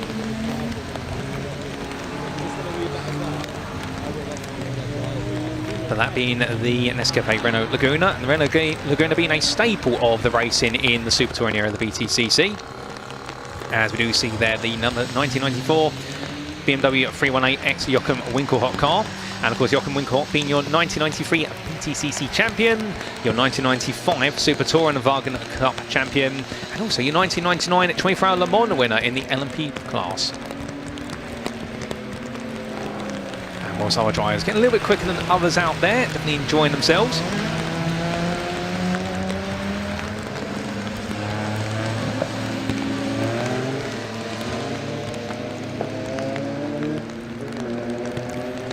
In terms of some of the other cars that are out there at the moment, we are just checking to see what else is making its way around. We do have a few of our Vauxhall Vectra Challenges going on around, including the number 20 out there. One of a couple that's made its way here today. And the Vauxhall Vectra Challenge being a staple of touring car racing at its time. Back in the late 90s.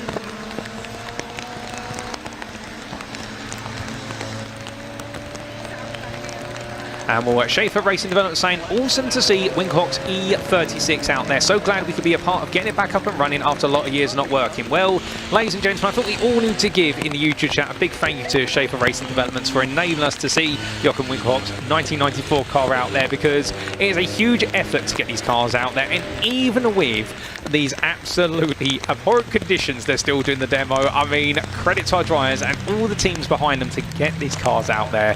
We're not going to be denied our spectacle, no doubt about it. As John Wilkins says, that we've got John's 96 Vectra and Jason's 1999 Reno out there, and all great to see them all heading on around.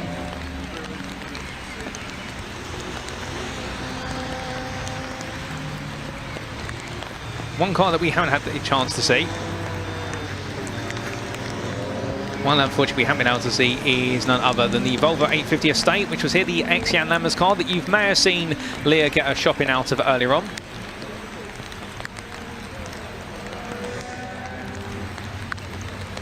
And we have had a bit of an update, ladies and gentlemen, with regards to our races later on, but we're going to talk about that a bit later. What you do need to know is that this Super Tourer demonstration, it was originally built to be 15 minutes in length, but it has been reduced to 10 minutes just because our schedule has been slightly compressed. So therefore it does mean you won't get to see these cars as much. But see what I'm going to do? I'm going to let you enjoy the view of these cars, including the wonderful Renault Laguna.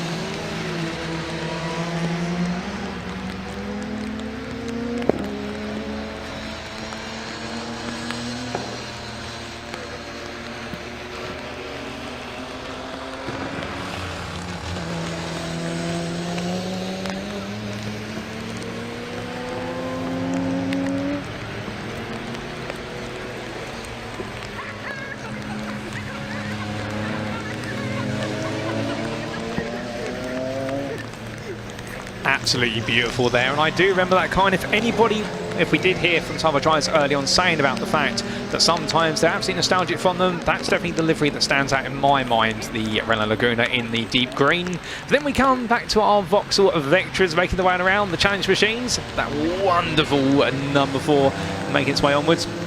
And these Vauxhall Vectras absolutely beautiful, no doubt about it. And they always do come out in the Classic Touring Car Racing Club series, and as part of these demos, you see them on a regular basis. Indeed, Vauxhall, a staple of motorsport in the United Kingdom, particularly in the 80s through to the 2010s. And here we have the much older 1970 Vauxhall, the Viva GT.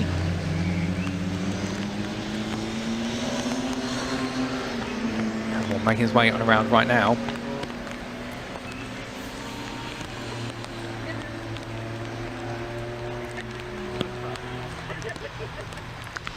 Incredible to see them out there, and well, the Vauxhall's absolutely synonymous with British motorsport and indeed the World Touring Car Series as time went on.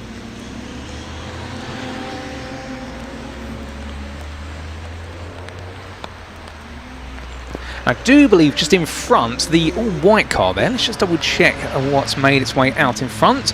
And I wonder, is that the 1983 Skoda Rapid? I think it is. And that, if I'm not mistaken, and feel free to correct me here, ladies and gentlemen, because again, I'm trying to look through a very specific lens. We'll see it coming up very shortly. I wonder if that's the car that raced in the 24-hour wheel hire race at Snetterton in 1983 and 1984. Just trying to see, it may have raced in those races. It may be that very one, because we do have it here today. And well, Skoda, a brand that has really been a staple of the British car industry, albeit not a British manufacturer, of course, but definitely see plenty of Skodas out there as it roars its way on around.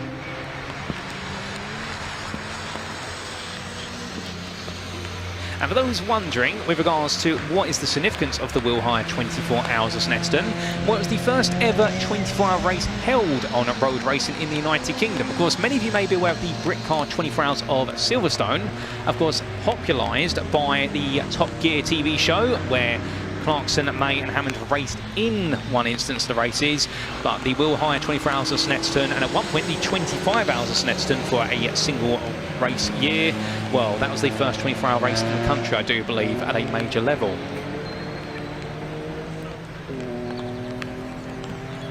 And And we do see there John Wilkins saying in the YouTube chat that his personal favourite part about that Renault, as in the Jason Plato car, is the 1997 RAC Tourist Trophy, where Alan Menu and Jason Plato were sponsored by Sega and Sonic the Hedgehog.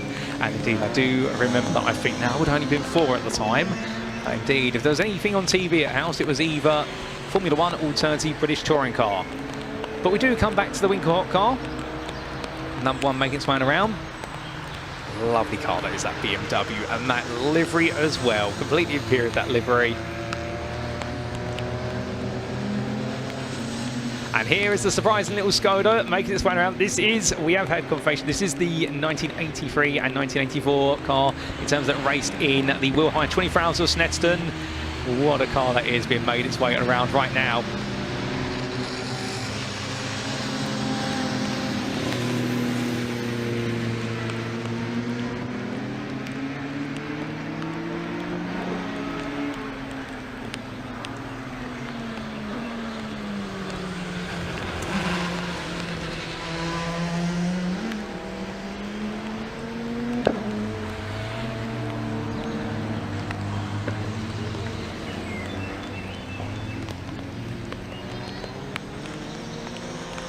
As we get ready to see our Skoda come down the hill there.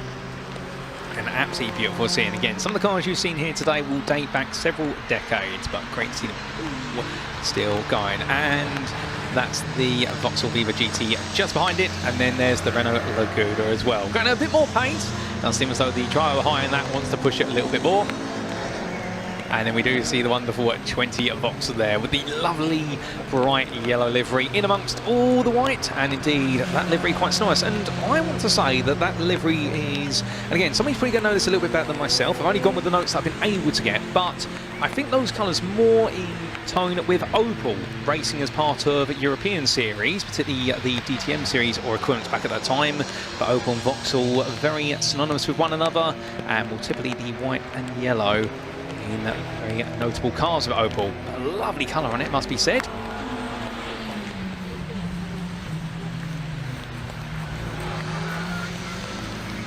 Just taking it very easy and gently out there, understandably, because these conditions are very tricky. And as we did hear from some of the drivers early on, not all these cars can go out there on road tyres. Several of them will be on what could be theoretically cut slicks or slicks, although I suspect they've gone as far as they can towards a wet top. Excuse me, I've gone as far as they can towards a wet tyre, just because to have any grip.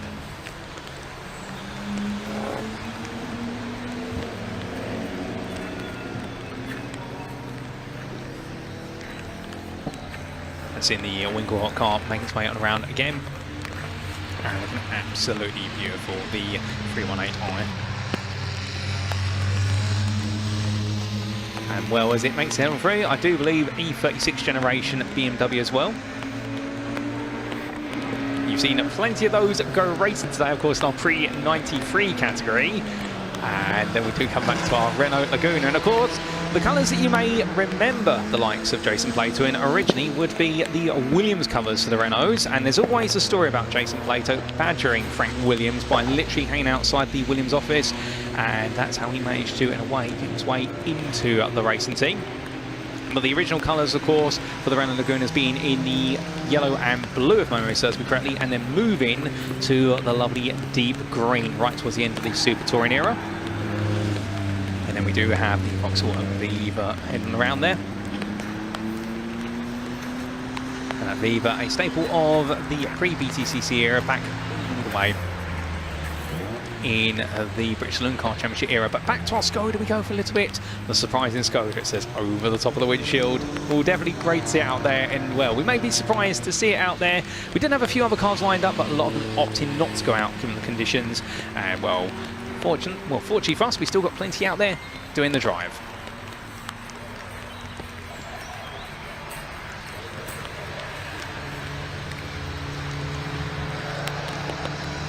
And well, Punto MK F1 UK64 says the yellow and white was seen on the DTM Opel Calibra. So thank you for pointing that out there. Indeed, fill in the gaps that we have. Cody Ficker says, and in fact that's the car that Punto MK is talking out there.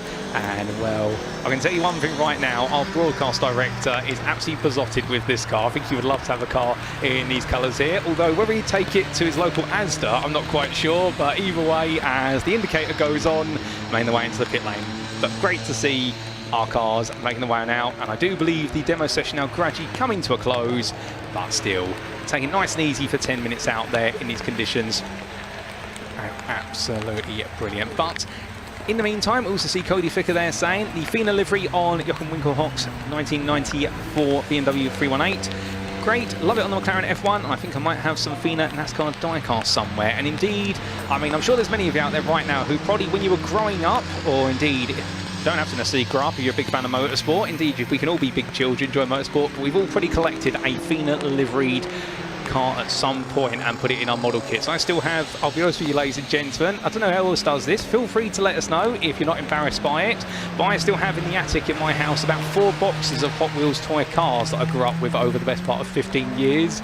So, I mean, my mum and dad always used to buy me a car every week as a treat if I'd done my homework and that at school, and well, I can tell you one thing, I haven't let them go. They'll go to a future generation when I have a son one day. But as we do see our Renault Laguna coming in there, or just a couple more cars to make the way in. But thank you to all of our drivers for heading out there in their demonstration cars. Beautiful to see, and despite the weather, they've persevered. We really do appreciate it here as part of the Touring Car Rewind North event, this brilliant collaboration between MSV and Classic Touring Car Racing Club, the CTRC for 2026, and we're getting to see our machines out there, not at full pace, but definitely being kept alive, and it's thanks to enthusiasts and fanatics of motorsport that we get to see these cars keep on going.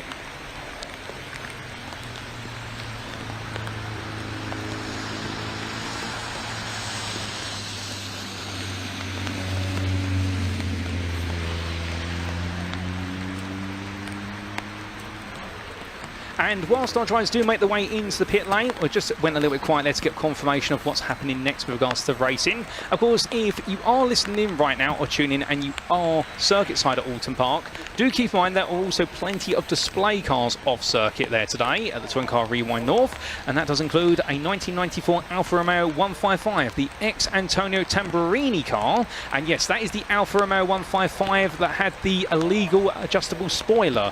That was a big controversy point when it made its way onto the BTCC grid, and well, Antonio Tamburini was the runner-up in 1994 in the BTCC, in the Italian Super Turismo Championship, and well, the car in the end did take the 1994 BTC title, albeit in the hands of Gabriele Tarquini. Yes, that Tarquini, or as Mario Walker would say, Tarquini's up on 2 wheels. The iconic moments there, and indeed, we'll never forget him. And as we do see also what it was 1996 through to 2000 Vauxhall Vectra Super Touring cars in the displays today, and also I do believe there's an ex-Jason Plato 2007 Seat Leon from his BTCC era, and that was the car that saw him finish runner-up by 3 points to Fabrizio Giovanardi in the 2007 BTCC Championship. And we also, I do believe there's a stand in the paddock today for Road to Race, and that's a display dedicated to putting period-correct road cars alongside the touring car racing machines they inspired. So really give you an idea to remember all of these touring car series, much like also our tin tops in the MG Owners Club Championship, they are all road cars. It's part of the rules and regulations. They have to be based on a road car. But that completes our demo, and without further ado, ladies and gentlemen, we are going to cut back to Leah now in preparation for our upcoming races the remainder of the day. It's over to Leah in preparation for the Boss and Thunder Saloons.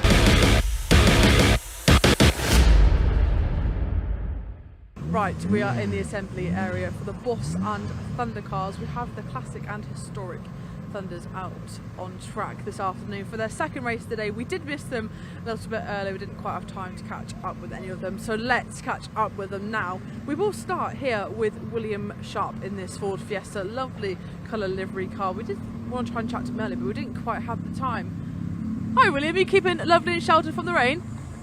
Yes, it's nice and dry in here, thank you very much. He probably doesn't envy us out here in the cold weather. What was it like this morning then out on track? Did you have a successful race? Yeah, I had a good race. I finished 3rd overall and 1st in class. It was a bit greasy though compared to when it's fully dry, so it's just sort of got progressively wetter and wetter throughout the day. So I started on intermediate tyres and thought that was too far, then went back to slicks for the race and that was brilliant, and now the heavens have opened up so I've gone full wets. I know, it's an absolute nightmare, isn't it, trying to figure out the setup of these kinds of cars for the wet conditions. Do you think you'll get on alright out there when it's a little bit damper? I think I'll be okay, yeah. I'm from wheel drive and I like the rain. I started in autograss and I'm used to going sideways, so looking forward to it, yeah. Just got to bring it home shiny side up is all. Lovely. Well, I'm going to ask you a question I've been asking a few of our drivers today. If you were in a two-man team, yourself and one other driver, which touring car driver would you pick to be your teammate? That would be James Dunkley, Mr. Bacon, in Pre-83. Why would you pick him? Well, a couple of years ago when he was competing in the Blue Oval Saloon Series, we were always ducking and diving in between each other. We had some really good battles. So he's a driver that I could learn from, but also push at the same time. We're good friends, we get on well, so he would be my teammate if I could have my pick of the world. Oh, that's lovely. Well, best of luck out there, William. Lovely to speak to you. Thank you for your time. He's definitely got the right idea, hasn't he? Keeping cooped up in there. The grid is starting to fill out in the assembly area. Look at this, eh? Talk about BMWs, look how slick that is. Obviously, remember orange, my favourite colour. Of course I'm drawn to this one. Why wouldn't I be? Let's go back to this 1 Series back here. We'll see if the driver's around for a little chat of Dave Farrow. Is Dave keeping nice and dry, boys? Is that the strategy for him? Just trying to keep him dry, yeah, but I mean the rain's just everywhere, so we can't really. But we're trying our best. I know, it's absolutely pummeled it down the last couple of minutes, hasn't it? I won't open this door, don't worry. Well, ladies and gentlemen, we do apologise for having to cut off Leah's interviews with our Blue Oval Saloon Series and our Thunder Saloon Series a little bit early, but you can see they're out on circuit, so we don't want to miss walking you through the order as they get ready to go racing. Joe Collier then continues where he finished off in race number 1 earlier today. Starts on pole position in his BMW M3, and joining the front row of the grid will be Ian Burr for their round number 6 of the season. Behind them on row 2, it's going to be Mike Manning and the Ford Sierra driver in the end, with the flames spitting outside of it. Well, he's going to have James Janicki for close company, and the Nissan Skyline GTR driver definitely having a slow start, but once he was up to speed, the R32 was absolutely flying. Nigel Beardsmore and Kevin Denwood line up on row number 3, and the E46 compact driver definitely looked to be getting quicker as the race went on. And then Colin Boyce will start in 7th place there, head of his class in the Ford Escort, head of Simon Collier. Derek Jefferson and Melvin Hooker complete your top 10. Watch out for the Jaguar XJS machine, definitely roaring its way around. It was very thunderous. That's going to be your top 10, but we've got a few more to walk you through, ladies and gentlemen, in terms of those rows, and we'll bring those up very shortly. But it definitely was a great race, and well, we got to see also a bit of battle in between Lucas Dryden and William Hunt. They were on for what was 11th and 12th, and that's where they'll start in this one. Michael Rudge and Martin Reynolds will be row 7 ahead of Todd Hawkins and Simon Hunt. And then we do see Dave Farrow in the BMW 1 Series. If he is able to make this one, we're very happy to have him back. He was leading until his unfortunate retirement. We then do have Leslie Chapel-Howe starting in 18th place, and Piers Grange, should we see him out there in the Ford SR, would be starting 19th. But that is your grid, ladies and gentlemen, and they're all ready to go for round number 6 of their season.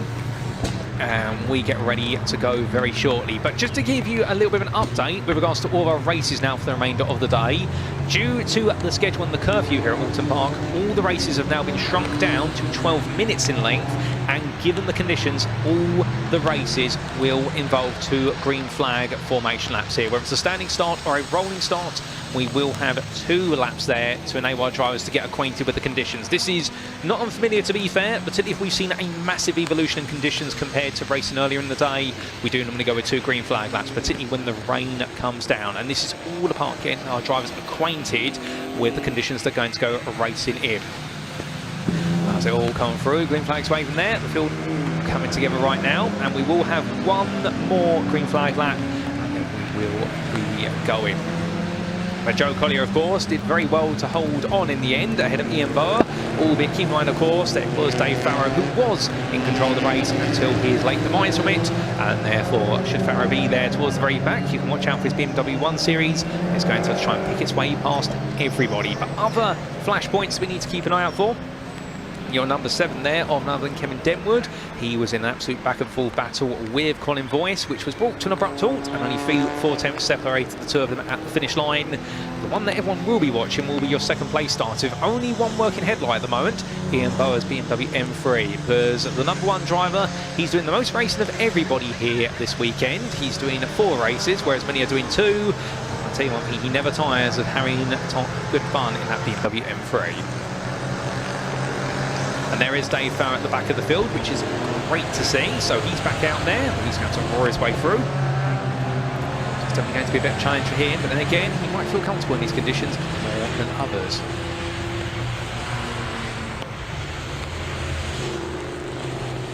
And we do see Team Aqua there saying in the YouTube chat, love this, not great weather, wishing them all the best, have a great race, people, love Charlie. Well, good on you, Charlie. And the challenging weather for all these drivers today, but the fact that all standing out and giving it all is absolutely fantastic. But of course, it always opens at the door. The little Ford Fiestas, for example, they may just feel a little a bit more nimble here, but that's why we do have these series intermingled together.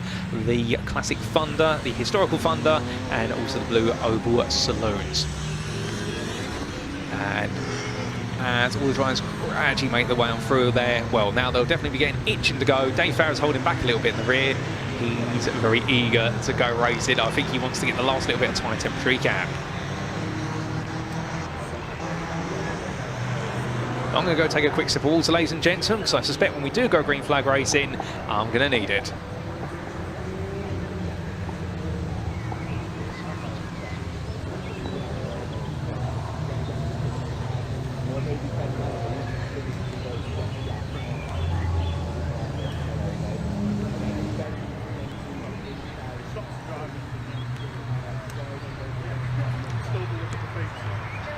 Well, ladies and gentlemen, not too far away to go now as they all bunch up behind the safety car.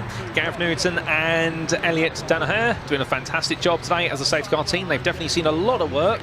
And once they just gradually bring the field through 2 by 2, and we're not far away to get underway from round number 6 of the season for the Classic Touring Car Racing Club's PRG Trailers Classic Thunder, plus also our Burton Power Products Blue Oval Saloon Series, and don't forget as well the historic Thunder Saloons, the Ricky Can Series, sponsored of course by the man who took the 2025 championship in the historic Thunder machines. But here we go as the lights go out on the safety car, and we're not too far away from going green flag racing.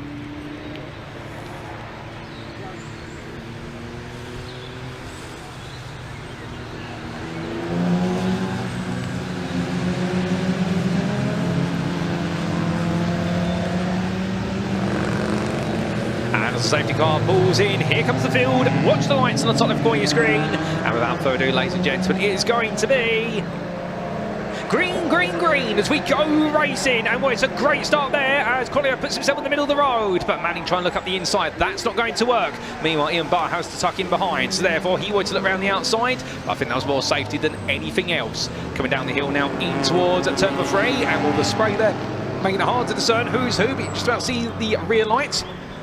And well, everyone's safely through the opening corner. Janiki having to defend a little bit hard there versus Beardsmoor's RSR Escort, but holding on to 4th at the moment. But watch out for Farrow as he looks up the inside there. That's on the inside already of one of our drivers, and that was Reynolds. He's made his way past, so another place gained immediately. And we see Denwood looking to go on the attack versus Beardsmoor. The Jaguar XJS there of Hooker trying to fend off the Ford Fiesta. None other than Hunt, who's trying to make a bit of a move. But the field continues to spread, although looking at this, we can see a bit of a queue building up there in the fight for 5th place. And that is Beardsmoor trying to keep Denwood and Voice behind him as much as possible as the fight for 2nd. Hobson skips its way over the curbs, and Bow and Manning together.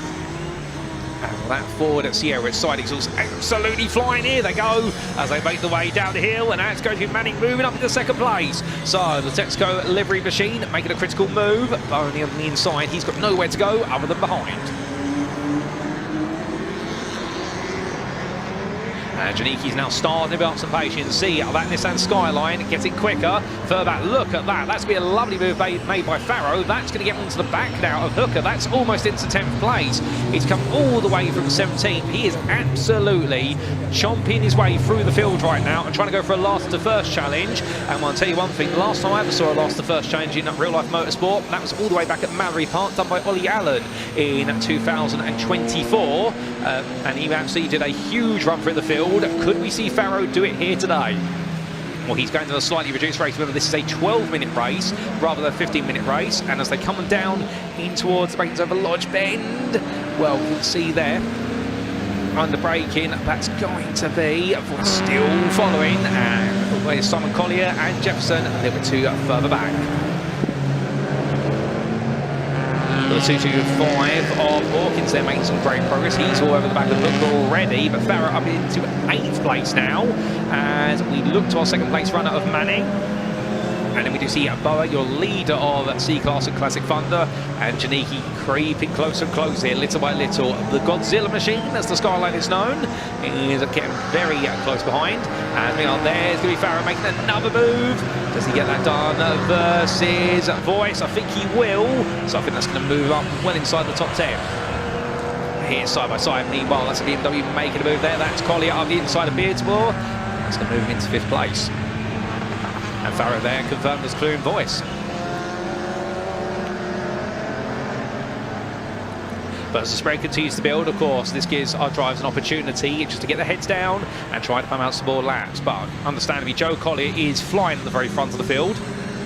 And he's opened up quite a significant gap. In fact, Joe Collier, his first true flying, that was a 201.205, whereas everybody else lapping the 209s or higher. So monstrous lap.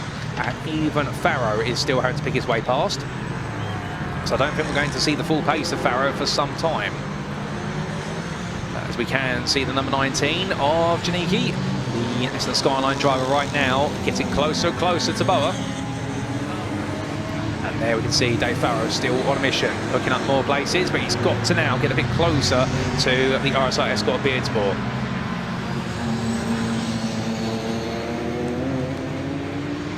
But Boa falls slowly away from Manning, but he'll be looking more on his rear view mirrors. Meanwhile, coming up behind Janiki, that is a very fast approach in at 224 of Simon Collier. The Collier Limited driver on the attack, but that's another move made meanwhile, and that is going to be Farrow up the inside there through Druid, and well, he's not too far away now from what will be an opportunity to be inside that top 5. Denwood's been closed a little bit there in the number 7. It's going to have, I believe that's Voice closing, and also we have the one to at Jefferson getting closer. But Ian Bowe, he's definitely going to be building a traffic jam behind him at this rate. The man who took the win, well, not took the win in class earlier on today, not quite the win overall. Well, he chased after Joe Collier, but in this one, he's the one who's being chased here. The hunter has become the hunted. But then there's that presence, and the headlights there make it look even more demonic in the form of Farrow's car right now. The BMW 1 Series is running its way forward, but here comes Janiki, looking up the inside in towards Island Bend. He'll go for it, but Ian Bowe, meanwhile, is going to defend around the outside. Can he hold it all the way to the inside of Shell Oil's corner? He can, but does he get it stopped in time? Remember, inside line here, a lot of water cameras on the low line. He does hold it together. Lovely bit of defensive driving there from Bowe, but now you can see that Simon Collier is closing up as well. So this fight for the 3rd place spot overall is continuing to build up, and it's only more cars being added to the mixture. We're coming out of the first of the 2 chicanes through Britain's. Well, now here comes Simon Collier. He's figuring out a potential opportunity. Can he find a way to get in the attack?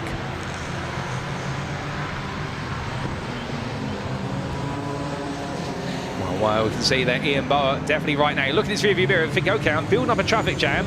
Let's just see if I can cue the ball up. And Farrow right now so close to the back there of Simon Collier. But does Collier attack forward, or does he instead now focus on fighting backwards? He focuses on defending more so in the Martini machine.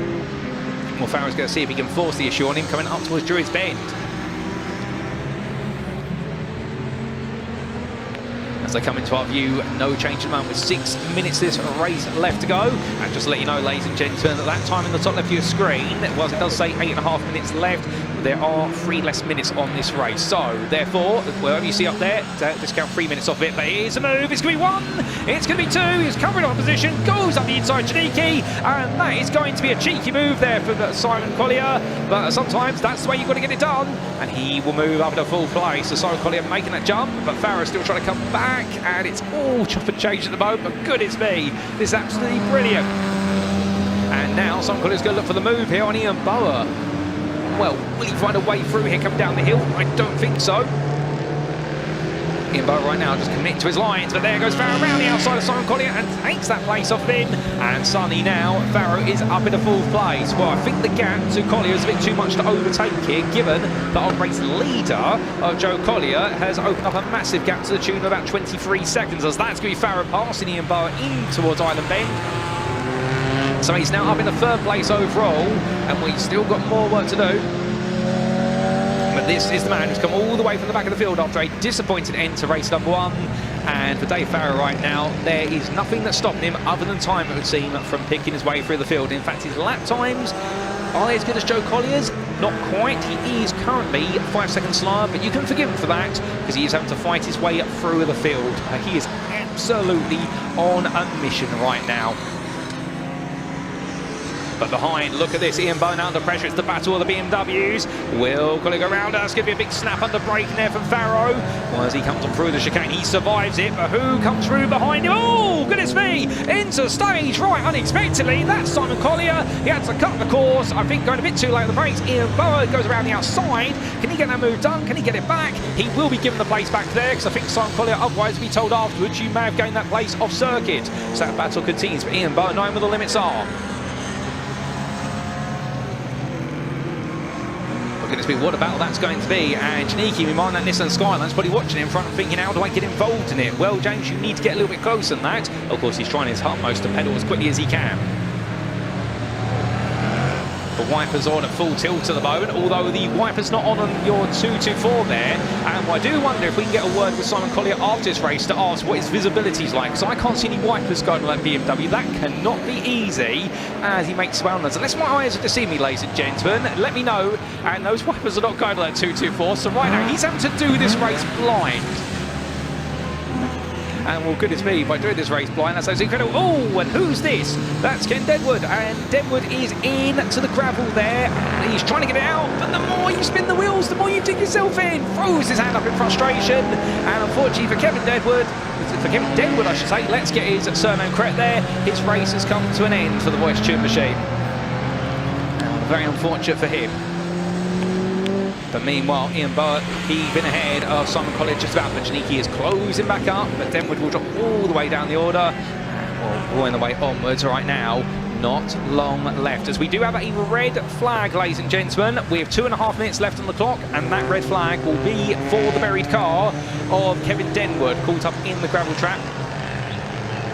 And the race will be classified as finished as a result, and understandably, he's very frustrated in that BMW E46 Compact. He was going quite well, and well, he was the leading voice tune machine at Cadwell Park. I think he made Colin Voice, the man behind Voice Tune, a little bit envious that he was getting the best out of the conditions.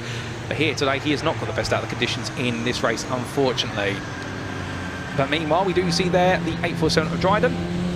And well, he will be your Class G winner in the Blue Oval Saloon Series. He'll be very happy with that in his Ford Fiesta XR2 Mark II, just ahead of Hunt, who's right behind him there. But their race has come to an end, so they won't be going any further. And well, great race had by all. And well, we're waiting to see how far Farrow could go and whether he can get himself up into second. But we will no longer see that. And remember, of course, because of the red flag, we will see the race results taken back a lap, essentially. So here are those provisional results, ladies and gentlemen, subject to any Sure's inquiries. These are essentially taken back a lap as a result of everything that's played out. And we can see Joe Collier winning in the end by 22 seconds to be the M3 driver in the Classic Thunder Series, ahead of your Blue Oval Series winner of Mike Manning in his Ford Sierra, who was absolutely electrifying. Ian Bower taking 3rd place there, but winner of his class in the Classic Thunder C category, ahead of Simon Collier, who took 4th place. What a brilliant drive from him. He was definitely getting very fast and furious and battling for that 3rd. Dave Farrow, in the end, his conquest will be stapled at 5th place, even though he was almost into 3rd, but unfortunately for him, the red flag that sees him demoted back to 5th, and the BMW 1 Series driver, remember, came all the way through the field. In 6th, it was James Janicki in this and Skyline that looked confident, but unfortunately wasn't quite on the pace, and then Nigel Beardsmore took home a winning class, and that was a great drive for the Classic Thunder S category driver in his SHP ISOL Escort. Then we did see Kevin Denwood, unfortunately with the red flag, where he'll be listed as finishing in 8th place, ahead of Colin Voice, the Ford Escort driver. And well, he will be your historical Thunder winner. Brilliant effort there from Colin Voice. Great to see him out there scoring some big points again. And then we did see David Jefferson finishing off your top 10. The Jaguar XJS of Melvin Hooker finished in 11th place, ahead of Todd Hawkins. And it was Michael Rudge and Martin Reynolds completing that top 14, with Dryden, Hunt and Hart completing your lap back finishing order. Fastest lap, meanwhile, well, he was in a world of his own at the front. Joe Collier, a 2-minute 0.37, a monster of a lap, and the BMW M3 driver will be very happy with that. But what a race it was, ladies and gentlemen. And well, we were building up to some absolutely brilliant fights, but I suspect very shortly we may be hearing from 1 or 2 of our drivers in Parc Fermé. But in the meantime, we leave you with these results on screen. We can see plenty of support there for James Janicki, including Beverly Janicki there. It says, go on, Jim Janicki, love mum. Great to see all the family coming out. And well, great to see you tuning in today, Beverly. But with those results, I think we are going to make our way shortly down to Parc Fermé. But before we do, we can see there the marshals using the tried and tested method of a shoe in order to be able to try and move the gravel from underneath the voice tune machine of Denwood, and just trying to get it moving as best as possible. And that's the thing. When you end up buried in the gravel, you spin those wheels and you just dig yourself a bigger hole unless you can find a bit of traction. Matt Busby says, very wet trackside still. I am damp, and well, a very soggy Matt Busby there. Thank you for the weather update, Matt. We really do appreciate it. We see Aristason saying, with regards to Simon Collier's car, with regards to the fact there was no windscreen wipers run it, maybe he has a bit of magic there that stopped all the water from being on the windscreen. And again, just a big shout out to our marshals in the meantime, doing a brilliant job. They're just talking to Kevin at the moment and saying what he needs to do. And I suspect they are going to get that car moved. There it goes. It's out of the gravel, and that's great to see the voice tune Motorsport BMW E46 Compact rolling back onto the tarmac. But unfortunately, they're going on around. And well, as all of our drivers have made their way into the pit lane, apart from Kevin Denwood, who will shortly be trying to make his way back to the pit lane, we're going to hand over to Leah down in Parc Fermé to get a word or two from our drivers in what has been a brilliant, if not slightly curtailed race.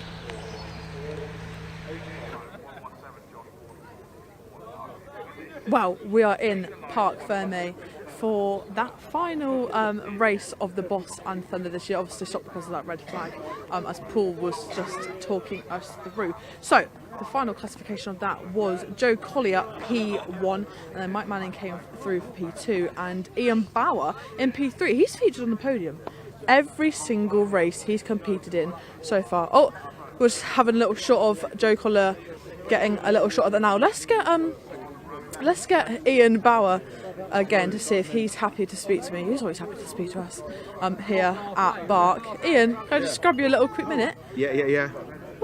You just love the podium, don't you? Can't keep away. Yeah.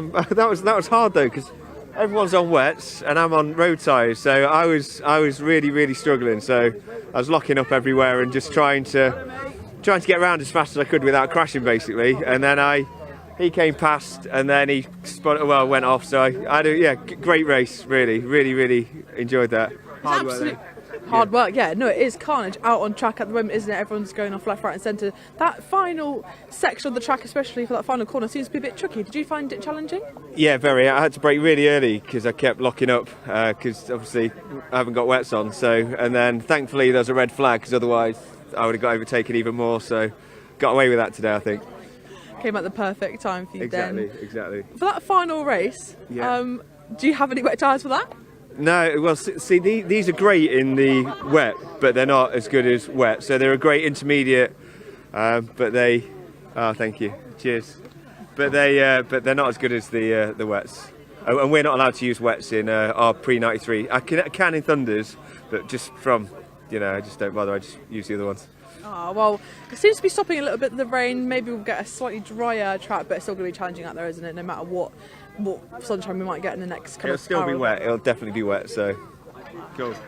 Well, maybe we'll see you on the podium later. Probably. He's been on the podium more blinking Fingers crossed. day. Honestly, lovely. Thank you, Ian, for speaking to me. We haven't actually spoken to Mike Manning. We're just going to catch him for just one moment because I haven't spoken to him today. He's been avoiding me. Mike, you've been avoiding me. I've been wanting to speak to you all day in your lovely Ford car. Congratulations. Well, are you going to share this bubbly with me? Yeah, one. Oh, lovely, wonderful. Come round later. I'll come and find Jordan. We just spoke to Ian. He's been on the podium. He's greedy today with his podiums that he's had. Talk about it out on track then, because a lot of people are finding that final section. We've had a few offs at that final corner. Is it hard, particularly there, or is it the whole track that's challenging now? I didn't have one miss out whatsoever. It was good. Tyres, good wet tyres on it. Yeah, it was brilliant. Yeah, I didn't have no moments at all, really. You are one of the only ones, actually, that's got a massive smile on your face. What is this car like to drive around Oulton Park? It's an absolute handful. Put it on the minimum power, and then we rallycross past has paid off again. Wonderful. Well, congratulations. Well done for that. Mike Manning, lovely to speak to him as always. And that is it for the Boss and Thunder race today. A lot of people finding it tricky out on track, understandably so, because of the weather. Don't forget, guys, that we've got that question for you. If you were a driver yourself and you had a two-man team, what touring car driver would you have in your team alongside you? Let me know in the comments. We are checking it. Paul can see it, I can see it too, so let me know what your pick would be. And actually, speaking of Paul, I can hand back to him in commentary now for the next MG Owners Club race. Paul, over to you. Thank you, Leah. And well, ladies and gentlemen, after what has been a thunderous round of racing for the classic and historic Thunder, plus also the Blue Oval Saloon Series, we're now back to the Morris Garages machines. It is time for round number 6 of the Adrian Flux Insurance MG Owners Club Championship. And well, here we're going to go straight in with the grid, and we've got some information to feed you regarding some questions that maybe you asked earlier. But first, the grid. Now, these times, they are set not by their race 1 performances earlier today, but they are set by their second fastest qualifying lap. So you will see some drivers a bit out of position compared to perhaps you would expect them, because all the classic touring car racing club series do it based on the previous race. Regardless, Jack Woodcock takes pole position for Class Z and overall in his MG ZR. And he'll be joined on the front right of the grid by none other than Scott Bugner, your winner, of course, from race number 1 early on today. It was Woodcock who was the runner-up, but will they be the other way around this time? Starting third, it's going to be Matthew Harvey ahead of Tim Harvey, the MGZR driver, very close once again, to the same surname driver. And then Steve McDermott, the 4-time champion, the most decorated driver of this series on the grid, starts in 5th, ahead of Rob Addison, the 88. Then you'll see Cal Moore in his 43, starting in 7th place, ahead of Jake McDermott, son of Steve, and right now is having a bit of a difficult day so far at Oulton Park. He seemed to struggle in race number 1, finishing only 10th, so what can you do in this one? Jack Meager and Simon Byrne complete your top 10. And we've got some absolutely huge grids, ladies and gentlemen, so we will continue our way through. And Lee Sullivan starts 11th there ahead of James Cole. And then we will see on row number 7, Crystal Lawson, who was looking relatively quick, but not as quick as Lee Pearce, who starts 14th. It was not a happy qualifying session today for Lee Pearce in the 2-3-4, but race number 1 saw him battle his way up to 8th place from a 14th place start. He's got to do that all over again. Josh Burns starts in 15th place ahead of Martin Wills, and then we will see Conor Lawson and Reese Lawson complete your top 18, and with it Class Z machinery. Before we do come to the invitational car, the MGZR 170 of Joshua Dakers. Then we do see in 20th Adrian Olsen, and they'll be back to Class Z machinery, but we've got a few more rows to go. And starting 21st, it's Greg Thomas ahead of your Class A pole sitter, the MG Midget, and championship lead now coming into this round of William Sharp. Aaron Chappell starts in 23rd ahead of John Copland, and the MGB will be followed by Hannah Leonard, the MG ZR, and the only car there, I do believe, in its category today, and it'll be Class B, the only one Class B, ahead of James Wade. Mount Vest starts in 27th in his MG BGT, and he'll be at the head of what will be a quartet of Class A machinery, consists of David Amphlett, Chris Millard and Robert Fisher as well. That's your top 30, and I believe we've got a couple more to cover.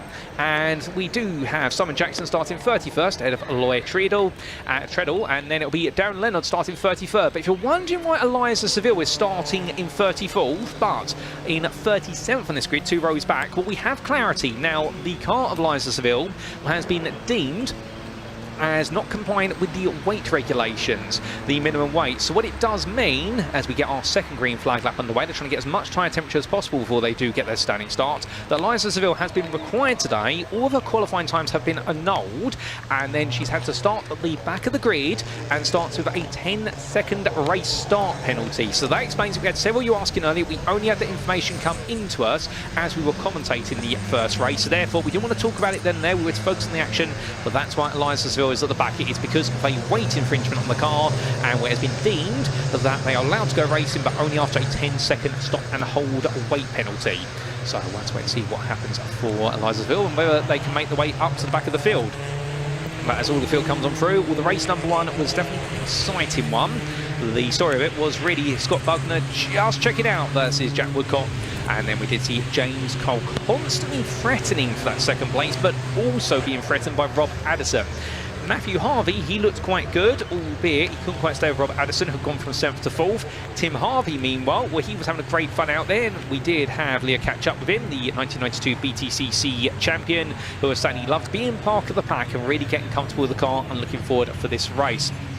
A bit further down in Class A, well, William Sharp in the end really checked out for the win in that one, but John Copland, he also felt very safe in second, and it was really Chris Millard who had all the pressure on him for that third place until Mount Best slipped away, fell to 4th, and David Amphlett almost managed to take the place off him, but it didn't quite work out. But there is your number 100 parked up at the moment. And that is going to be the car there of, I believe that's going to be a pit lane start for Connor Lawson. So Lawson has decided to start for the pit lane. Perhaps they were late to the call, perhaps there was an issue with the car. But either way, it'll be good to see them going. But it will not be from the grid for the man who should be starting 17th, because there will be a spot there. He won't be allowed to take his spot. Instead, the race will go green, and then he will be allowed to leave the pit lane once the field has passed. Where's the pit lane safety line? As all the field comes on through here, just warming up those tyres at the moment. And great to see so many of you still tuning in. And we do say hello to Graham Barnett, who says, enjoying the live coverage, keep up the great work. We appreciate it, Graham, and glad to have you tuning in. We also do see there Woody265 saying, I would choose David Reynolds from Australian V8 Supercars to be my teammate in a two-car touring car team. Purely for the entertainment, that guy is hilarious. And, well, we also do see John Wilkins saying, I bet when we get to my home circuit, Snetterton, next week, I bet David Addison will speak to Tim on I24 about these MGs, which would be great to see. And also we see Chad Cahan saying, my two-man team has got to be with Jason Plato, absolute legend touring car. And meanwhile, Jodine Sullivan says, come on, Lee Sullivan. And we look forward to seeing how Lee will get on. As Adrian's cooling down, it's not going to be too much longer before they do take the spot, so we're going to go quiet for a little bit and let them all get into position, ladies and gentlemen, in preparation for round number 6 on the 2026 Adrian Flux Insurance MG Owners Club Championship, brought to you today from Oulton Park International. Oh, in fact, we do seem to have another formation up there. I wonder if we've got anything to explain that, but it seems like we're going one more time, so we do apologise for any confusion there.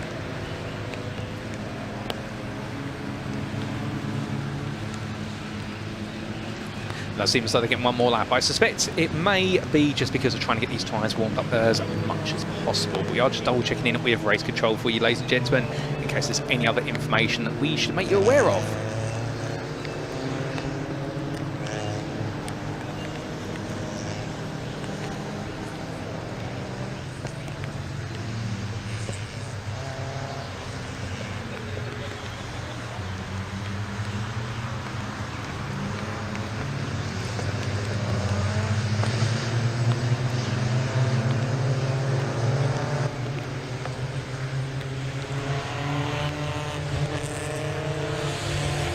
Well, ladies and gentlemen, as they all gradually make the way on through, we have no further information at the moment as to the extra lap there, unless we're losing counter laps. So it has been a bit of a long day, but a long day of absolutely fantastic racing.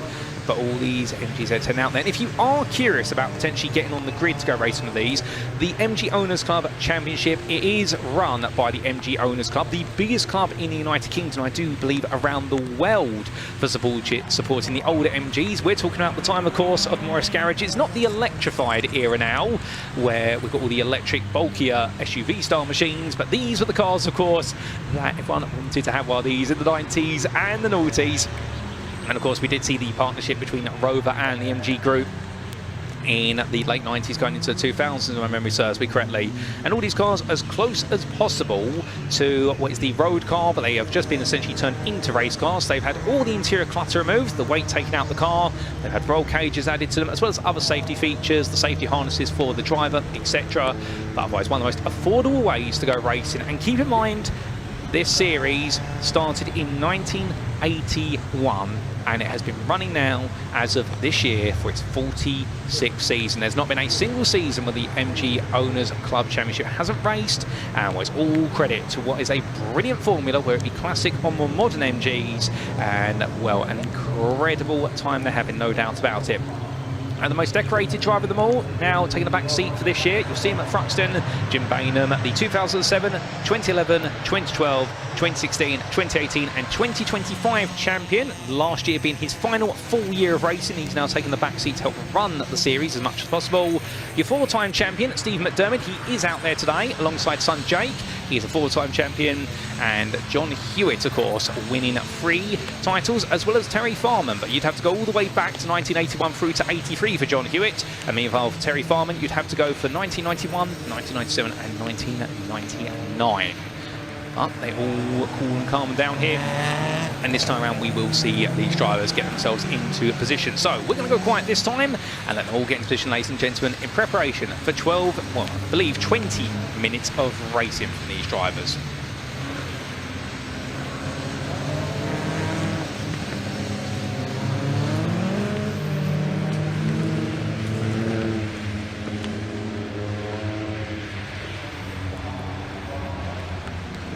Well, in fact, ladies and gentlemen, we have had a bit of an update here. So what's happening in regards to this race is we've just had a car come into the pits.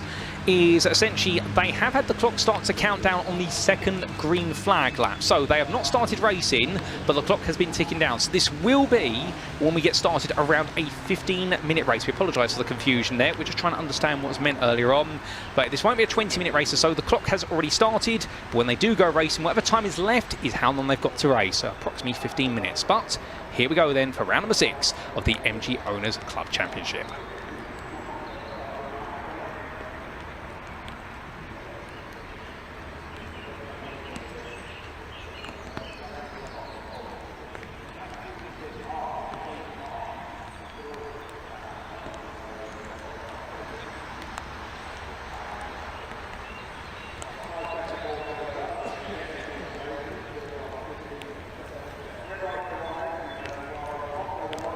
And it's lights out and away we go for round number 6. It's a bold start there from Woodcock, immediately coming across the cover off Bugner, looking for a potential move, but in fact it's Matthew Harvey who's had the best start of everybody. Harvey looking up the inside, he started in 3rd place, he's already jumped up into lead, and well, as all the field comes on through, great start there from our Class A runners as well. I do believe that's Copland just holding off the attacks of best as they all weave and wind their way now in towards Cascades, but that is definitely, make no mistake, Matthew Harvey is now leading this race. He's had such a monster start and has got away with it immediately, but we will see what's to come, where Bugner can potentially come back in, or Woodcock as well. All the field safe through the opening couple of quarters, lovely to see, and Matthew Hardy is trying to run away as the 24 gives pursuit. That's Woodcock there, the pole sitter. We lost out at the start, but he's going to try and come back as this race goes on. Oh, that's going to be too wide. 176 goes all in. And do they get it stopped in time? Yes, they do. Lovely bit of braking work there from Tim Harvey. Well, you can show one thing. The age has not dulled his ability to attack. No doubt about it. He's probably feeling very youthful for that move. Let's do see the wonderful 39 carrying on. Oh, very sideways there for Tim Harvey. In fact, he's absolutely flying right now. He's up at a 2nd place here. Is it going to be a Harvey 1-2? We'll have to see. It's been on the 24 behind of Woodcock, under a bit of pressure here. And in fact, is that the 234 directly behind him? I think it is. And well, if so, that is going to be Pierce is absolutely flying. In fact, Pierce looking up the inside there under braking. As meanwhile, Matthew Harvey goes straight on. He's going to have to give up the lead of the race as a result. So suddenly, well, this is going to be absolutely magical. As car onto the grass there. A few more going straight on. Cole breaks the water. Matthew Harvey comes back on. Tim Harvey is side by side with him. Side by side, they're further back. Goodness me, it's an absolute mad scramble as they all weave and wind their way through what will be the Hislop chicane into Knickerbrook. And right now, take your pick, ladies and gentlemen. There is fighting going on everywhere. There is MGs on the grass. Some of them, they are all right now absolutely full of spunk. But understandably right now, who's going to keep it down on the road? As the fightings continue, well, looking towards the very front of the field, we can see there everyone line astern, but here comes Harvey. He's going to try and take that place that Matthew Harvey denied him earlier on, and that's going to be Tim Harvey into the lead of the race, and he takes over. So now, can he run away with this, or will he find that once you're at the head of the MG pack, everyone tries to come back at you? Well, I think straight away we're going to see Matthew Harvey look for an opportunity. Here he comes, too wide. Tim Harvey going as defensive as possible here, and no change. So Harvey holds it for now, and behind Pierce has come all the way from 13th up into 3rd already. Your pure blue machine right now. This is the Lee Pierce that we saw at Cadwell Park. He is on a mission. I don't know what happened in race number 1. Perhaps it wasn't the same Lee Pierce, but right now he is absolutely fired up here as they come on towards this second lap. And the rest of the field looking impressive in terms of your Class A leader at the moment. The man is 17th of the 39. It's still the MG midget of Will Sharp. He's looking very much in control of that. Cotland's holding on second there, and Amplit has broken away in 3rd. So he's had a great start. Has Amplit jumping all the way up to the head of the quartet for that 3rd place in Class A. And we'll have to wait and see whether he finds himself reeled back in a little bit later on.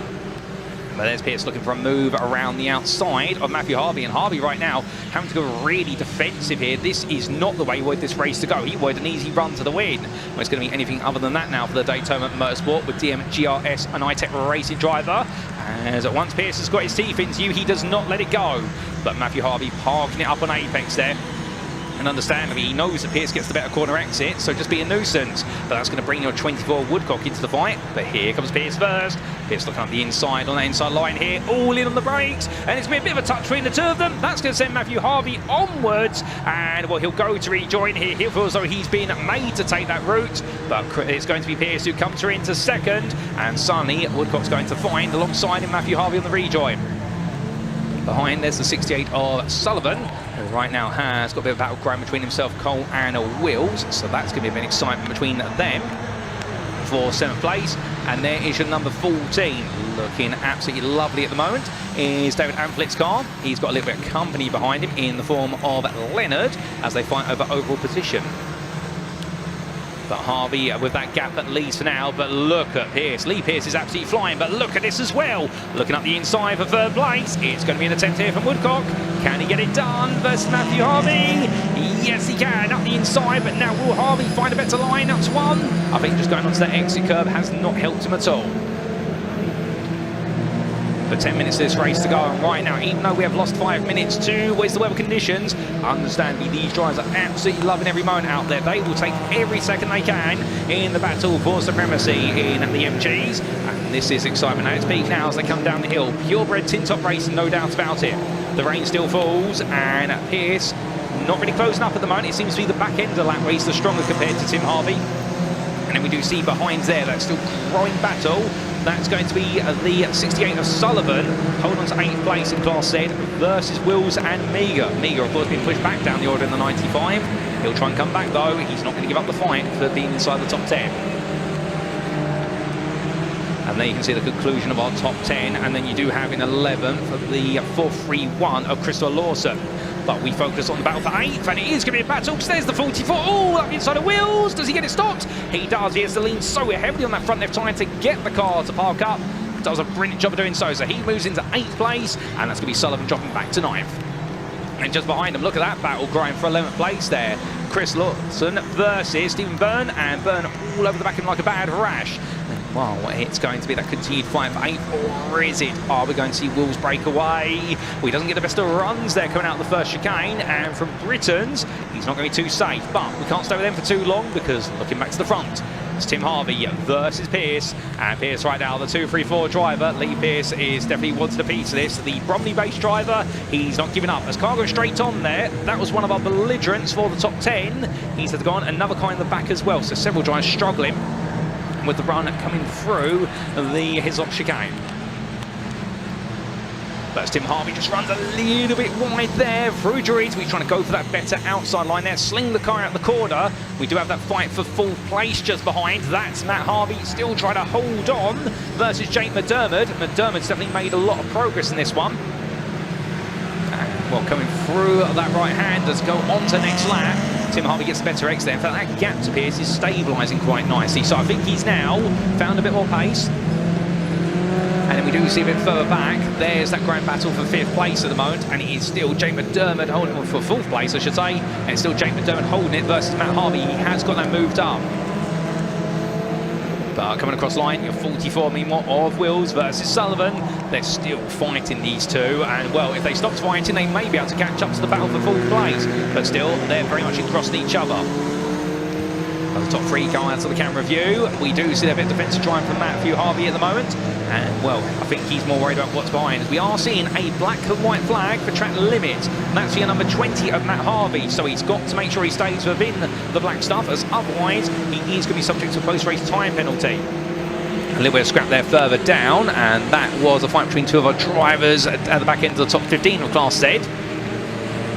And in Class A, meanwhile, to give you an update to that off camera, it's still Will Sharp ahead of Copland at the moment, and in completing the top 3 of that class is going to be Amphlett, who's still very safe and has a bit of space to Leonard, your Class B representative. But here's a little look up inside the 777 on the 431. Is that going to work out? Not quite there for Wobby Dakers as he goes on to attack the Invitational machine right now, still trying to get in the hunt. And we have your number 4 there of Simon Byrne right behind. And Simon Byrne will want to get past Dakers if he can, as he would like to gain a position on that 431.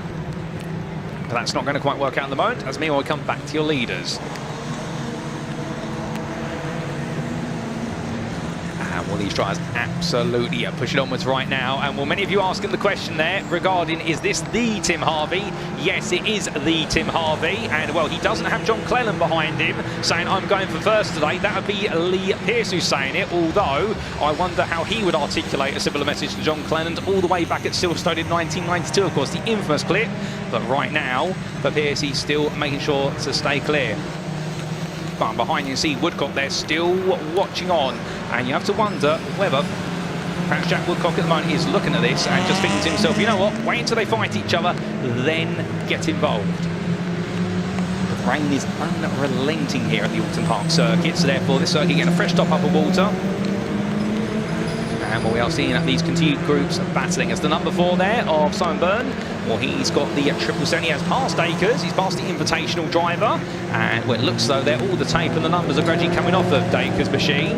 And if so, well, I suspect he'll get away with here. But meanwhile, back to the front. Here's Phil about it there into Cascade. He's getting closer and closer. And in fact, Woodcock, meanwhile, has just set the fastest lap of the race. And that's the 2 minute 15.578 Woodcock.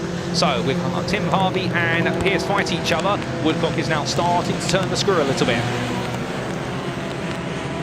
But meanwhile, the gap between them and 4th place, well, that's the best part of 5 seconds. I think Jake McDermott would love to be a bit closer. Harvey goes very deep. He goes so wide. Lee Pierce looks on the inside, but in the end, on the high line in the end, Tim Harvey just about keeps it on the road, uses the camber shell oils corner to stay alive in that one. My goodness, I thought he was going off, but not quite. Tim Harvey giving us a bit of a scare. More fighting coming down the hill. That might have been Lawson versus Byrne, but meanwhile, we're definitely going to stay quite transfixed to your lead of battle. And Lee Pierce looking for it again around the outside. Can he find it this time? I don't think he can. And right now, Tim Harvey literally defending to the inside, defending to the middle of the road. Everywhere he says it's mine. And Lee Pierce right now, well, he's definitely got to try and invent a way of getting on through. But what can he do to make this happen? Where can he find a mistake? Because Harvey goes very sideways there, coming through Knickerbock corner. This is brilliant, and Pierce is close, but the problem is he's too close to really pounce at this point. He is going to have to wait. But Woodcock, meanwhile, watching behind, and right now Woodcock no more than a second out of this battle. I think he might want to be a little bit close now. He might want to put the pressure on, and see what the plan is going to be. Well, if he can put that pressure on him, maybe I get Pierce to make a mistake. You could even get Pierce to make a little bit of presumptuous move on Tim Harvey and make some magic happen. But there's the fight for 5th meanwhile, and that is still Matt Harvey right in amongst Addison, Cole and Wills. They're swapping things around. Brilliant battle this is. That is the 88 of Addison who's got to the front of this now, so he's up into 5th place. And we see the 188 just behind that of Cole, and I think the triplet of moves is going to be made because only your 44 of Wills gets on past Matt Harvey. So Harvey, who was a bit of a hero at the start of this race, has now dropped down the order. So a bit of a challenging race there for Matt Harvey as he slips down. And side by side, he's going to have another go at this versus Wills, but Wills will be defending quite comfortably. And I don't think right now Matt Harvey's going to have an opportunity to come back here. But 3 minutes left to go. 2 laps left in this race, and Matt Harvey trying to come back again. It was Denton's. Will he get alongside? Not quite. That's not going to work out for him. And Matt Harvey having to back out. And well, a little bit further back there, you can see none other than Cole Sullivan. Well, in fact, you can see Sullivan and Meager, they're getting closer and closer together. Meanwhile, what's happening in Class A, I'm hearing? We are getting word. Look at this. Now, this is Will Sharp, your number 39. He's leading the class currently, but look who's caught up to him. That is Copland, who is flying in these conditions right now. Well, race number 1, it was the opposite way round. Sharp was on a different planet with regards to his pace, but as we do see our wonderful little MGBs roaring onwards, well, it is going to be the MG Midget ahead of the B of Copland, but Copland right now is stripping the best part of 2 seconds a lap out of Sharp. So at this point, you'd imagine, given they've gone on to their penultimate lap, and the fact they're not going to be lapped by Tim Harvey before this race is done, you could imagine that Sharp here may see his win streak ended. But as the late great Murray Walker once said, it's one thing to catch, it's another thing to pass. And Cotland right now is definitely able to keep chiseling away at this. If he can do it, it'll probably come on the final lap.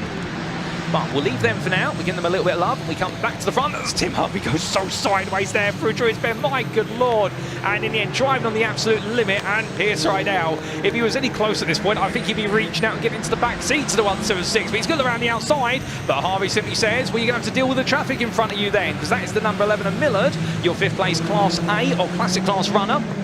And there's going to be no way through. So Tim Harvey right now, 1 more lap to go. Can Tim Harvey hold on here to take the win? Or will Lee Pierce be able to take it from him? Well, here they come into turn 1. It's Pierce on the right, Harvey on the left. And in the end, Pierce is going to get hit. But Tim Harvey throws it up the inside and says, no, you don't. Pierce switches back, taps the rear. A bit of debris comes on the back of the cars. And Tim Harvey is elbowed out wide. But Pierce does take the lead. Well, I get the feeling that's going to be a BTCC style overtake there. And well, for Pierce in the end, he had to go for it. But that small tap on the back. Will we see Harvey come back at him right towards the very end? They were separated by 100th of the line that last time around. Will we see it get any closer this time? Well, we'll have to wait and see when they do come to us. But there they are, at least at the moment, making the way up towards Island Bend. But it seems like now that Pierce is ahead, he may just be safe as the battle for 3rd, meanwhile between Woodcock and Jake McDermott. We know that Jake McDermott has caught up very rapidly, but we're going to stay focused on this lead battle right now as Tim Harvey says, right, I'm coming back at you, Pierce. You're not going to have this all to yourself. But where can Tim Harvey go for it? As that car just does not look anywhere near as comfortable as it did previously. I just wonder whether Pierce has pushed Harvey so hard at this point. And for Tim Harvey, this is now a race whereby he's battling against the car as much as he is with his rival.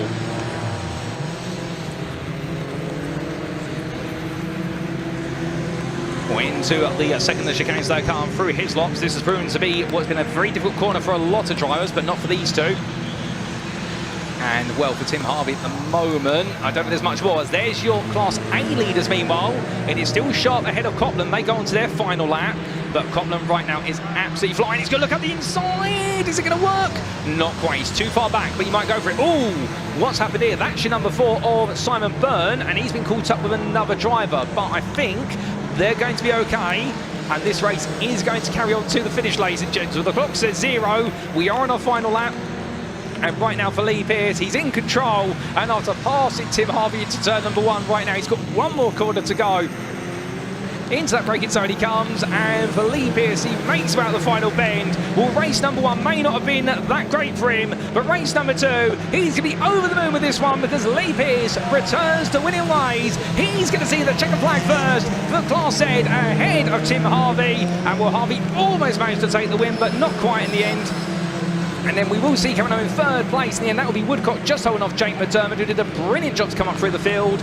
We will then see in 5th, Wills ahead of the machinery of Addison. And then it'll be Matt Harvey, who in the end struggled after a good start. He had a lightning start, but after that, the pace fell away from him. He will complete the top 7. In 8th, it's then going to be the 188 of Cole. And then we are going to have to come through. That is going to be a lap down Class A car coming on through. That's Millard. But meanwhile, here's Class A. We're going to stay with this now to the very end. And this is going to be the battle for the Class A win here. And can Sharp hold on? Well, Cotton looks one way, then looks the other. I think Sharp right now is probably wondering to himself, where's the move coming from? And Jonathan Cotton's just simply sitting there thinking, wait for it. You only need to do it once. But it's so close. Cotton's done an incredible job here to overhaul a 10-second gap since the start of the race to get close to the back of Sharp. And well, given the pace in race 1 and qualifying, you would have thought this was Will Sharp's day in the bag, but not quite so. How the conditions can change the dynamics of a race. Getting ready for what will be the Druids bend here. Well, got him a bit far back. If he's going to do it, he's going to need Sharp to have a bit of a poor run in. He's going to have a mega run of his own, of which he battles with understeer there into Druids. That's not what you want at all. And I think right now, Cotland, with that, the gap's just going to grow a bit too great. Coming up behind him is the number 64 there. And that is going to be the 64 of Tredell, who will try to get involved, although I think he might back off there and let the Class A leaders have a little bit of fun. I would say under the sun, but definitely under the autumnal rain, it would seem. But meanwhile, as we head towards the line, it is going to be the 39 of Will Sharp, who makes it back-to-back Class A wins here at Oulton Park. Jonathan Cotman did everything he can to chase him down, but just didn't have the final 5%. They will complete the top 2 steps of their podium. Battle just behind there. That is going to be, I believe, Chappelle just finished ahead of Leonard, and we will have, I think after that, Seville very shortly coming to the line. And we also will have, well, after them, it will be Seville, and then we'll have Amflet coming on through, who will be your 3rd place finisher in Class A. The MGB Roadster driver who's a bit further back, but he will eventually see his finish line. But goodness me, ladies and gentlemen, what a race.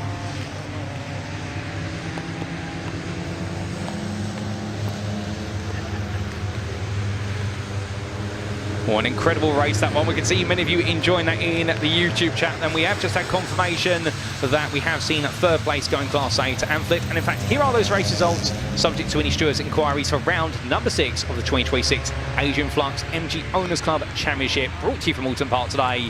Lee Pearce fighting his way through to take the win for Class Z and overall ahead of Tim Harvey. Harvey was absolutely electrifying, but did not have enough to hold Pearce behind.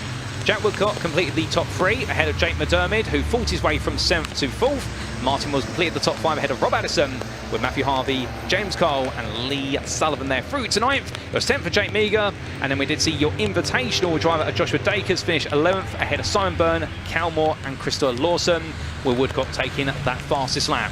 Your winning Class A, of course, going to Will Sharp just ahead of Jonathan Copland, and the top 3 being completed by what was your machinery of none other than Amflet. But without further ado, we're going to go down to Parc Ferme, because Leah's with our drivers. One exciting race. And over to you, Leah. We've got to hear from them.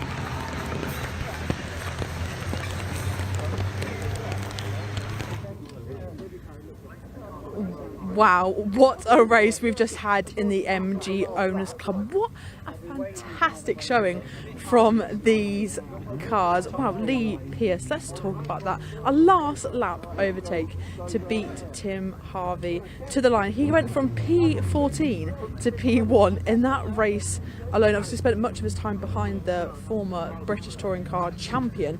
But let's speak to him. We caught him before in the assembly area. He's probably pretty buzzing with that result. Lee Pearce, P14 to P1. Talk me through that race. Last lap overtake. You couldn't be happier, could you? Oh yeah, definitely. Like I said before the race when I spoke to you, I like the wet conditions and the car was absolutely flying. Yeah, just managed to get through at the start. Overtook about 8 or 9 cars, got into like P4, P5 and just sat there, and I was sitting behind Tim and I knew it was going to be a tough one, but yeah, we had a good race and managed to get him on the last lap. Yeah, were you thinking about that overtake down into first corner quite a lot, or was it something you just thought, I've got to do it now, it's got to be here? Yeah, I done it in the first race, so I knew, I had to, it was my only way of getting near the front, so all or nothing in the first corner pretty much. So it was tried and tested then? It was tried and tested, and hopefully we get to do it again.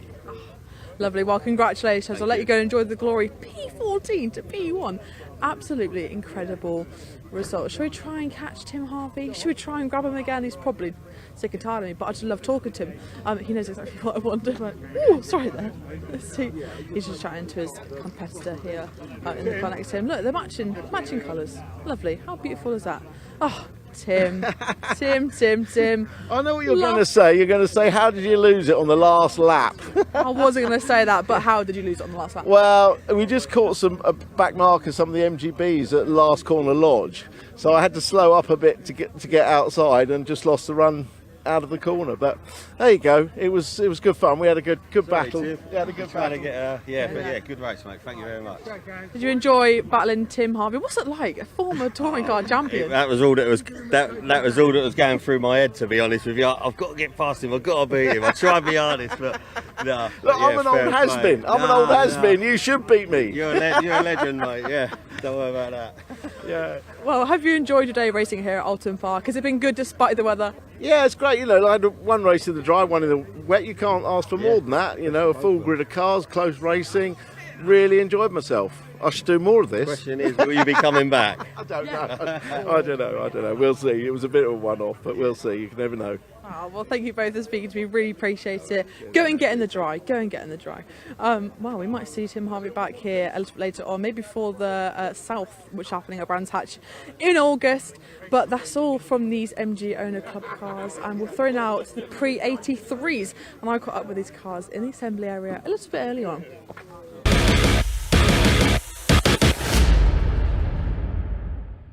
Right, we are down in the assembly area for the final of the Pre-83 races we've got this afternoon. I'm here alongside this GTI, which one of the drivers earlier commented on that they should be quite fast. It is Duncan Leffley in the cockpit of the car. See if we can catch a quick word with Duncan. Duncan, can we snuggle in with you?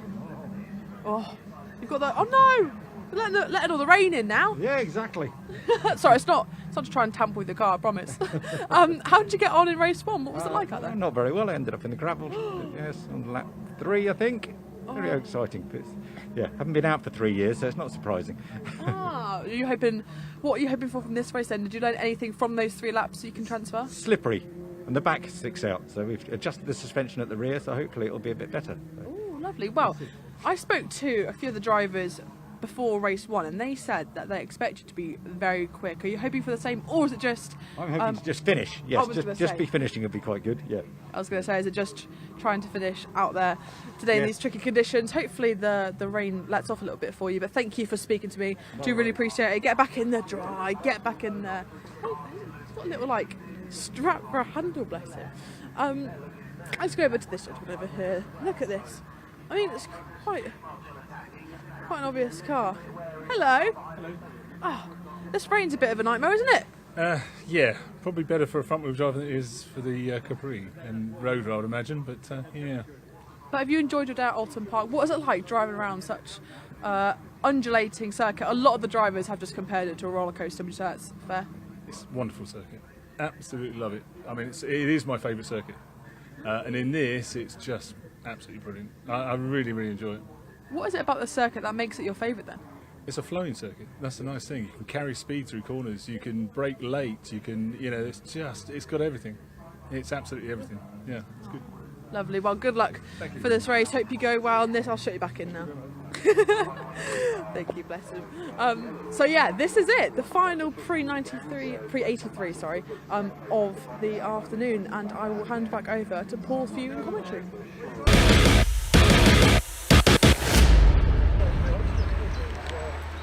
Thank you, Leah. And well, ladies and gentlemen, hearing from a couple of drivers there in preparation for round number 6 of the Classic Touring Car Racing Club's Pre-83 Group 1 Touring Cars.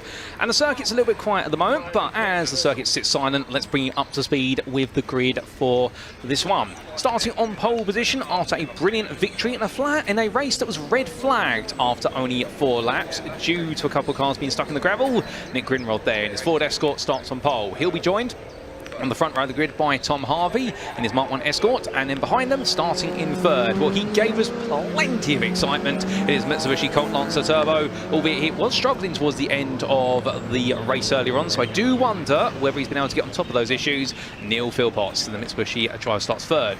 Jonathan Corker is fourth on the grid in his Datsun 510, was just as much sideways as he was straight, but the 85 try definitely gave us plenty to talk about, with Jared Knight starting in 5th place there ahead of Malcolm Jeffs in his Volkswagen Golf GTI, and looking to try and make sure he's the quickest of the Golfs out there once more. The Triumph Dynamite Sprint of Mark Osborne will start in 7th ahead of Jerry Bailey in his Rover ST1, and indeed the Rover's definitely struggling to try and keep it on the road, with Sam Fish in his Alfa Romeo Alfa Sud living the dream, of course, of racing here, having spent a long time of racing at Oulton Park on the Toka Race Driver Simulator all those years ago. He's enjoying it there, starting 9th in this one ahead of Nick Strong in his Ford Capri. So that's going to be your first 10, and I do believe we have a few more, including Don Hughes, who starts 11th in his Volkswagen Golf with the Ford Fiesta of James Dunkley alongside, and then we'll see Duncan Leftley starting 13th ahead of Mostin Rutter, and then Nick Williamson. Should he make it to the grid, well, he'll be behind the Vauxhall Forenza in his Rover SD1 starting 15th. Now we should point out that this weekend, unfortunately, the number 4 of Simon Jeffs, the Volkswagen Golf GTI Mark 1 from Lane End. Unfortunately, Simon not taking to the racing this weekend due to a damaged car, and also I think that's all the updates we do have here with regards to this grid, but we might be missing a few drivers, because we did see a little bit of a casualty list when it came to non-starters and also non-finishes from race number 1. But we will see who's out there, and I'll tell you one thing, they'll be definitely giving us plenty to be excited about. So that's a lovely view there. And you can see that sky is definitely looking multiple shades of grey out there. I wouldn't recommend getting the Dulux paint chart out to compare what shades of grey it is. It's not quite 50 of them, but it's definitely looking a bit bleak. But it does seem as though the rain still falling out there. But we're getting, from what we're hearing from our camera crews, we're getting these spells of very light rain, and there's a very quick deluge of it, and then it lightens off a little bit. So this circuit is definitely staying wet. As you can see, little slivers of drizzle there, or raindrops in the camera angle here at Druids Bend. So it really is very subjective to the time and place you're on the circuit, whether you find light rain or find a little bit more. But just a reminder, this race will be 12 minutes in length after they completed their 2 green flag formation laps, and it will be a standing start for our Group 1 Pre-83 Touring Car Championship. But remember, after this as well, they will effectively be staying at Oulton Park, albeit the drivers and the teams will be allowed to go away. But they will be coming back at the start of June on Saturday the 6th and Sunday the 7th of June for the Oulton Park Island Circuit in support of the British Touring Car Championship. They will be non-championship races. The races you see here today at Oulton Park are the ones that matter in terms of points, but it will be a special pair of races in only 3 weeks' time, so we'll get to see the machines out there once again. They've absolutely been loving it. They've been tearing up the asphalt here at the Oulton Park Circuit. It's been so great to see. Remember, this is race number 8 in our programme for today. We've got a couple more races after this one, and all of our races have been absolutely electrifying so far, and all of you really did enjoy that previous race by our MG Owners Club. Of course, we will see them again in none other than what will be about 6 weeks' time at Thruxton, and all these series do travel together around the United Kingdom. So therefore, all the series will be heading to Thruxton on the 4th and 5th of July. At least now we stay in the present and we get ready for another race from our Group 1 touring cars.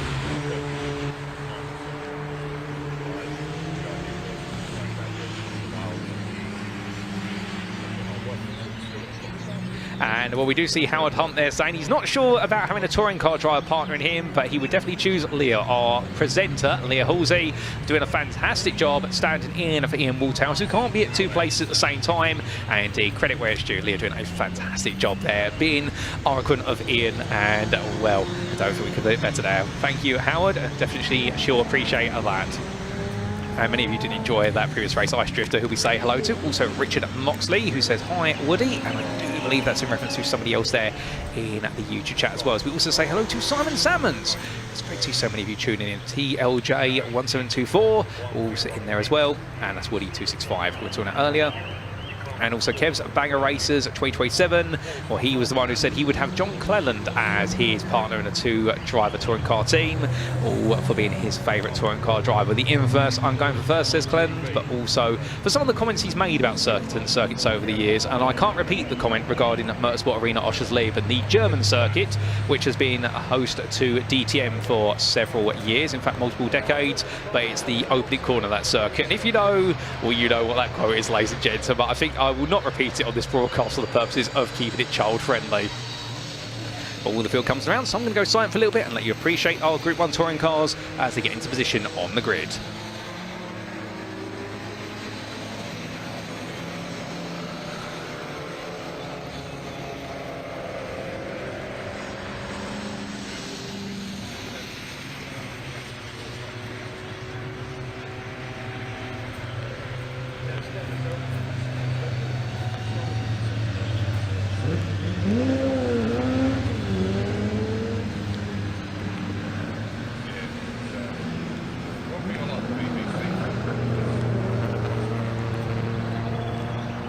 So as they begin to take their slots on the grid, remembering of course that their round number 5 earlier today was all about Nick Grimrod running away from Tom Harvey and Neil Philpotts playing a bit of a nuisance trying to get involved. But it seems though Neil Philpotts not on this grid, so therefore that opens up some doorways. Jonathan Corker and Jared Knight will be the ones to watch out for, trying to make their way forward. But looking a little bit further back, of course, keep your eyes out for the Rover ST1 of Jerry Bailey, trying to keep it together and see what he can do. But 9, this is going to be a very slippery circuit. As the grid all sits in place, last car gets into spot, and it's time for us to see those lights go out.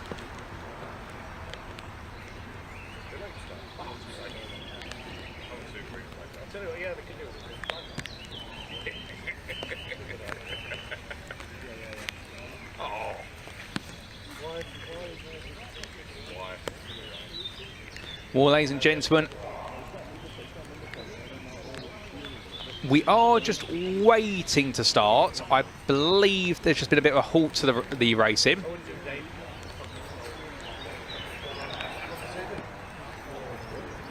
And the reason we are halting the racing is because that is Leftley who's had a bit of difficulty. And, well, unfortunately for your 42 driver, one of our participants in this one, who Leah caught up with earlier on, it's all got a bit wrong before he can get underway. So that's why we're not going straight away. So he's waiting right now for assistance from the marshals, but if he does get assistance, that may mean he may not be able to start the race.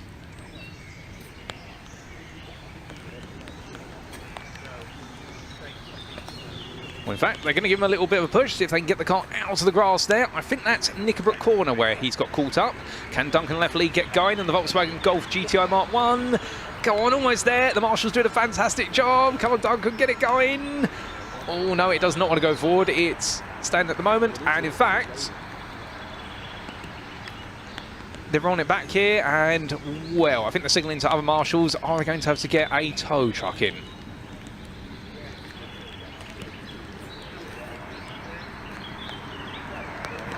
Unfortunately, it does look as though for Duncan Leftley this is not going any further, so we are going to have to wait a bit. And I'm having confirmation, ladies and gentlemen, in my ear that we have got a recovery truck on its way. So sadly, we are going to lose one of our Golf GTIs from this starting order.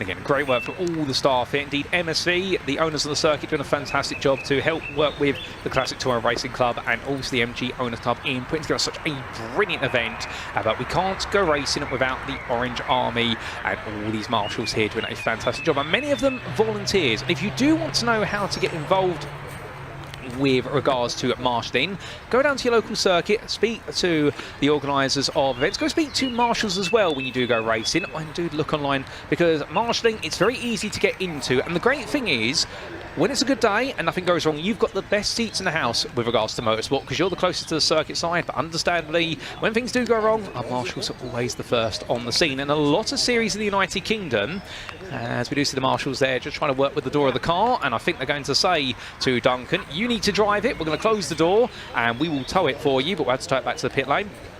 It does look as though the car's lost power, so I suspect they're not wanting to go any further, the Volkswagen Golf. And one of the things about marshalling is a lot of series in the United Kingdom actually do make it a big part where they actually encourage drivers to volunteer to be marshals. Indeed, you may have seen, of course, the CNC Heads machines racing this season so far in other park broadcasts. And, well, they do offer points, essentially, to championship contenders for doing a round of marshalling. So it's always a bit of an intrigue there. But the number 42 being pulled along. And we see Duncan Leffley, sadly, leaving the circuit, not under his Golf Zone power. And that is very sad for the car. But with his car being extricated, and, well, making its way on past the parked-up cars there on the inside of Nickelbrook Bend, I suspect we'll be going back to the start, and we're now waiting for our racing to get underway. Sans one Volkswagen Golf.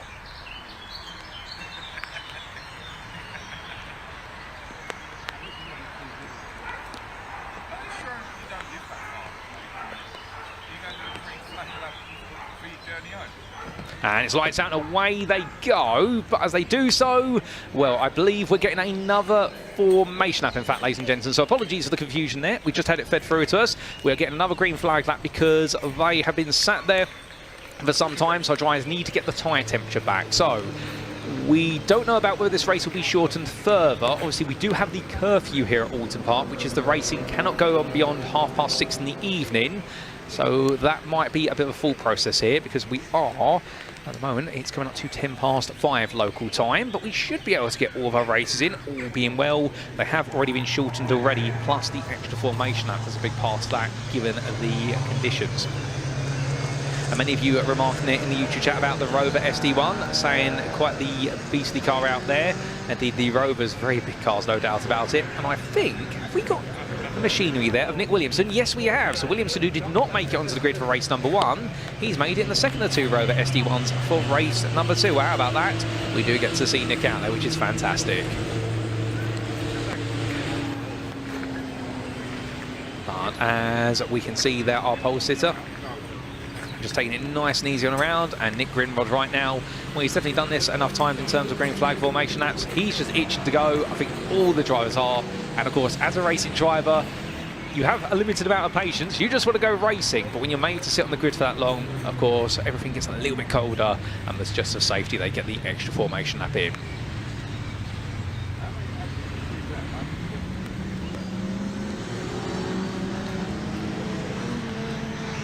Bit of a split in the field there. I think some drivers just taking it a little bit easier than others. They head on around.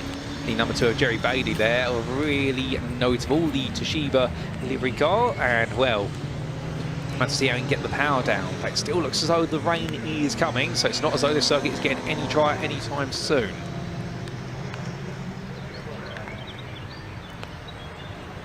Let's go to be Ford Escorts and Datsuns right towards the front, and they're the ones who'll be fighting for the win, no doubt about it. And for Nick Grimrod, well, after taking that win in the first race of the day, he's extended his championship lead, and I think he's going to be looking very comfortable versus rivals this season goes on. He has been the one to beat, both in Class C and overall. And just a reminder, drivers score points based on their class finishing position, and those points then translate to where they sit in the overall championship. Your last 5 champions over the last 5 years.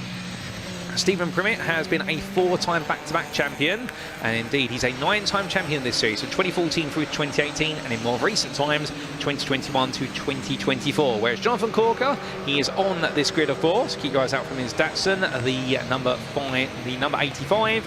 He was your 2025 champion, and well, can he find a way to strike back versus Nick Grimrod? Because right now, Grimrod definitely seems to be the one who's running away with proceedings. They head into position, and we get ready to see all park up, ladies and gentlemen, and await the lights.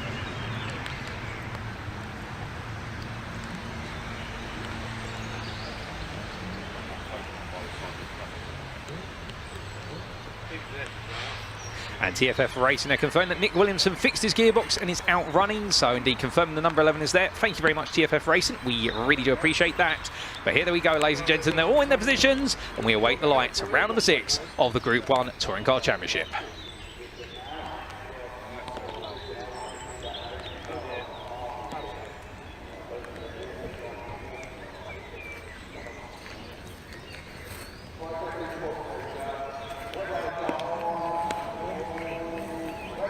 And it's lights out, and away we go from round number 6 of their seasons. They roar the way down towards turn number 1. 3 wide at the front there, but Grimrod getting the best start of the leading trio, or did he? No, it's round the outside. Can Corker get this done? Well, he's going to try and go for it here. Is it going to be side by side on the Datsun? Almost there. But in the end, Harvey says, no, you don't. He takes the lead. So Harvey to lead. Grimrod battling side by side now as they come down the hill in towards Cascades, but will there be an opportunity there for Grimrod? Yes, there will be. He takes the second place back, and the Volkswagen there of our fifth place starter Malcolm Jeffs. He's done a great jump up in the fourth place, jumping ahead of Knight straight away.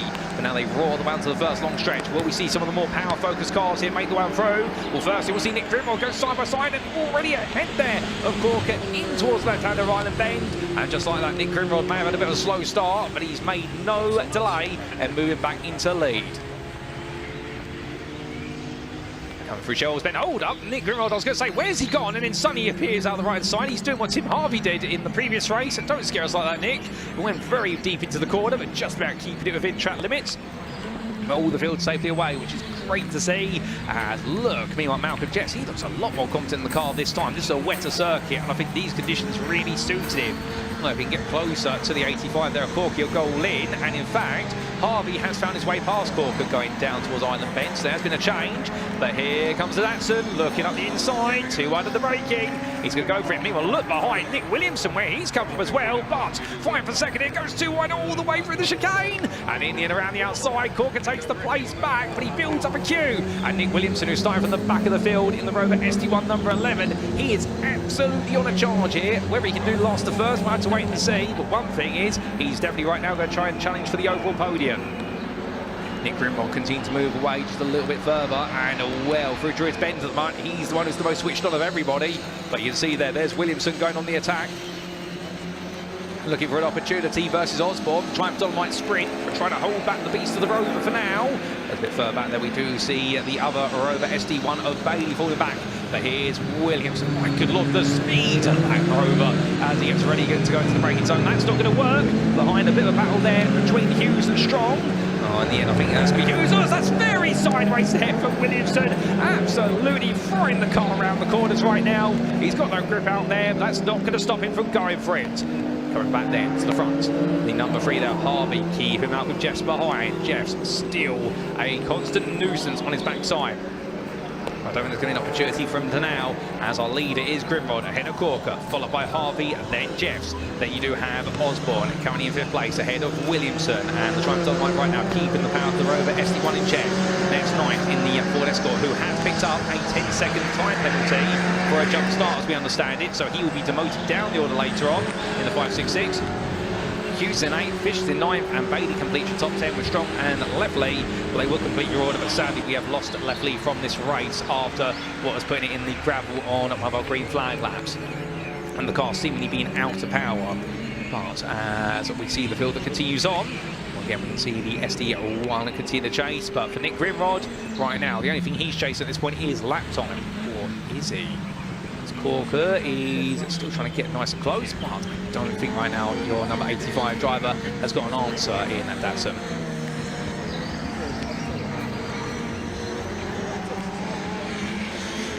But a further run down here in towards the braking zone. That's going to be side by side here, and that's going to be an opportunity.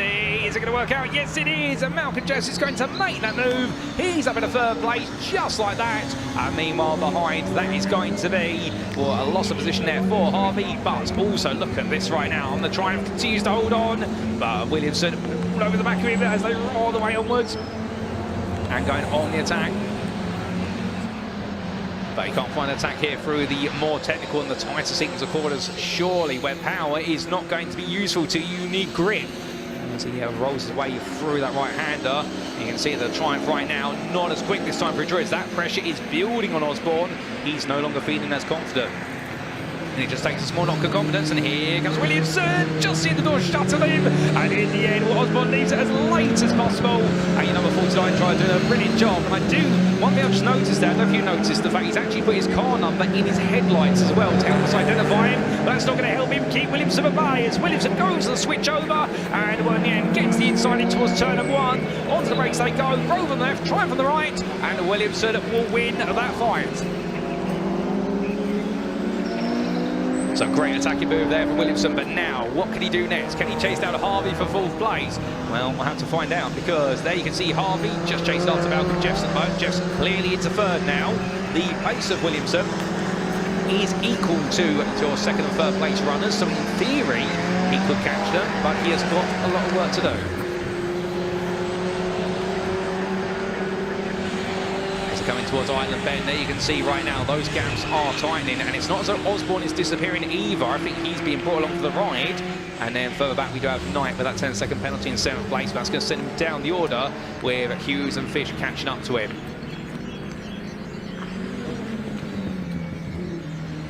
A brilliant demonstration of cornering capability there from our drivers, and really differences in approach to be able to get the most out of the cars. And we'll get a lovely shot at the rear of the car, so they clear our camera. Fish in the Alfa Romeo, the red machine. Your number 50 still trying to chase down Hughes for the 8th place. But Williamson now definitely building a bit of a gap here to Osborne, so he is safe for 5th. His next target will be Harvey, but you can see how this field is bunching together gradually, and Malcolm Jess's Volkswagen Golf doing well to be in that overall podium position. He is paced at the moment, not quite on Corker. He's going to work a little bit harder. But this is the fun part of the race. We're only 5.5 minutes to go. They'll have this lap plus probably another 3. And at this time, it's now about who's going to be able to be the most consistent here to deliver those laps. Because Nick Grinrod, he is the fastest driver out there. His last lap was a 2 minute 15.647. It was a second quicker than what anybody else was able to do. But all it takes is one small mistake, and suddenly all that lead can be wiped out. And here comes Williamson for another move, looking at the inside, he's going to go all in here. Versus Harvey's Ford Escort, and well, the Rover snaking under braking on the inside line with a little bit of water, keeps it just within track limits, and he'll get that done even if he has to fight with the steering wheel every step of the way. But hold up a second, I think we are missing something a little bit further behind, so there's suddenly a bit of a gap behind. So I wonder if somebody's got it wrong there. I did hear the sound of wheels sliding, but as our Rover SD carries on, I think we have got a car in the gravel at Lodge Bend. There it is, and that's the poor little Triumph Dunlite Sprint. That's Osborne's car, and for Osborne, that's stuck in the gravel. I don't think that's going to be going anywhere, and we did hear the sound of tyres screeching, and sadly, I think that's... Oh, go on, come on! Keep going! Can you get out of the gravel trap? I think he's going to get out. I'm hearing our camera crew. He is getting out. There he goes. And the number 49's back out there. Well done to Mark Osborne for that. He was able to get it going. That's great to see. So the racing won't be stopped. We'll keep on going.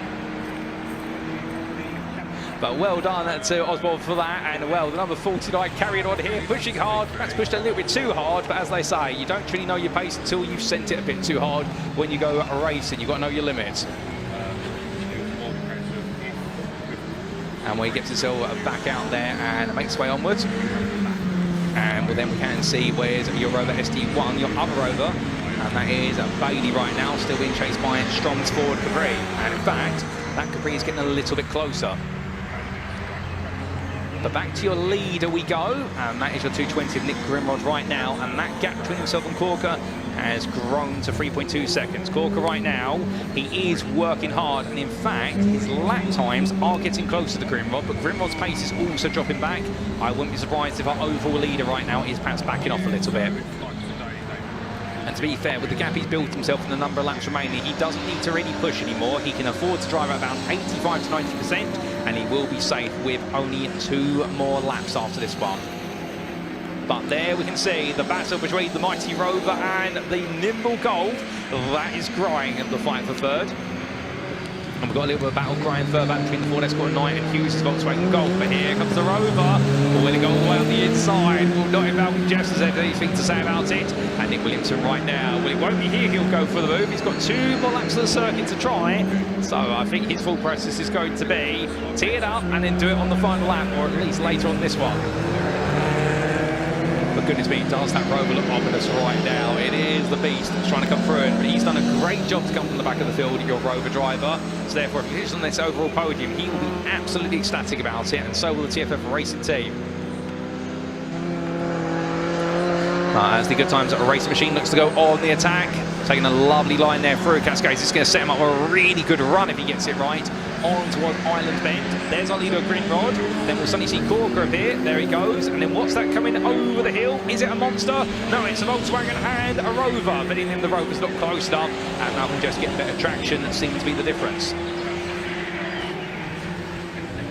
In these corners right now, this is not where Williamson is going to close up. He's just going to have to simply bite his tongue and wait. And Malcolm Jess has really got to exploit this as much as humanly possible.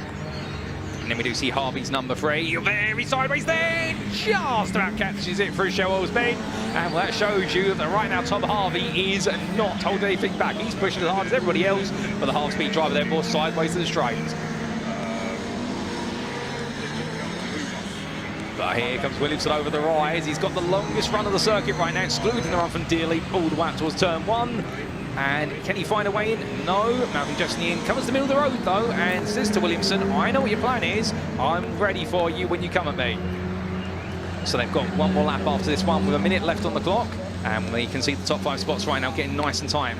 Through the picture briefly there, went to the return to racing machinery of Osborne. And then we can see there your race leader of Nick Grimrod right now, and still extends that lead. In fact, his last lap at 2 minute 15.181. Fastest lap of the race, meanwhile, Williamson at 2:15.105. So Williamson has definitely been turning up the wick. Incredible driving from him. And well, we definitely will get that one more lap in here with 40 seconds left on the clock. So it's not over yet. And here comes Williamson looking up that inside. Oh, goodness me, I think in a little bit of a puddle of water there. And the car just pulling to the right a bit aggressively. I thought I was going to the grass. Williamson right now only finding his match in that Volkswagen. This is proving to be a tough cookie to crack. Coming to turn 1 then. On to their final lap they go. On to lap number 6 to 6. They'll get within the 12 minutes allotted to them. And Williamson, the closest he has been, 4.5 tenths a second. But so far has not found a way to get alongside. As the leaders begin to put a lap on, Osborne's triumphed on Mike Sprint, the car that was inside this top 5 until it found the gravel trap earlier on. Well, we'll have to wait and see whether he becomes a bit of a factor in that battle for third place, whether his role as a blue flag car potentially just causes a challenge. So yeah, they go. In fact, he's already let them all go, so he's decided he doesn't want to play any role in this. And Williamson still close him.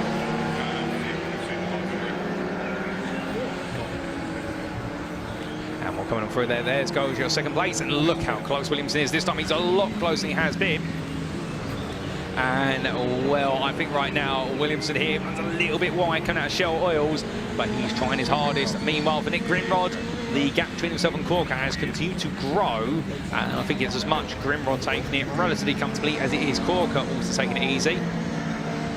But right now for the championship leader, well, this is going to need to be making it 2 in a row here today, both overall in Class C, and well, that 2026 title, that lead, if you will, is definitely growing for him, but they've still got plenty more rounds to go this season. He's definitely having the strongest start of everybody.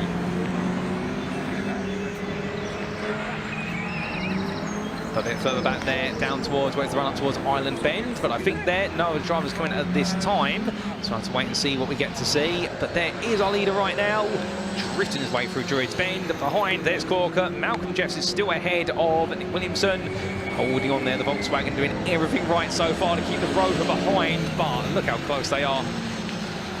But as they roll out to the corner, a bit further back there, there is the car of Harvey, number 3, the Ford Mark 1 Escort, and we'll see the finish line shortly.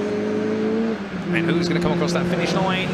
Well, it is going to be Nick Grimrod, who will take victory here. His back-to-back wins at Oulton Park, and well, he will take the win of the Ford Escort for Class C and overall honours. And then it will be Corker, number 85 behind of Jonathan Corker, just ahead. But will it be Williamson or Jeffs? It's going to be Williamson, I believe, who just creeps across the line there, ahead of Malcolm Jeffs, and will go from last to third place. Well done to Williamson. It will then be fifth place to Harvey in the Ford Mark 1 Escort. But who in the battle there will come home in sixth? It is going to be Hughes in his Volkswagen Golf ahead of Knight. And unfortunately, that's because Knight does have that 10-second post-race time penalty for a jump start. He'll be demoted behind the Alpha Sud of Willie Fish as well. So Knight will come home in 8th instead.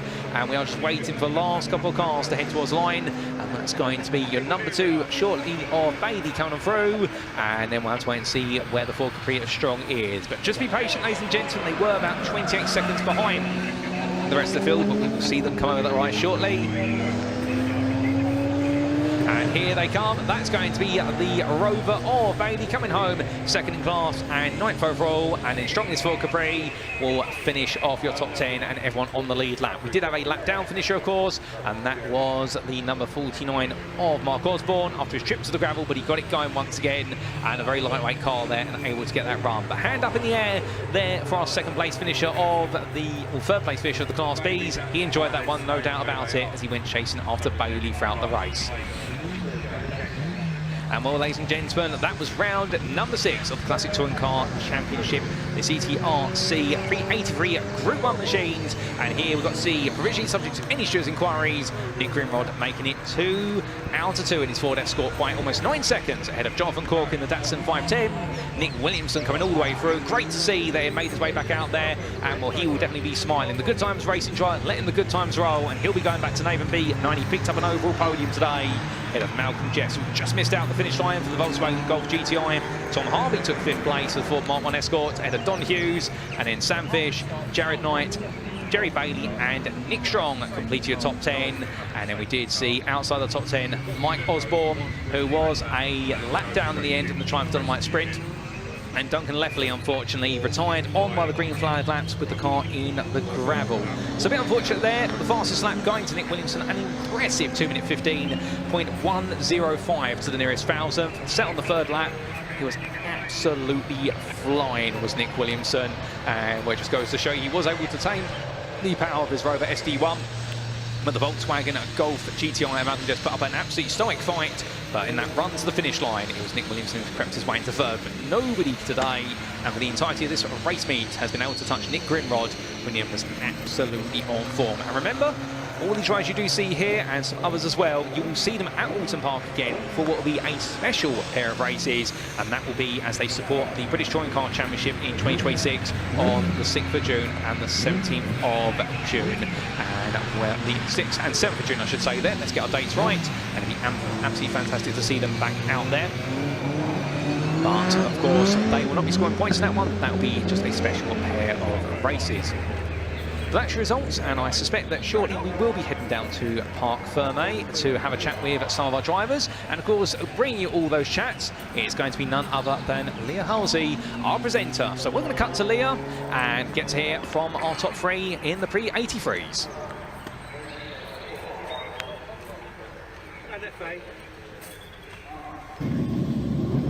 Wow, what a race we've had for this Pre-83 grid. Can you see those? Oh, they've just turned them off. They had some glowing yellow lights on that number 11 car of Nick Williamson, which we will have to go and speak to him. We do have to go and grab a word with him. But first, we'll make our way to Nick Grimrod, who he's done the double again.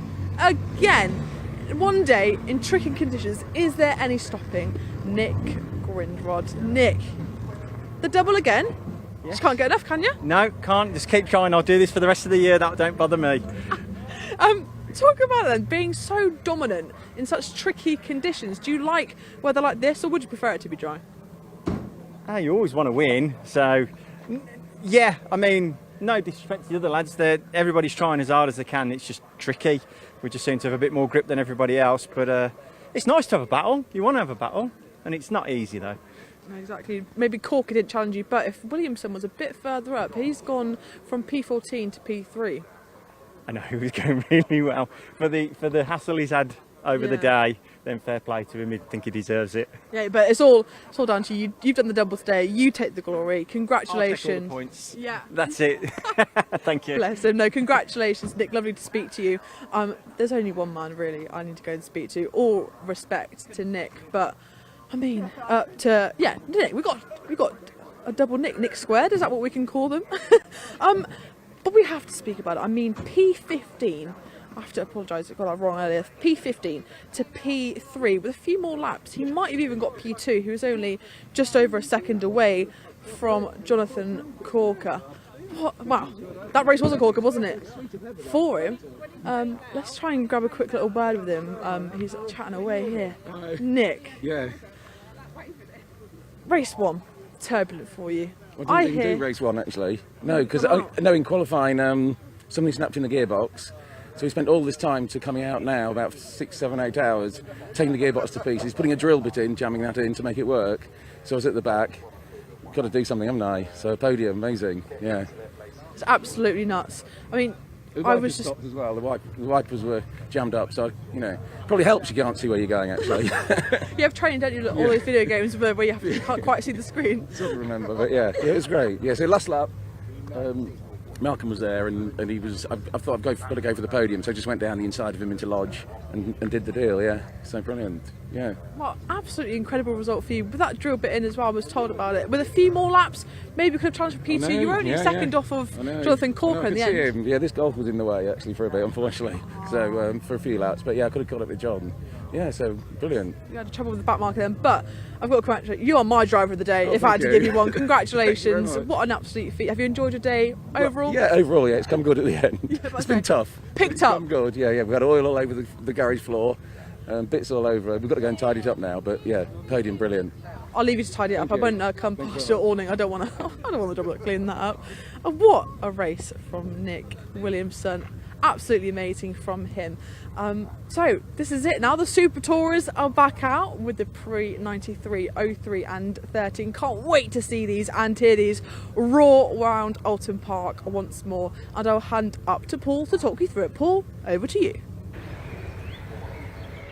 Thank you, Leah. And well, great to hear there from Nick Williamson, from a car that was definitely in pieces to getting back out to racing. And what an achievement from him indeed. One of the drivers of the day, no doubt about it. But without further ado, we now get set for the second of our 2 races, which brings together for the Classic Touring Car Racing Club the Super Tourers, the Pre-13s, and also the Bertie Haulage Pre-03s, and don't forget the Track.uk Pre-93 touring cars. And how they line up is as follows. On the front rows, it will be your Super Tourers. This will be a rolling start, remember, after 2 laps, and we do see a sizable split where the Super Tourers will take the front 3 rows, and they will go racing approximately 20 seconds ahead of the rest of the field. But Jason Hughes in the Vauxhall Vectra will take that pole position. After having a back and forth with Tony Absalom in race number 1 earlier today, and the Vauxhall Cavalier driver could get within 1.5 seconds but couldn't get any closer. Can he close the gap this time?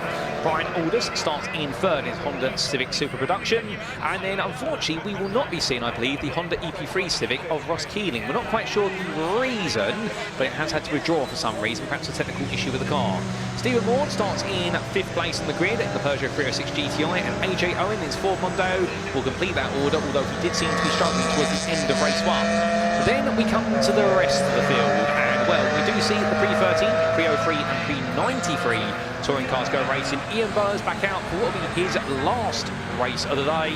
The BMW M3 driver will be your pole sitter there for the Pre-93s and oval of his pack. William Davidson lines up alongside, and well, the number 17 driver kept Burr under a lot of pressure throughout race number 1. Can he find a way to turn that pressure into a move in this one? Cantunio, the man in the Pre-03 Honda Civic EP3 Type R, looked very confident as the race went on in grimy wet conditions, and well, with the circuit a lot wetter than it was earlier on today, can the 75 driver find a way to surprise everyone? Chris Bassett will line up just alongside in there, the Peugeot 306 GTI. He was never too far behind, and indeed front engine front wheel drive for those drives were working out quite nicely. Dave Kay will start in none other than what will be 15th place in terms of his position on the grid, 5th of this group, in his BMW E36 328. Ahead of John Hillier, the BMW E36 touring machine, and goodness me, what a back and forth scrap he had with the Volkswagen Golf GTI of Darren Scholes earlier on. Speaking of which, Scholes will line up on row 9 ahead of Graham Myers, and then we'll see your top 10 rows completed by Tim Tomlin and Mark Finney. But do we have more to go through? Yes, we do. We have one more row, and we'll start on row number 11. Kevin Willis and Michael Greaves. But unfortunately, of course, both of them end up in a bit of an altercation in race number 1, we believe. Or at least they were both off together just before you went into the Britain chicane. And well, hopefully they're both able to get back out there. Particularly Greaves, because we'd love to see our Pre-13 representative out there in the Renault Clio 97 Cup. And that's going to be a grid for this one, ladies and gentlemen.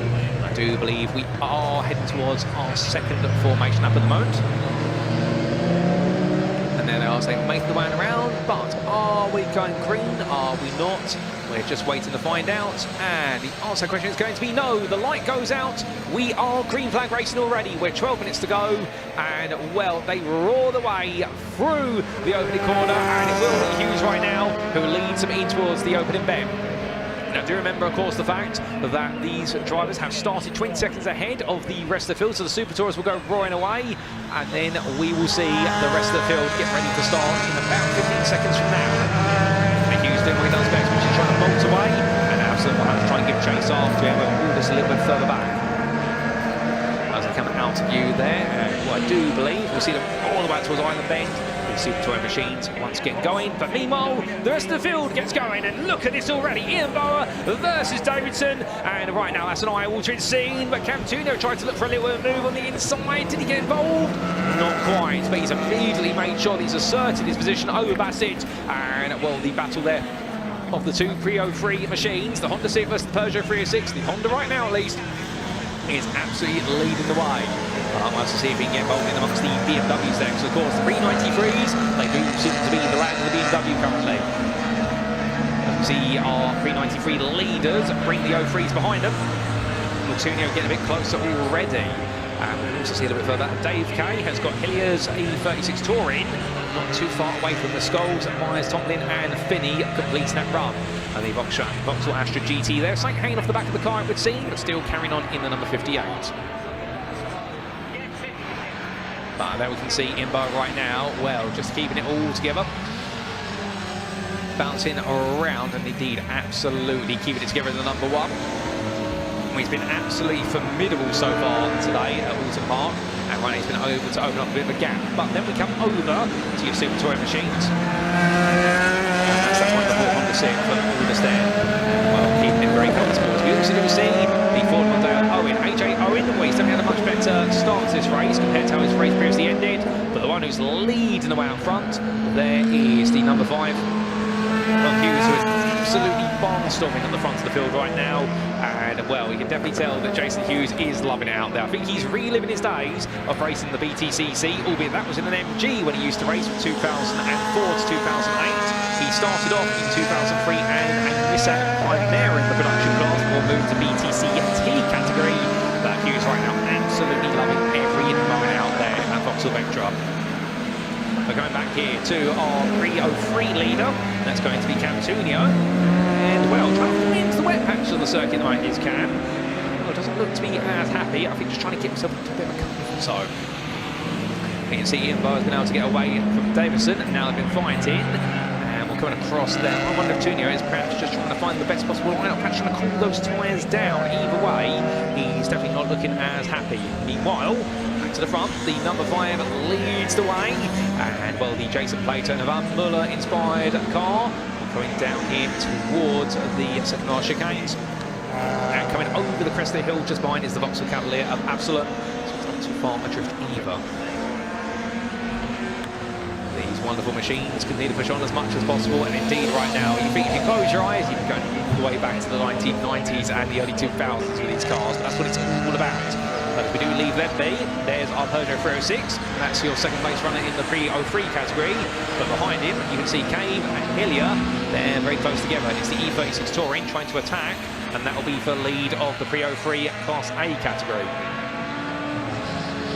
But that E36 Touring right now, well, indeed, blinking you'll miss it in terms of 9 Touring, as they roll the way onwards, and get the feeling right now that whilst he may not have as aerodynamic a car, you could say, in the form of Hillier's machine, he's definitely looking to go on the attack here. He's going to try and streamline his way into lead of his subclass. Oh, and that goes very loose there coming out of the chicane, and that's gone wrong for Hillier, but he just stops short of the barrier, and will drive having a bit of a scare. but thankfully it did not go into the old curb barrier there. He will be able to reverse that and he'll be able to get going. So trying to get the power down, and the rear of the car just simply let go. So a big mistake there from Hillier, but the good news is he is all okay. It's John Hillier, and he gets going once again, the Shepperton-based driver. So he'll drop all the positions, but he won't drop out of this race. They will open up some places there, some other drivers coming on through, including the wonderful 89 there of Tom Lynn, your 328 BMW E36 generation car, with the little stick on the back that says he's a relative novice racer. That's what the yellow square on the back with the black X across it means. It means that I'm in my first 6 race meets. They take it off after 6 race meets once they've all been signed off.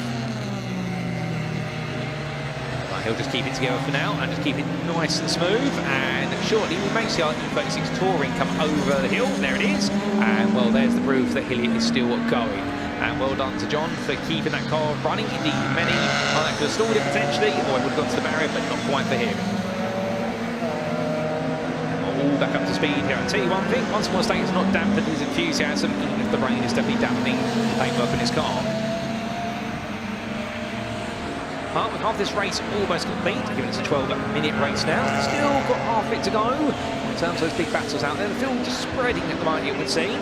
We'll have to wait and see if anybody does come back together. And Hillier, meanwhile, carrying on there, and well, that car definitely looking to be in a healthy state. But what's this? Side by side here, that's all the 2 Peugeots, and that is going to be your 306 coming on through. In fact, 2 Peugeot 306s, but one of them is the 115 of Ford, I believe, being swallowed up there by the number 33 of Bassett. So, it does seem as though our super production car is struggling a little bit, and Harrison right now, the Harrison machine, not going as quickly as he would like it to. I wonder if that's going to be making a trip to the pit lane in the near future, because definitely right now not on the pace anymore. As Dave Cave's also come on through. And the light blue BMW definitely trying to push on and go chase him. He'll try and chase after Bassett as much as he possibly can, trying to take that Prio 3 position. Here we can see the leader of the Pre-93s coming out for Madrid. He's still being chased, to be fair, by Davison. Davison's last lap, not as good, 6/10 slower, but Ian Bower right now is not being allowed to break away very comfortably. He does go up the inside there of the super production Honda Civic of Aldous, and well, they will definitely show quite a bit of space there to those venerable super touring machines. They don't want to essentially get into trouble with them, but Aldous definitely dropping down the order right now. And I do wonder whether perhaps the tyres they're running are just not offering them the grip they want. Our number 1 of Bower still running away from Davidson. That lap time last time round, however, well, Ian Bower goes up to 4th place overall. It's 208.351. Davison, meanwhile, a 207.1 flat. So this could be a battle building here for the lead of Pre-93 between your 117. 2 BMWs get ready to duel. We'll have to see what happens. Meanwhile, bit of a change of position. And that's going to be number 9 gun inside there. That's Myers taking the place off of board as well. And the 115 Peugeot, well, he's going to stay out. He's not coming into pit lane, so perhaps not a technical issue with the car. Perhaps just not finding the grip out there and deciding to back it off. But look at this, meanwhile, that is going to be Cantunio continue to absolutely charge on. He's going to look his way past the fellow Honda there as he puts one over the super production Honda. That is your Prio 3 leader, continue his way around in another place. A few of you there talking about what is the Castrol logo on the side of number 1 of Ian Bower, saying it's the period correct logo. This says Artizoson, Aristoson I should say, get the name mixed up there. Well, cut through the right to left here. Ian Bower goes a little bit deep of apex there, collects it back together. He is definitely struggling in these conditions right now, and I think those tyres have seen better days.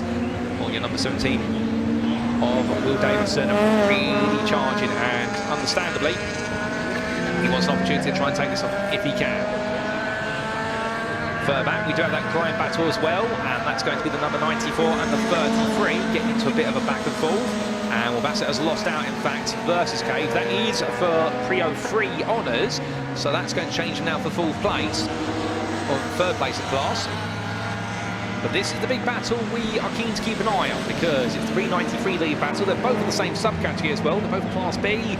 Ian Bower, the championship contender, holding on at the moment, and Davison still trying to stay as close as he possibly can. Over them, of course, in the Track Hub UK sponsored series. But with 3 minutes to go, they'll go on to 2 more laps. it's definitely looking to be all in control right now of Boa, as long as he can keep the car wide enough. But Davison is going to have something to say about that.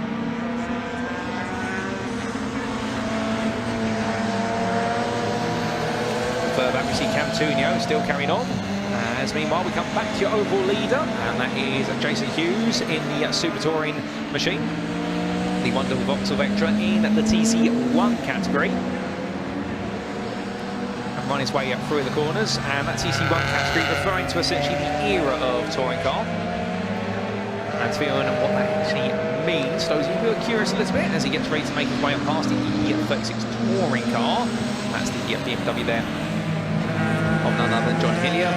Well, these TC1 category cars, their main focus in terms of what it means to be a TC1 car is it's a 2-litre naturally aspirated super touring car from 1996 through to the year 2000. Whereas TC2, they're the ones from 1991 through to 1995. And meanwhile, our super production or TC3 category cars are the ones pre-2006 in the FIA S200 category. But right now, to Jason Hughes, that means nothing other than, well, I'll definitely make sure my 2-litre engine completely sinks high. There we do see our Volkswagen Golf GTI leads one past. So we see a BMW, and that is the two drivers there coming past, Scholes and Tomlin. And right now, Jason Hughes is just getting that little bit close to getting ready to try and put a lap on them.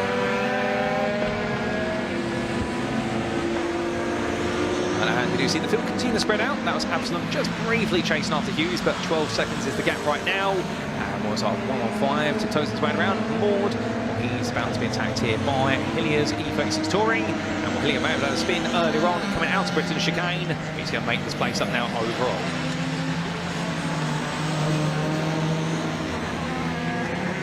A bit further up the road from them, we see the wonderful Jägermeister machine of Myers, and as we heard earlier on from Graham Myers when he was interviewed by none other than Leah, well, he was saying about the fact that he took his last win at Oulton Park 7 years ago in the pre-93 category, and he was in the same car back then as he's racing today. Some of these cars do live on for a long time. But with 15 seconds left on the clock here for Jason Hughes, the man who we can see there in focus, well, he's going to be seeing himself make his way to the finish very shortly, and well, as he rolls his way through, it's been a very comfortable drive for Jason Hughes in race number 1. It's going to be a very comfortable drive in race number 2 here for him, and well, nobody's really been able to keep him under pressure.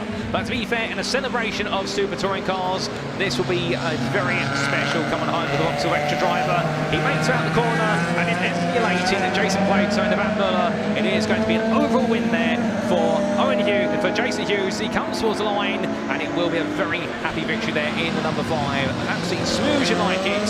For the Vauxhall Vectra sings high. 12 seconds behind him. It's then going to be a finish for Absalom. And well, it's been a good drive from Ton Absalom, no doubt about it. As we will see him come to the finish very shortly. As he's come on through, and then we do see what will be our Peugeot 306 coming through a lap down in the form of Maud. And then we do see AJ Owen. He will be third there in a Ford Mondeo that looks a lot happier than how it ended race number 1 earlier on. So he comes across line at number 15. And now we've just got the question of who's going to be your pre-93 winner. Will it be Ian Barr or will it be Will Davison? We're going to have to wait a bit of time, about 30 seconds, to see them get to the finish line. But when they do, well, is it going to be back-to-back wins for Ian Barr here today? The answer, stay tuned and you'll find out. And the answer is going to be yes. Ian Barr will make it back-to-back wins here, hand out, fist up high, and he'll be very pleased with that. And Will Davison kept him on it still every step of the way, but could not find a way to close that gap down. Very shortly, you are going to see your pre-03 winner, and it will be Camtunio coming on through. There he is Honda Civic, continuing his run of wins in category, and we'll be very pleased with that in the Power Dreams Mark car. And then we will shortly potentially see our number 28 come through. But hold up, that's your 33 parked up. And that is not looking to be a very happy car there in the form of your 33 of Bassett. And well, quite a bit of liquid coming from underneath, but I'm not sure if that's oil, whether that's just water from the under tray, to be fair. But as we do pan over to Jason Hughes' car, well, he comes on around right now and just calling it on down. And Leon Alders has finished his race, and he will be in his super production Honda Civic coming home in 7th. Then we see Dave Cave come across the line here, and he will bring on home 2nd place in the Pre-03s, but for him it will be a winning Class A of their category in the E36 3-8. And we've still got a couple more to come on through, including, well, unfortunately we won't see the 33 of Bassett, of course, because he's retired at down towards Knickerbrook, but then we will see Myers come on through, and it'll be the Volkswagen Golf there, come to the finish line of Scholes, who kept chasing after Myers, but could not find a way to get past him. But as our drivers do cool them down, we'll very shortly get those results on the screen for you, ladies and gentlemen. And here they are, subject to any insurance inquiries, and Jason Hughes taking the win in the second of the 2 races for the Classic Touring Car Championship. And that's the Super Tourers in particular in his category, ahead of Tony Absalom and AJ Owen, completing the top 3 there. The Vauxhall Vectra, the Vauxhall Cavalier and the Ford Mondeo. Then it was a Pre-93 win there for the Track Hub UK sponsored series in the form of Ian Barr, taking that win ahead of William Davison, and Cam Tunio was your Pre-03 for Bertie Hall's sponsored series winner, 6th place overall. He made sure that Byron Alders could not get close enough there to challenge him, the Honda Civic FIA Super Production machine, but still, for Byron, he was very happy to bring that on home. Dave Cave in the end taking victory in his category in the Pre-03 in his BMW. He brought on home 8th place. Then it was Graham Myers and Darren Scholes who completed your top 10, with the unfortunate demise of Chris Bassett on that final lap. And we did see Tim Tomlin, John Hillier and Stephen Maud all hold it together to the finish line. And well, in the end, it was none other than Finney's Vauxhall Astra GT that also finished a lap down in 15th place. But the fastest lap there, a 2-minute .177, or 2-minute 1.77 I should say, and that was set on lap number 2 by Jason Hughes, who in the end did everything absolutely right. And the recovery truck makes its way out there, and I suspect that is to collect Chris Bassett's car that's parked up by Knickerbrook Corner, so that'll be a little bit of clear-up work to be done there, and well, get the feeling, ladies and gentlemen, that with that, definitely plenty of excitement in that one. And remember, of course, we will see all those machines out there once again in what will be the race weekends to come. And their next race weekend will be at Thruxton on the 4th and 5th of July.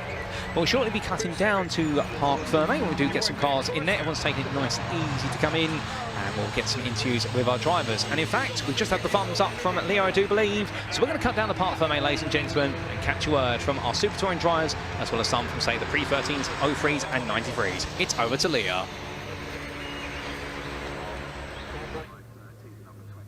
Well, we are down in Park Ferme after that Super Tourer and the Pre-93, 03 and 13 race. Race 9 of the day, another 12-minute corker. A reminder that we can't have the Super Tourers in this Park Ferme area, because if they did come in here, they'd have to do something like a 16 point turn just to try and get out of it. Absolute nightmare for them. Here's Cam Tunio. He was P3 in the end, with the standings we've got obviously in the Super Tourers. As it stood in the final race, it was actually Jason Hughes who was P1, Tony Absalom P2 and AJ Owen from P6 to P3, so great results from him. With the cars we've got here in Park Ferme though, it is Ian Bauer. Honestly, you just can't stay away from that podium. Some great racing from him today. I don't think he's been off the podium once.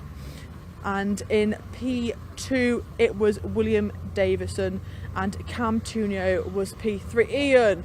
Hello again. How are you? Hello again. Is that what we're doing with here now? I'm just gonna keep talking to your day. Well, thankfully the day's over, so I can go home. But yeah, good race. Yeah, really good race. I was happy with that. I think doing Thunders really gave me an advantage with knowing what the track does. So I got enough gap in like lap 1 and 2 before he got used to it, and then tried to stay in front, but it was a lot harder than it sounds. Well, congratulations. You haven't been off the podium at all today. Go and have a little rest, because you've been out a lot on track today, hasn't he? Congratulations, Ian. Congratulations. What an amazing result he has had today. Absolutely dominant in his classes. Like he said, maybe that Thunder experience did help him in changing conditions to the drivers. This is what we mean. This is why we love BARC Championships. Look at the camaraderie here between these drivers, chatting away despite having intense battles on track. Well, this is the final race, guys. The final one of the day, the Pre-66s. And I caught up with one driver in particular in the assembly area before they headed out on track.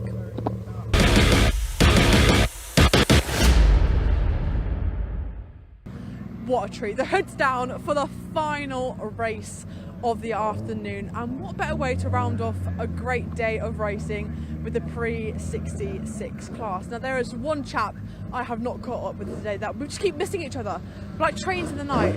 Oh, look at that, lovely coming round up here. But the man that I want to speak to is your 2025 champion, James Ibbotson. He hasn't been at the first few rounds. It's lovely to see him back out on track here at Oulton Park. James, I was going to treating us by killing the engine, bless you. First thing I want to say to you, James, is how lovely it is to see you back out on track in this class. Have you enjoyed your day at Oulton Park? Yeah, it's been good. It's been a lot of work to get here. Me and Andy from Strigley Engineering built the engine in about 2 days, and yeah, it's been a lot of late nights getting everything sorted, and there's been a lot going on in life at the moment at home and stuff like that. So to come here and take a win in the first race back was just incredible. So yeah, made it all worth it. Yeah, because that first race was a bit funny, wasn't it? Because the results we got said that Piers won, and then we're like, hang on, how was he won if he wasn't even racing at the time of the red flag? Champ. Thank you very much. Enjoy yourself. Thank you. I see. Look, it's lovely camaraderie in this championship, isn't it? Yeah, there's some good people. Yeah. Sorry, back to race one was that we thought you had P2, and you looked absolutely gutted. So I thought, I'll leave him. Yeah, no. I got out of the car. I came over the. I came around the last corner and I saw him go off in exactly the place. I mean, it wasn't actually shown, but I went off there as well earlier on in the race. That's how he got past me. And then apparently I was catching him by about a second a lap. And yeah, I saw him go off. Went across the finish line, did about half of the first lap, and then the red flags came out. And at first, I thought, yes, we've done it. But then, of course, I thought, well, if they do a count back, it's going to be, it's going to be Piers taking the win. But as he calls the red flag, yeah, it was given to me. So, yeah, very happy with that. So. Lovely. We're starting on pole for this race then. Is it taking the whole shot into turn one, just maintaining that lead? Is it going to be easier that way around rather than having to squirm up from the back of the grid? These are always quite good off the line, so hopefully, we can get a good start, lead into the first corner and then just try and build a gap. But I think Ian's going to be chasing me in the grey Cortina, so we'll see. Hopefully we can take the win. Well, lovely. Hopefully we'll speak to you in Parc Fermé a little bit later on. Good luck for the final race. Well, guys, just like that, I'm handing over to Paul Walsh for the final time this afternoon for the final race on track here at Oulton Park. The Pre-66. What a way to end a fantastic day of racing. And Paul, it is my honour to hand over to you for the last time.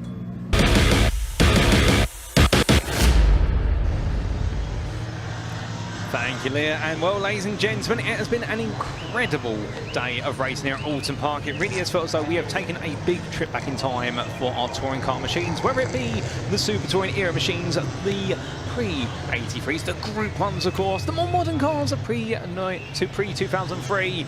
Alternatively, we now go all the way back to the beginning, of course. We go back to the year between 1958 and 1965 for our Pre-66 machines. And well, as they make the way around, we've got a 12-minute race to come for round number 6 of their championship. And what a race it was earlier. We heard, of course, from the defending champion, James Ibbotson, only moments ago in that wonderful interview Leah conducted. And Ibbotson starts on pole position is Hillman Imp Super. He'll be joined on the front row of the grid by Ian Thompson, the Lotus Cortina driver who will look to try and battle his way forward. Ed Gibbs starts in third ahead of Peter Mutlow Smith, the Ford Lotus Cortina driver in fourth place there. Brendan Rooney and Adrian Oliver, they will be on row number 3 together. The battle of the two Hillmans once more. The Ford Anglia of Jake Swan and Stephen Plax's Hillman Sina Shamar will be on row number 4. And Barry Syme, the Morris Mini Cooper S driver, he made a lot of progress in race number 1. He's going to start 9th in this grid ahead of Oliver Law, and that'll be your top 10. But we've got plenty more cars on this grid. This is a packed grid, no doubt about it. And starting 11th, it'll be Simon Gustafson ahead of David Ellis. Then we'll have John McGurk and Charles Norris Vine on row number 7. Roger Stanford and Bob Bullen will be on row number 8 together. And then we see behind the Ford Anglia driver, the Ford Lotus Cortina Mark 1 of Simon Farrar, ahead of Patrick Harris's Morris Minor 1000. Tim Dodwell and the Austin Cooper S will be just ahead of Keith Wright's Morris Minor. That will complete your top 20. And then we do have just a few more rows to go in the Everard Sponsor Series, and it will be, of course, Billy Keneally who starts in 21st place. Remember, he was looking very impressive for an overall podium until it all went wrong. The same for Piers Grange. And the Ford Falcon, should he get back out there? I mean, it went into the barrier out of the final corner. We'll have to wait and see. Jeremy Dias would start 23rd in the Hillman Singer Shamar, ahead of Austin A40 Farina, Brian Bedford, and John Davies for the Austin Mini Cooper S will complete your 25-car starting order, should they all make it to the grid. But ladies and gentlemen, as we do look from the scenic view, they're all on the grid, all getting to their final posts. And I do believe we may almost be ready to go racing for the final time today. Indeed, what a wonderful way to send off our racing here at the Oulton Park circuit for the first of 2 special events for 2026 of the Touring Car Rewind Series, this being the Northern Edition. Well, let's send it out on a high, shall we, in the form of the Everard Pre-66 Touring Cars.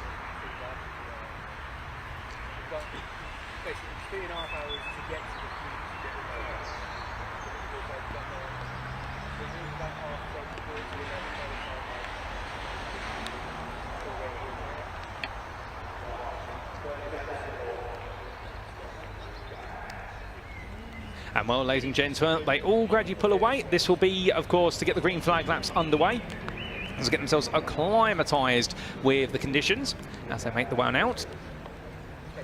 And we'll be 12 minutes of race, and we do go racing, but of course they will get these 2 green flag laps. Now the story, of course, from race number 1, to fill you in just that little bit more in the intervening period, with the race classification amended based on the fact we did have the red flag. So James Ibbotson, the Hillman Imp Super Driver, was classified as taking the win after his back and forth battle with Piers Grange, and it looks like the Ford Falcon has not made it onto the grid, understandably, given the severity of the incident for the car. Ian Thompson, he was your runner-up, and in the end he took that second place 4.5 seconds behind, with Ed Gibbs meanwhile, well, he found himself in a bit of a lonely 3rd place in Class C in his Ford Anglia.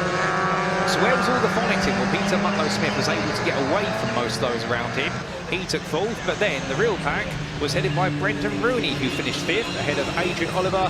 And well, he had for close company at Brendan Rooney, but in the end, Rooney got the upper hand. Jake Swan, who you'll see here starting towards the back end of the top 10, well, he had to make sure that Stephen Platts, Barry Simon, Oliver Lording went quite close to him. And in the end, the Mini Cooper S of Barry Simon made some great progress, but in the end it was also marshalled back down the order as quickly as he could gain those places. And Oliver Law completed that top 10, whereas meanwhile Simon Gustafson, well, it was a very challenging race for him, and it was a 10-second post-race penalty for a jump start. The same was also said for Roger Stanford. So they both lost out on major places, and again how tight the field was in that mid-pack, it was not the way they wanted it to go. But of course, if you jump the start, then understandably you are going to be penalised for it. Those are some of the big stories in that race. Of course, we did have the retirement of Piers Grange, also Billy Keneally, and well, he'll be at the back of the field. There you can see him in the blue machine, make his way onwards. The number 52 Ford Anglia, he will be one to watch, because for him, he needs to carve his way through the field as quickly as he can to pick up as many points as possible, given the fact that he's in contention for the championship at the moment. It's not quite worked out so far, but then again, you can have a slow start to the day or a difficult one. It's not about how you start the day, it's about how you end it. I did see those retirements, unfortunately, for Jeremy Dias, Steve Evans and Mike Davies. I'm going to wait and see if they made the way out. And sadly, the Austin Mini Cooper S of Mike Davies did have a bit of a miserable demise, and it didn't even get to do a full racing lap. Definitely was an exciting race earlier on, and the rain seems to have stopped coming down based on what our cameras are showing. Well, it's taken a bit too long to stop coming down, to be fair. We would have liked it to stop earlier on, but hey-ho.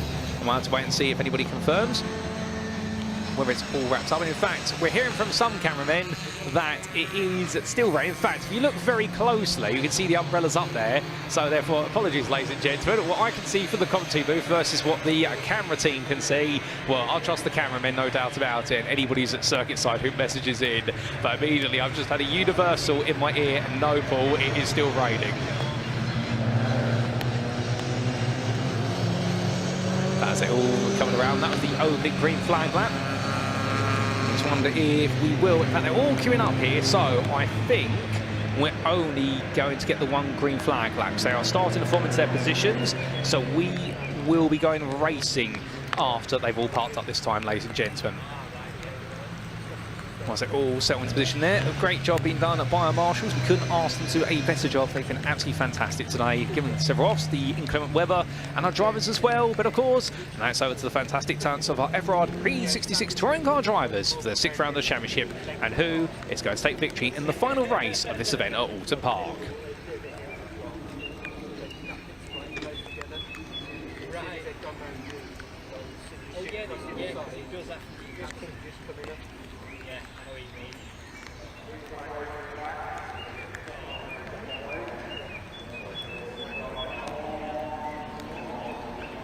And it's lights out and away we go from round number 6 of the Pre-66 Championship as they roar the way away. Great start there from Ibbotson. He's really got a couple of car lengths to the field already. He's safe into turn 1. But meanwhile, Thompson and Gibbs are going to fight their way into the opening corner. Side by side they go. The Lotus Cortina and Ford Anglia, but everyone is safely away.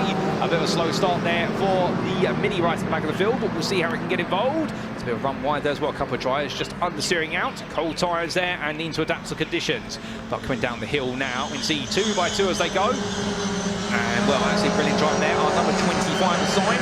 He's trying to fight his way forward, but he's had a bit of a slow start. He's now going to try and fight his way on past. We'll see what he can do. As the Morris Minor of right falling to the back of the field, but to be fair, he's had a safe start, which is the most important part of his race, and he can build up the pace as time goes on.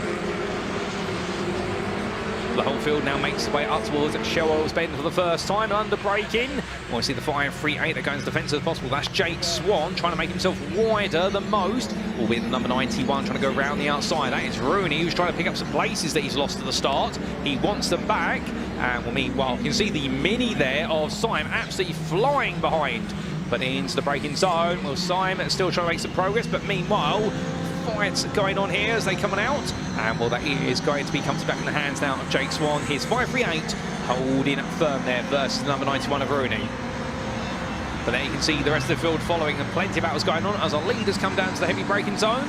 But there will be side by side still. Oh, that goes round. That's the 94. Goes for a spin, does a pirouette, and in the end he gets the point in a straight line. But everyone takes to the grass there, and with pandemonium coming in towards Nickenbrook Bend. But thankfully at Hislop's they all just about survive it. And well, that was definitely a bit of a scary spin there. But well done to everyone, including the Hillman singer Shamar on Platts, who managed to keep it together when it could have been far, far worse. Great awareness from everybody. Nobody experiencing tired eyes out there. But there we can see that fight for 5th. That has not stopped whatsoever. There may have been a bit of chaos further back, but right now they're not letting the chaos get in their minds. And we'll have to see how they all come around at the end of this lap. But some brilliant racing so far. But meanwhile, as they fan out into the braking zone, our number 70 driver looking for that opportunity. Law trying to attack. He started all the way down in 10th place. He had a brilliant start as Law. Be able to move forward there. And Oliver Law, our driver in the Ford Lotus Cortina from Newcastle upon Lyme. Well, he's doing a brilliant job. Here he looks to the inside. It's going to be 2 wide here as they go into the braking zone. Up the inside of Rooney goes. And well, that is going to be done just like that, or is it? As Rooney tries to hold it around the outside, finds the runoff area, finds the curb, and in the end, he finds no grip out there and has to give up the spot. But will there be a further battle here down the hill? Well, there will be a swap of positions, and that's going to be a quick lunge up the inside there. And that is going to be Jake Swan being past the 4th place. So suddenly, well, Law is absolutely on a mission right now, and he's trying to lay down the Law as he roars his way towards the podium overall. See further back, many of the field still pushing onwards, including Norwich chasing after Dice potentially. That could be for 14th next time we see them come around.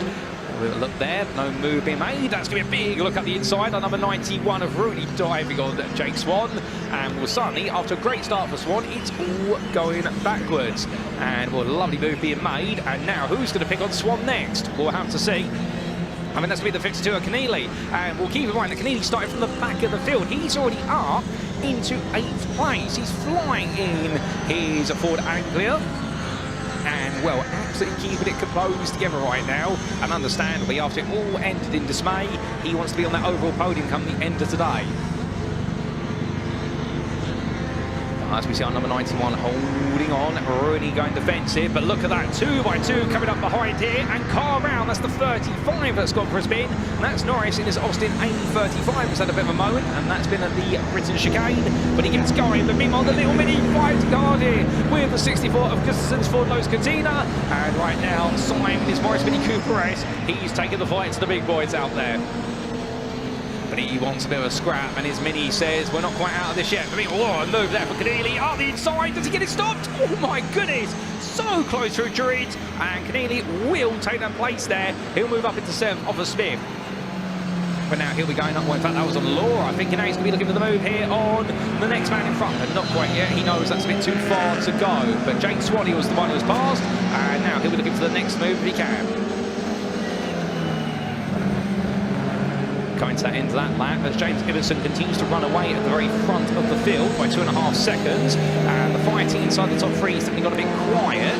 Well, here we can see that right now, actually number 91 are really feeling a huge amount of pressure here, and Keneally glued to the back of him, and will run a bit wide there. He is going to get a black and white flag potentially for track limits if he continues doing that, so he's using those track limits as much as possible, but at some point he will need to stop, but not before he makes this move. On the inside the cascade he goes. Will he get that move done? We'll wait and see. But we do see them head up towards Island Bend. And then we can see Symes Mini up into 9th ahead of Gustafsson with Bullen following. And also Platts trying to give chase. So a bit of fight going on for 10th place. But meanwhile, we see Keneally making that move. He is now up into 5th place. He's past the Hillman in Pavrouni. And meanwhile, we look back to the 102 here. That is Gibbs. He's under pressure for the final overall podium position versus Law. Well, Law started very well. He's come all the way up through the field and currently running 4th. He wants a taste of the podium if he can get it, although at the moment he is running 2nd in his category to Thompson, who is currently the class leader up there in 2nd place. But as they slide their way, I think that's the more appropriate way rather than turn their way through the first last chicanes. Well, there we can see Law getting a much better run, and at this point, surely it's going to be a question of when or if he'll go around the outside. Was going to try it, but Gibbs here is going to make himself nice and wide, and in the end, well, there's no way through for Law at the moment at least, but he is going to see Gibbs go very deep. Puts 2 wheels on the grass there. That's not rallycross, says Law, but meanwhile Gibbs says, well, as long as my wheels stay within the track limits, I'm okay. And he manages to keep it together there. A very light machine and just absolutely nimble through those corners. Fastest lap of the race, we should point out, is currently held by Law, your 4th place runner. So therefore, 2:18.354. He's a 2nd quicker than our overall leader of Ibbotson. So he could yet bring some surprises here in terms of being able to get onto the overall podium. Could he even potentially chase down the overall win? Well, with 5 minutes to go, may not work out, but there we do see the Mini assignment continue to chase after Smith, wanting the 8th place now, and then behind Gustafsson being chased by Bullen and Platts. But we're 5 minutes to go, and our leader going on to lap number 4. We are going to get a grand total of most likely 3 more laps in, but here comes a look from the 70. Not close enough there, so Law having to wait behind, but Gibbs feeding the pressure, carries a lot of speed through turn 1, but does perfectly there, and Law meanwhile cannot get close enough. There's your leader, James Ibbotson right now coming down the hill, and well, he's being caught up to as well by Thompson. We can have a battle for the win before this is over. The Hillman Super right now being caught by Lotus Cortina. This isn't over yet, so that overall podium could change hands before this is all said and done. As that gap closes, the fight for 3rd retakes precedent here, but the more they fight each other, and particularly for Law, he wants to try and get involved. New fastest lap of the race, Keneally now, your 5th place runner, the Ford Anglia driver, a 2:18.043, so he could get into this podium fight. There you'll see him emerging into the camera shot, and understandably right now, he sees what's going on in front and says, I want a piece of that pie, and well, he's probably feeling a bit hungry right now as they roar the way onwards. A bit further back there, still more of the drivers coming on through. Great to see everyone queued together. That was your number 2 making his way on through. And well, meanwhile, very sideways there for the 102. And well, goodness me, more sideways than straight at this point. And Gibbs right under pressure. I think Law's going to make this move happen. Here they come in the drag race down towards the chicane. They touch once. Onto the brakes they both go. But who's going to be the better of the late breakers? And they're going to touch again. There's a bit of contact between them. And it's going to be Gibbs who just holds on. My goodness, right now. Gibbs is throwing everything at this. And you can understand Ed Gibbs wants this as much as possible. He is your Class C leader at the moment. And well, he doesn't want to be pushed back towards Keneally because Keneally is closing and he's the 2nd of your Class C runners at the moment. And remember, it's class position that counts when it comes to your overall championship points, not your overall position in the race. But as our leader comes on past, they're going through Druids, that fight still goes on for 3rd place. This is absolutely nail-biting stuff. And if Keneally can get involved here, we're going to have an incredible 3-way fight before the day is done. And meanwhile, Jake Swan and Rooney still trying to chase after that. We'll have to see what's going to come between them, if they can get involved in a bit more of a scrap here, as the battle further behind does calm down a little bit, as we do get that lovely view of everyone together. As they come roaring on the ground, we'll have to see what's next on the ground between our drivers, because there is your leader, and James Ibbotson right now.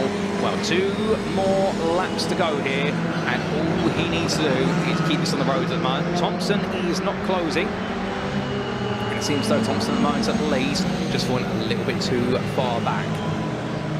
Find the way down the hill and going through turns 2, 3, 4, and 5. Well, there's Keneally trying to get on the attack.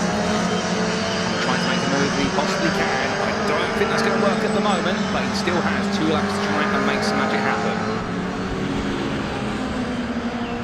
But he's going to try and do it. He is going to have to get closer and closer at this point. And will he go for a move there in towards Island Bend? Let's wait and see when they come back into shots. Not quite yet. He is close, but in fact he's going to go for a big move on the inside. There's going to be contact between the 2 of them. Comes in razor hot. In the end, rebounds on the side of number 70. And, well, he gets that move done. Is that push to pass, or is that just rubbing his race in? I'll leave it to you guys and girls at home to give us an opinion on that. But in the end, Keneally absolutely throwing the car in. Did Billy, and, well, very close between the 2 of them. Zusi, Simon, his Mini Cooper still pushing on. Morris Mini in 8th at the moment. Well, Keneally has given the place back there. I think realising over the hilltop they will be considered push to pass, so he doesn't want to gain it unfairly. Great race and respect being shown. Very sideways there for James Ibbotson, and Thompson is still closing, but not that quickly. And Keneally is still trying to make a move. But he's staying right on the back here of the number 70 of Law. This isn't over yet for full place. And he's going to go all the way to the very end of this battle, no doubt about it.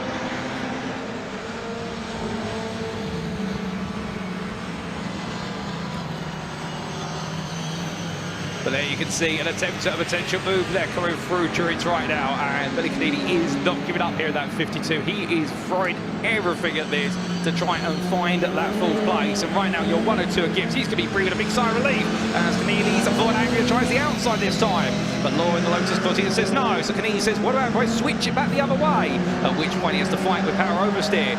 10 seconds left to go, 1 lap remaining, and right now the lead and second place seems safe. Third seems just out of reach, but the battle for fourth here. Can Billy Keneally come all the way through the field to fourth place and be the first off the podium? He's going to try around the outside, but then takes the rally cross line. He keeps it pinned, however. Good man, that is. But then he has to back off, knowing that he's trying to make a move off the circuit.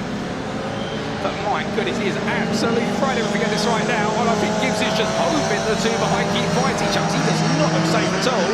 And meanwhile, we can see there, Rooney and Jake Swan a bit further back, then not getting involved. Off camera, we have had Platts move ahead of Woodland for 10th place. In fact, Gustafson's also come through. So a bit of a change there, that. We'll have to wait and see what happens with them right towards the very end of the race. But there's the battle side by side. Keneally around the outside, and he's going to go for both of them. What a move, and on the inside of the Mini as well. My goodness, well, that is a move. No doubt about it, and that is third place into Billy Keneally's hands, and it's the lead of the Class C class. I mean, I'd love if we could get a replay of that. I doubt we will be able to, but my good lord, that came out of nowhere. And as they made the way through, well, meanwhile, I can tell you right now, Gibbs is probably looking over his shoulder and thinking, did he really just do that? And Lord's probably thinking, yeah, he kind of just did that. But what a move there from Billy Keneally. That was all in. It was literally do or die, that move. But we come back to our leader right now, and well, James Ibbotson, he's in control. The gap between himself and Thompson is 2.5 seconds. And I think he's going to be absolutely in control all the way to the very end of the moment. And for Ibbotson, after taking the unexpected win in race number 1, well, I think he's going to be breaking it 2 wins and a bounce now as he rolls his way through the last couple of quarters. But as he comes on through, there we can see what is. Many of you are saying that, well, you're big fans of James Ibbotson, but look at this. Is that the battle for second right in? It is. Thompson has got Keneally hot on his heels, and right now, oh, Zach spinning around there, and that's Gibbs is 102 that gets 3-pointed, and well, good catch by him. And meanwhile, Keneally tries to go around the outside. Will he get it done? As there's a lot of war on the inside there from number 7. Was they power the way towards the timing line? It's going to be a bit of a brush between the 2 of them. James Ibbotson will take the 0-4. will win, and with it is class honours, but who will be second? Is it Thompson? Is it Keneally? It is going to be Thompson in the end, who takes the win by 900ths in that battle for second place, and then it will be Law coming home fourth ahead of Gibbs, and then it will be Rooney in sixth place. And then we will see Jake Swan very gradually coming toward the line shortly. There he is, and Jake Swan will come home in seventh place ahead of Simon in his Mini. He's ecstatic about that. He's driven absolutely brilliantly today. And then we will see just behind there the lap down Mini Austin Cooper S of Dodwell, just ahead of, that will be, I believe, that's going to be Platts ahead of Bullen, ahead of Smith, and well, no, we have got it updated there. It's the transponder's not quite working.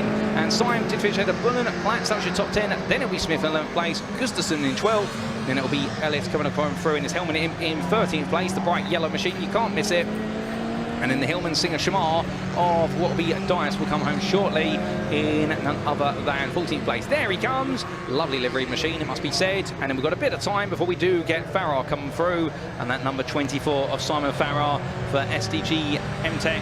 It's not too far away, the Ford Lotus Cortina. But what an ending to that race, ladies and gents. But I can tell you that, and Billy Keneally in the end, he may not have won this race, but he will have run a lot of hearts by making an absolute last-minute lunge into Shell Oil's corner. And we've still got a couple more cars to make their way through. We are just waiting for Farrell's machine at the moment. There's about 40 seconds behind, so therefore, wait for it a little bit longer, ladies and gents, and we'd love to see everyone come through. There was a glimpse of him making his way through the background there.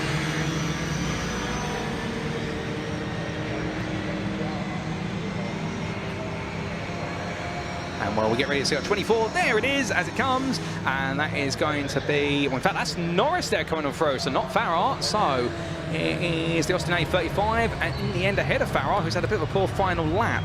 So he'll drop down, and we are just still waiting, I suspect, for 3 more of our drivers. There's one of them, and that is going to be the Austin A43, not a Bedford. And then we will see Harris and Wright come through in about 25 seconds time, if my guess is correct. There they are as they come on through, and they're enjoying a good little battle in Class D. This is the third place in Class D, and they've been back and forth all race long. But in the end, it is going to go one way, and it is going to go into the hands there of your number 90 of Patrick Harris, just keeping the 68 there of Keith Wright behind. But a good back and forth between these two. It's been great to see, and well, they will be your last finishers of this race on the lead lap, ladies and gentlemen. Wow, what a race. What a way to wrap up our day here in terms of the racing. Fantastic racing, and well, here are your provisional results subject to Eddie Stewart's inquiries, and we see James Ibbotson, your oval winner, and with it your Class E winner in his Hillman Imp Super, ahead of Ian Thompson, who in the end had to hold off Billy Keneally as best he possibly could. The Lotus Cortina got the upper hand on the Ford Anglia. Then it was 6 seconds back to Oliver Law, who took fourth in the end ahead of Ed Gibbs, who had that spin right at the end, but both of them did very well to avoid each other. And then the Ford Anglia driver who ran off the top 5 was followed by Brendan Rooney. Rooney was 7 tenths behind, Jake Swan, Barry Syme, and then Bob Bullen completed your top 9 ahead of Stephen Platts there, who was a little bit further back. In 11th place, it was Peter Mutlow-Smith ahead of Simon Gustafsson, with David Ellis and Jeremy Dias completing that top 14. Fastest lap was Billy Keneally there. He was on fire in this one at 2 minute 18.04. And outside that top 14, we did have Norris, Farrar, Bedford, Harris, Wright, and Dodwell. And unfortunately, every time for Oliver's Hillman Imp. But with that, ladies and gentlemen, those are your race results subject to his inquiries, and we are going to queue down now to Leah in Parc Ferme to have a chat with our drivers after what has been an absolutely epic race to conclude the Pre-66 round here at Oulton Park.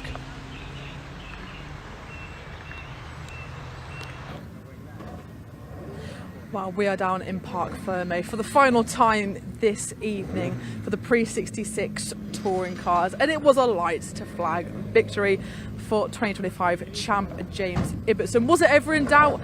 We'll never really know. He did gain to about 2.5 seconds at different points during the race, in the end winning by a margin of 1.9 seconds in his Hillman Imp. James, congratulations. Is that not a dream return to the championship? 2 wins on your debut weekend back in the class? Quite happy with that. I think I'll retire now. He's done now. He's done one more. He's gone to know what, but he's not anymore. Have you enjoyed your day back racing? It must be hard watching on the sidelines. Have you enjoyed your time here? I actually don't mind watching from the sidelines. It's a lot less stress, but no, you know, when you get a day like that, you can't beat it. So yeah, very happy. Well, congratulations, Thank James. you. Lovely to speak to you again. Lovely to see you back in your lovely Hillman. We'll try and grab a word with Ian Thompson. Is he around? Where is he? Ah, is he over here? Yeah. Ian, he's over here. Ian, a P2 for you.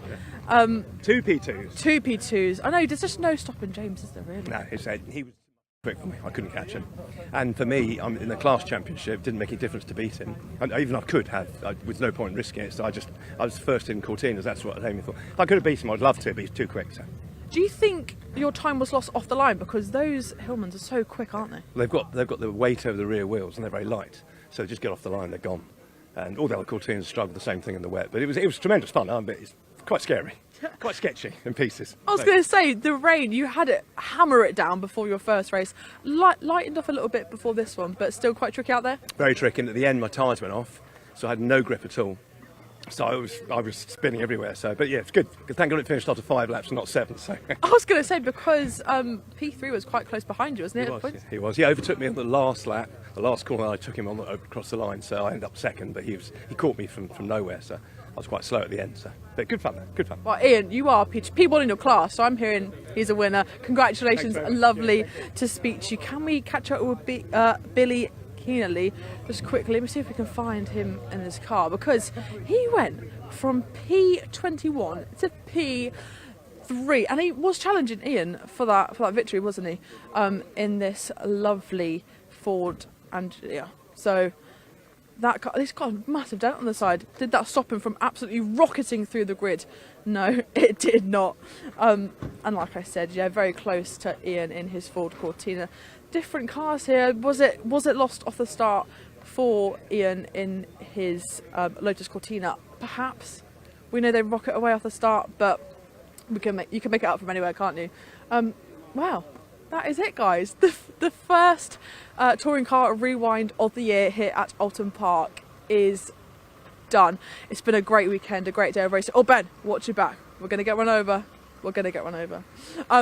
It's been a great day here at Oulton Park. A bit wet at times. I did absolutely throw it down before these earlier. Glad they had a slightly drier race for the finale. Just a reminder from you, this isn't it for the touring cars. We do have Touring Car Rewind South in Brands Hatch in August, which is going to be great. Hopefully a bit better weather than we've had here. Maybe a bit sunny too. As for the next Bark meeting, well, that is a TOCA supporting the British Touring Car at Snetterton from the 23rd to the 24th of May. And we have also had a double stream. As I mentioned, Ian has been very busy over at Thruxton with the truck. So if you did miss that stream, you can catch up on the Bark YouTube channel for that as well this evening or tomorrow. Feel your Sunday.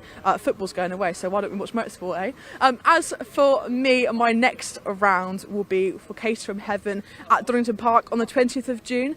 Thank you so much for giving me the privilege to speak to you today. I want to give a big shout out to all of our camera operators around the circuit. Ben, hats off to you as well in these treacherous conditions, bringing you great coverage. I've seen a lot of support, especially for the sound, so a great job from all the team. But thank you so much for joining me here on the ground at Oulton Park for the Touring Car Rewind North. And I'm going to head over for the final time to Paul Welsh in commentary. He's done a stellar job all day to round off the day. Paul, over to you, and thank you.